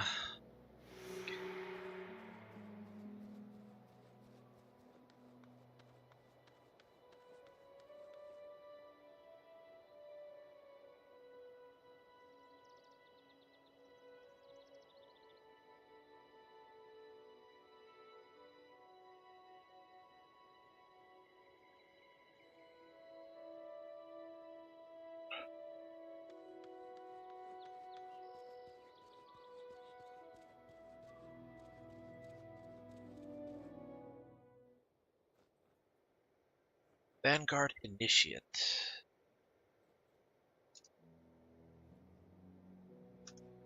What is this?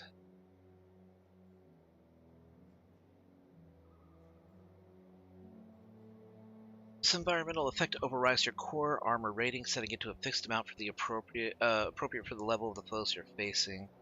For example, a level 11 monk will have an armor rating of 15 with this effect active, even while wearing Cryden vestments, which normally provide an armor rating of 7. So I effectively have an armor rating of 25 instead of the 12 that my armor normally provides. So at this point,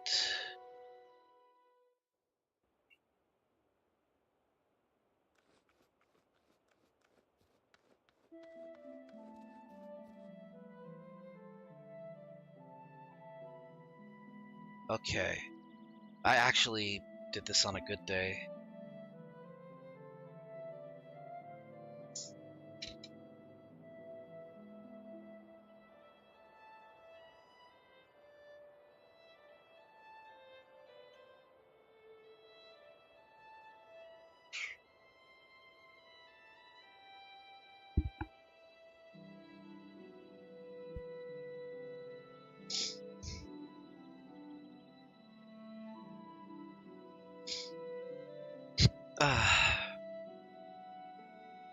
Alright, I've got to level 10.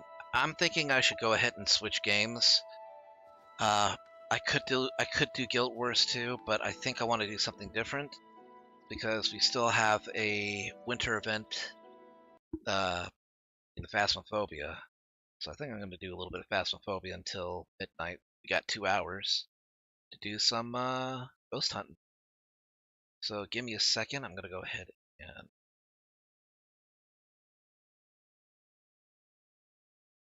okay.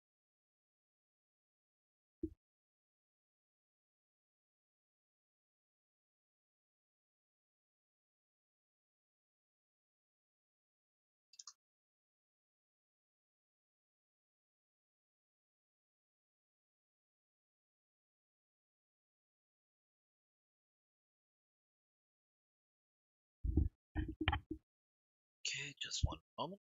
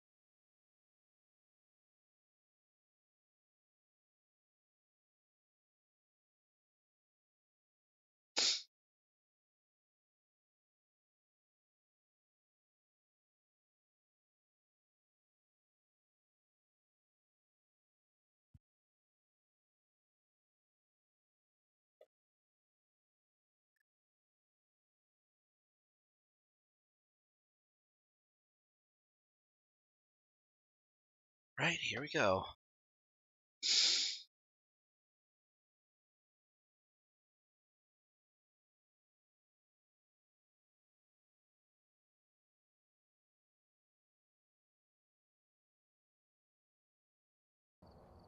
Welcome back. There's some jobs ready for you.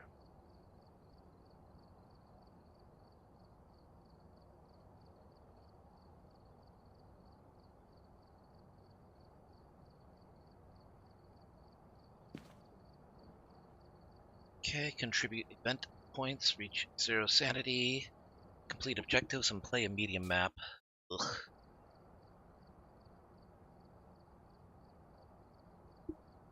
What counts as a medium map?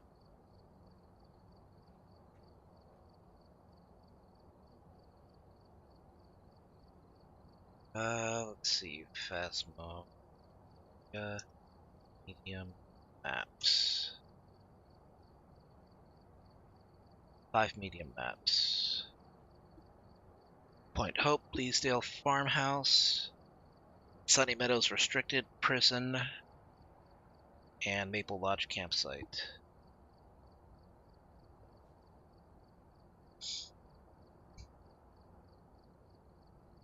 May as well do Maple Lodge.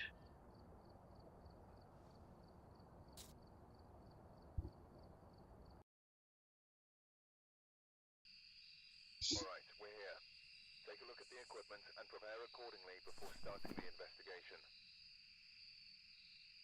Nothing to report, but it looks like whoever was here left in a hurry. Alright. Let's start with that, this, and this, and we want to find... Right, it's not too far away.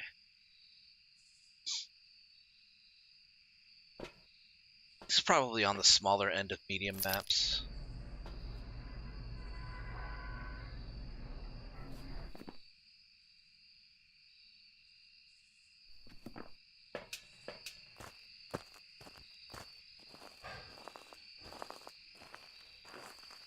Okay, the list isn't that bad. I need to find some nutcrackers, some coal, rocks, a star, candy cane, and a gingerbread man.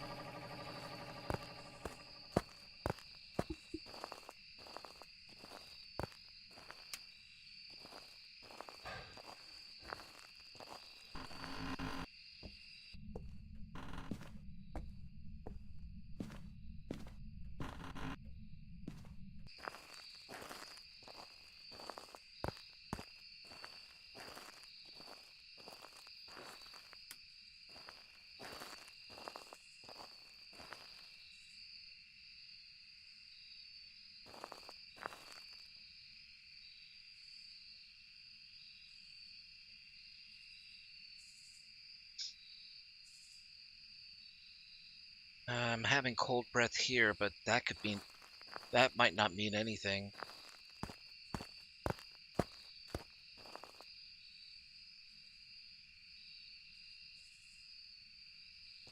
Okay, 7.4.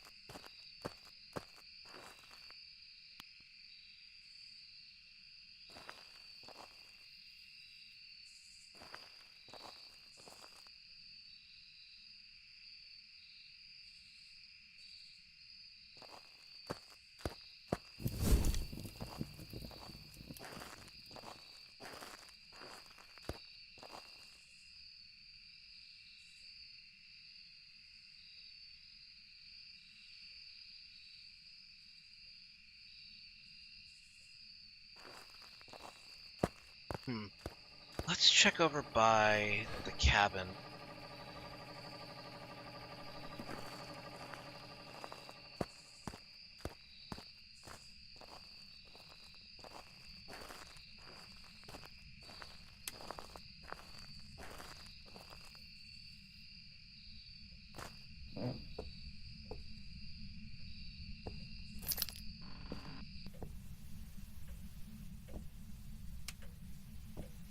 Oh, that doesn't strike me as something that should be on.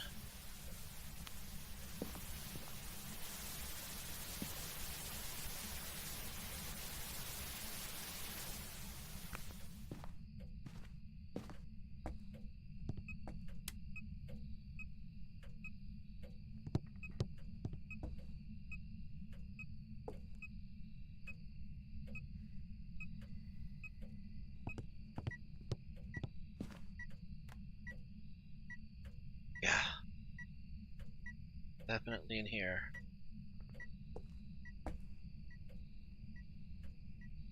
Okay.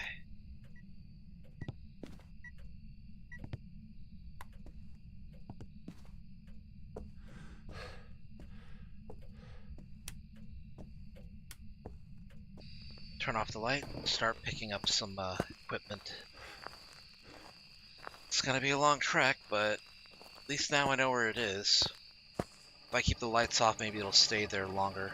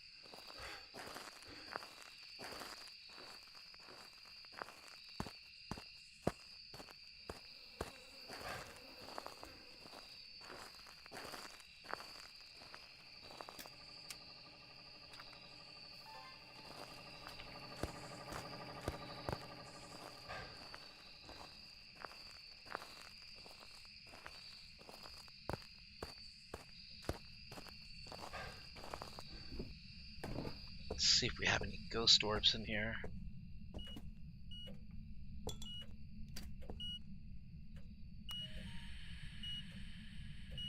That's a level 5.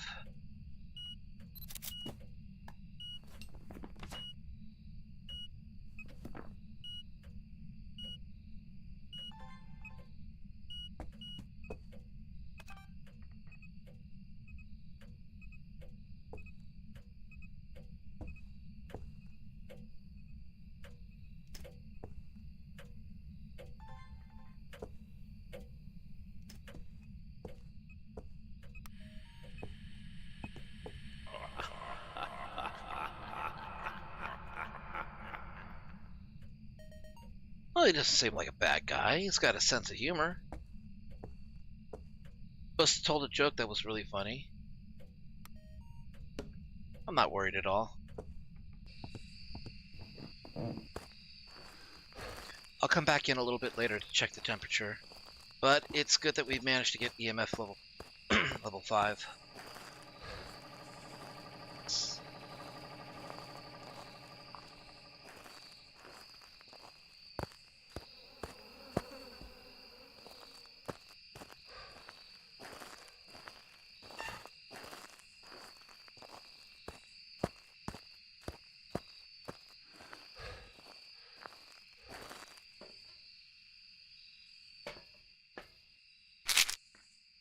Alright. For our next trick, bring in a protective item, some salt, and some ultraviolet light. See if we can narrow it down a little bit. We know it's not a demon though, so thank goodness for that.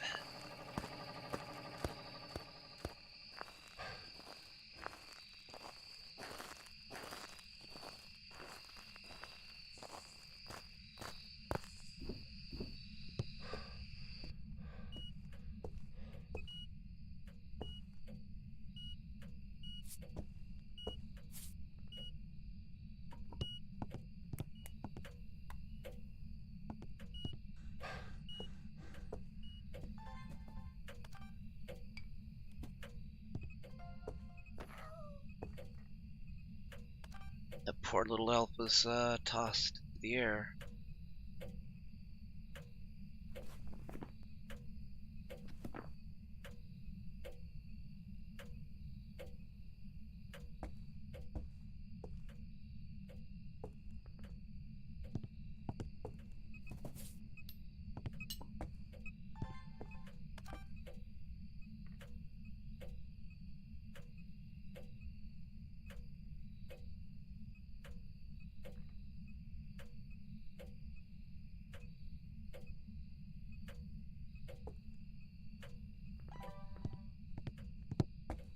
the temperature in here?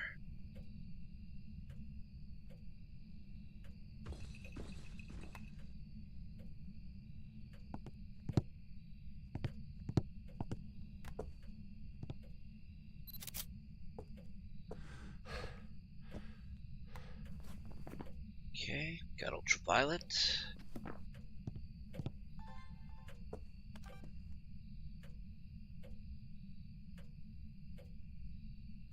So it's not a wraith.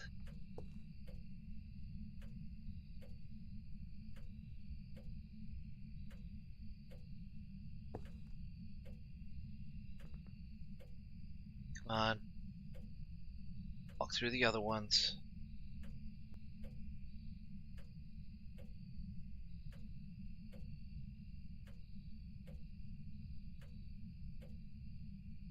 Any time now. Come on.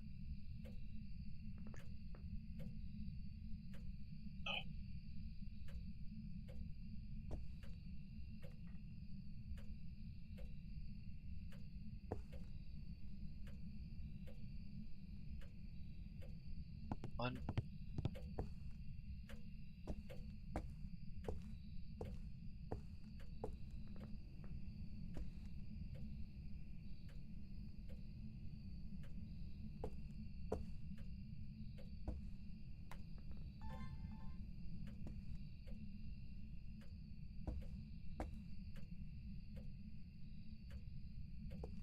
Up at the camera.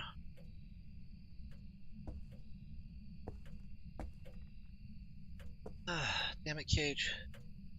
You do this to yourself. Oh, there it is. Bone.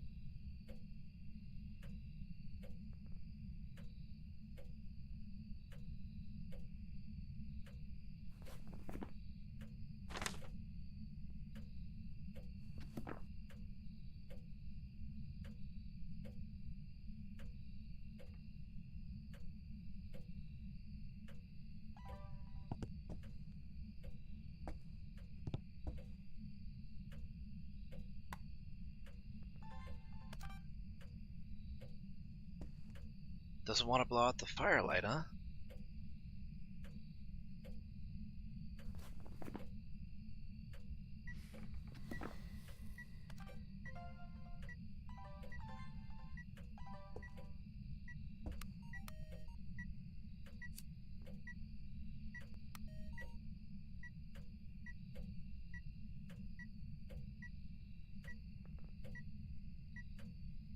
Another one of those would be nice.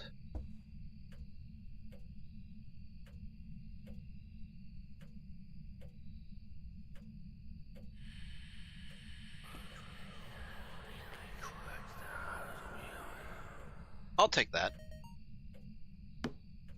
Okay, well...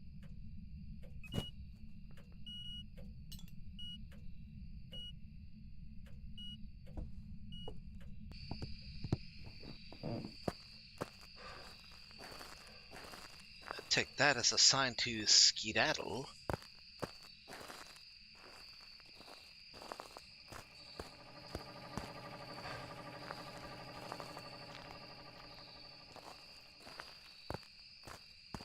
That's a nice hiding spot.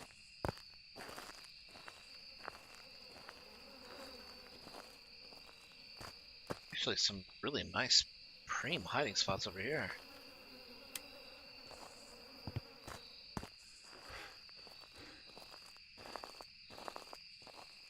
Okay. I'm guessing I'm probably going to need another shot of, beds. Yep, yep. Couldn't hurt.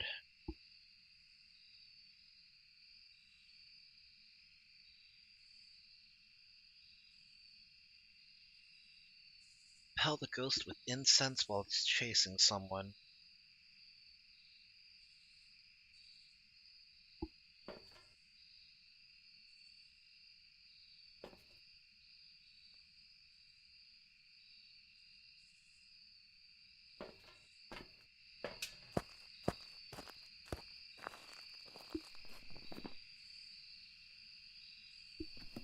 Could be any one of those.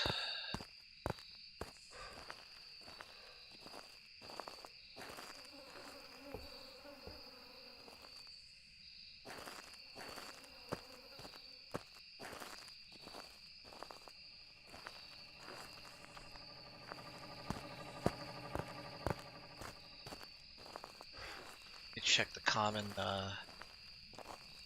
places for.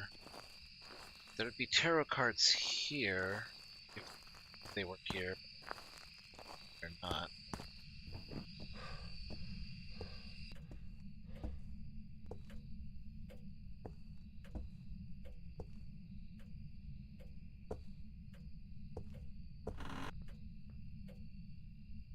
Oh no, it's not.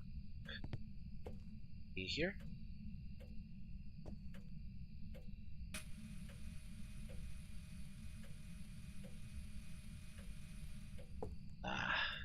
Try here.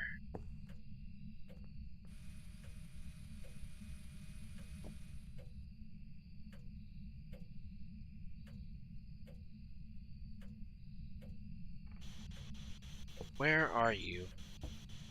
How old are you? What do you want? Are you here? Where are you? How old are you? The young individual. Uh-huh. Spirit box response, meaning it's a Gayu.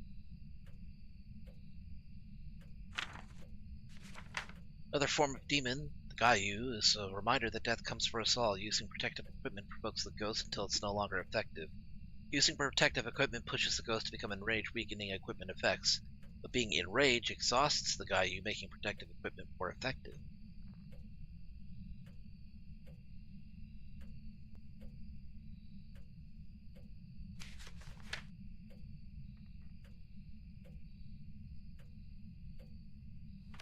Okay, it's not going to be a mimic though.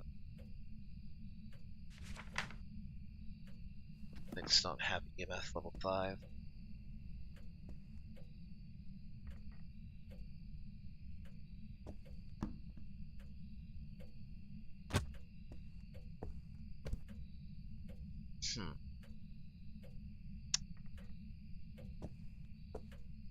Right, well now that we know what it is, what's left?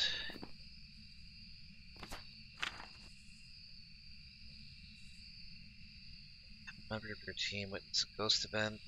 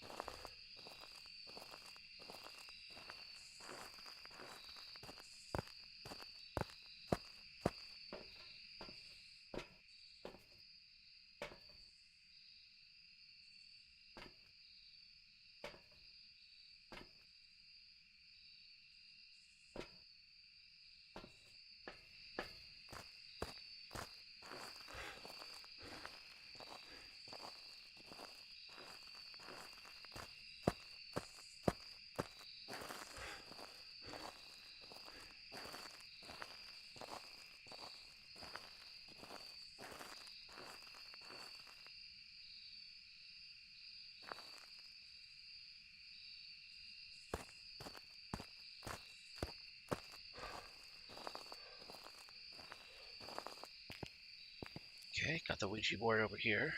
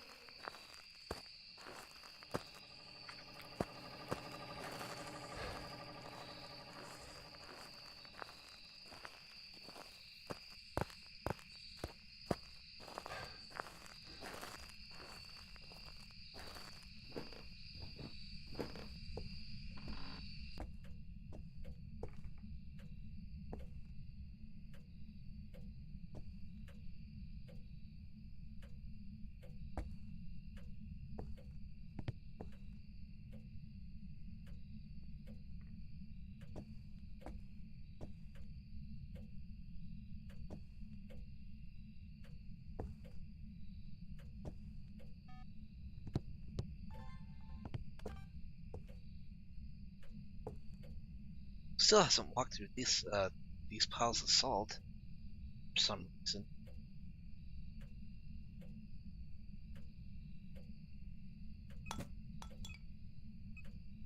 Ignore that.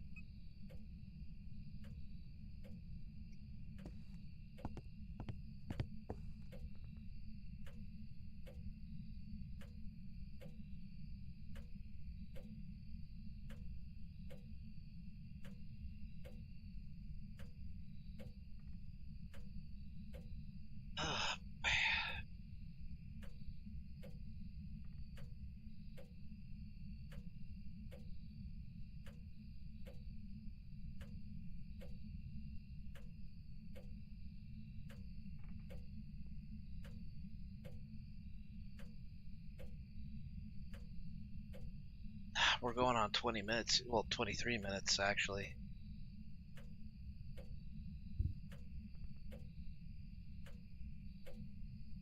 Show yourself. I am here.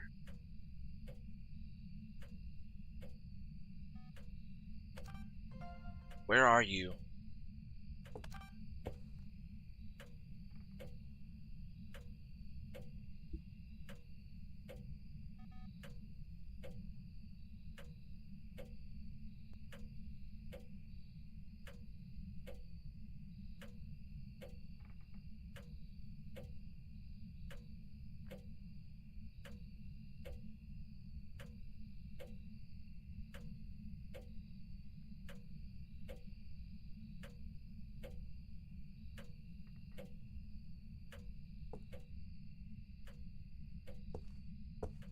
Hmm.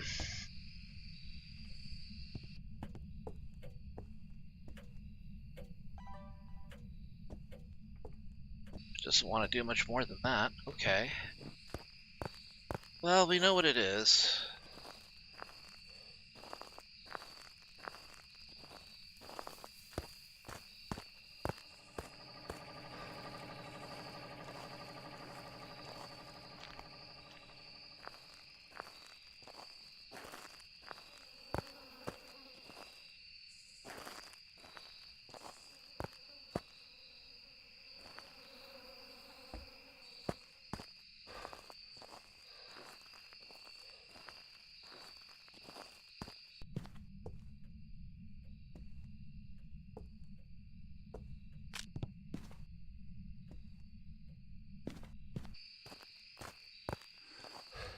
Okay, got 2 Cracker Jacks.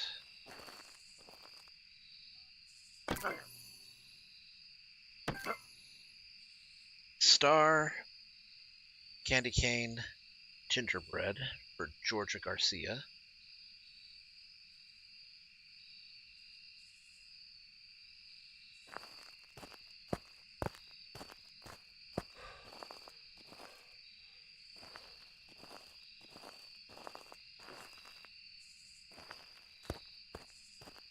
Okay, got a gingerbread over here. Star over here.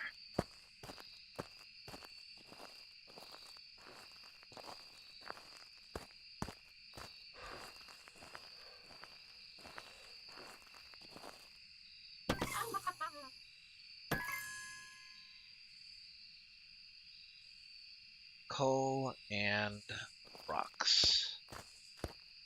Pretty sure there's coal. Yep.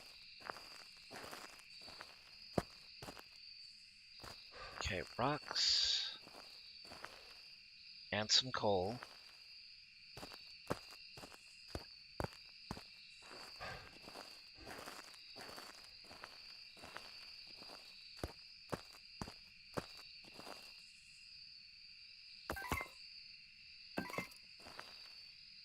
Okay, one more piece of coal and a candy cane. Don't remember where the candy canes are on this map, though.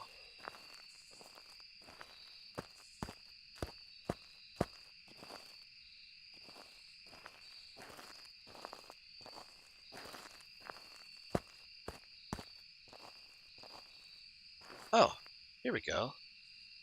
Candy cane.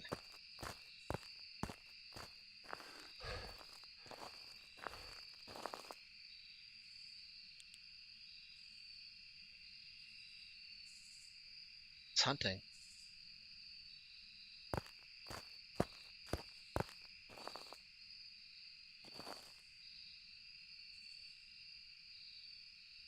Oop.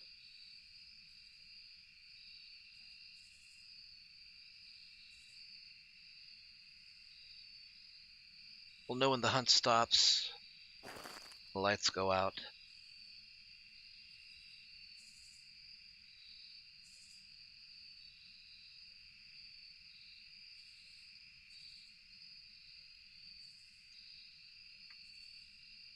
Here we go.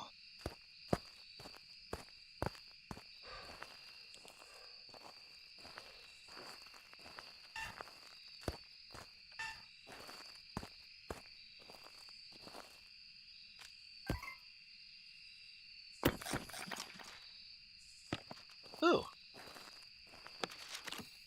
A cookie.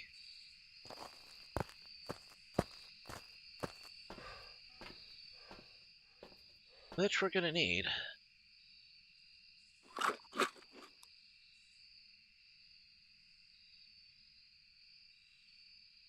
Oh, there goes the sanity. Going back up.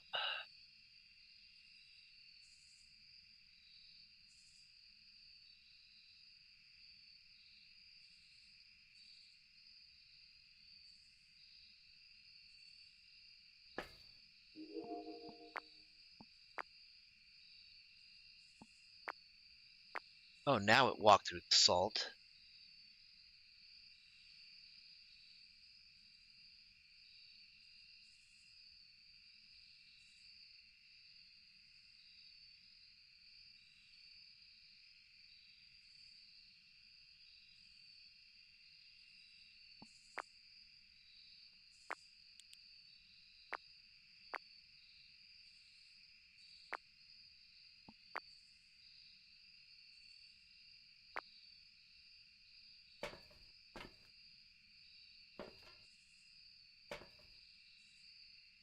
You know what? I think I'm good.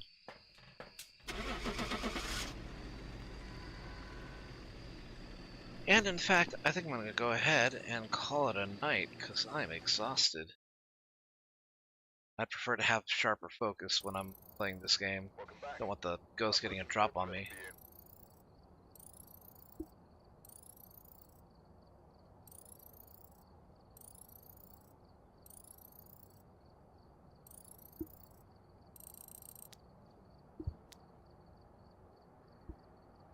Ice. See if there's anything I can buy.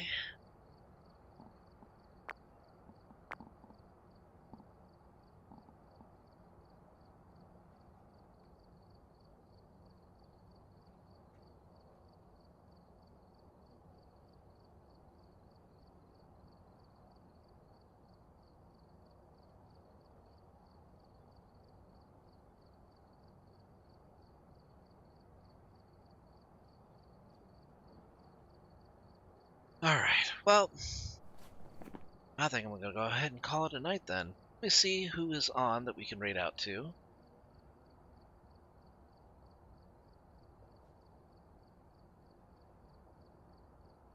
Let's see. What for?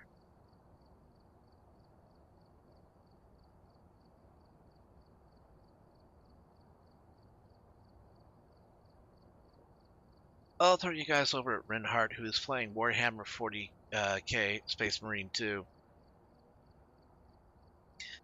And I will pick up the stream tomorrow, starting around about 4 or 6, and hopefully trying to make it to midnight. Might be more Guild Wars Reforged. It'll definitely be something more holiday oriented, or I might start up on Batman Arkham City. So either way, I hope to see you guys there. But for now, you guys take care of yourselves. Great night. See you guys next time.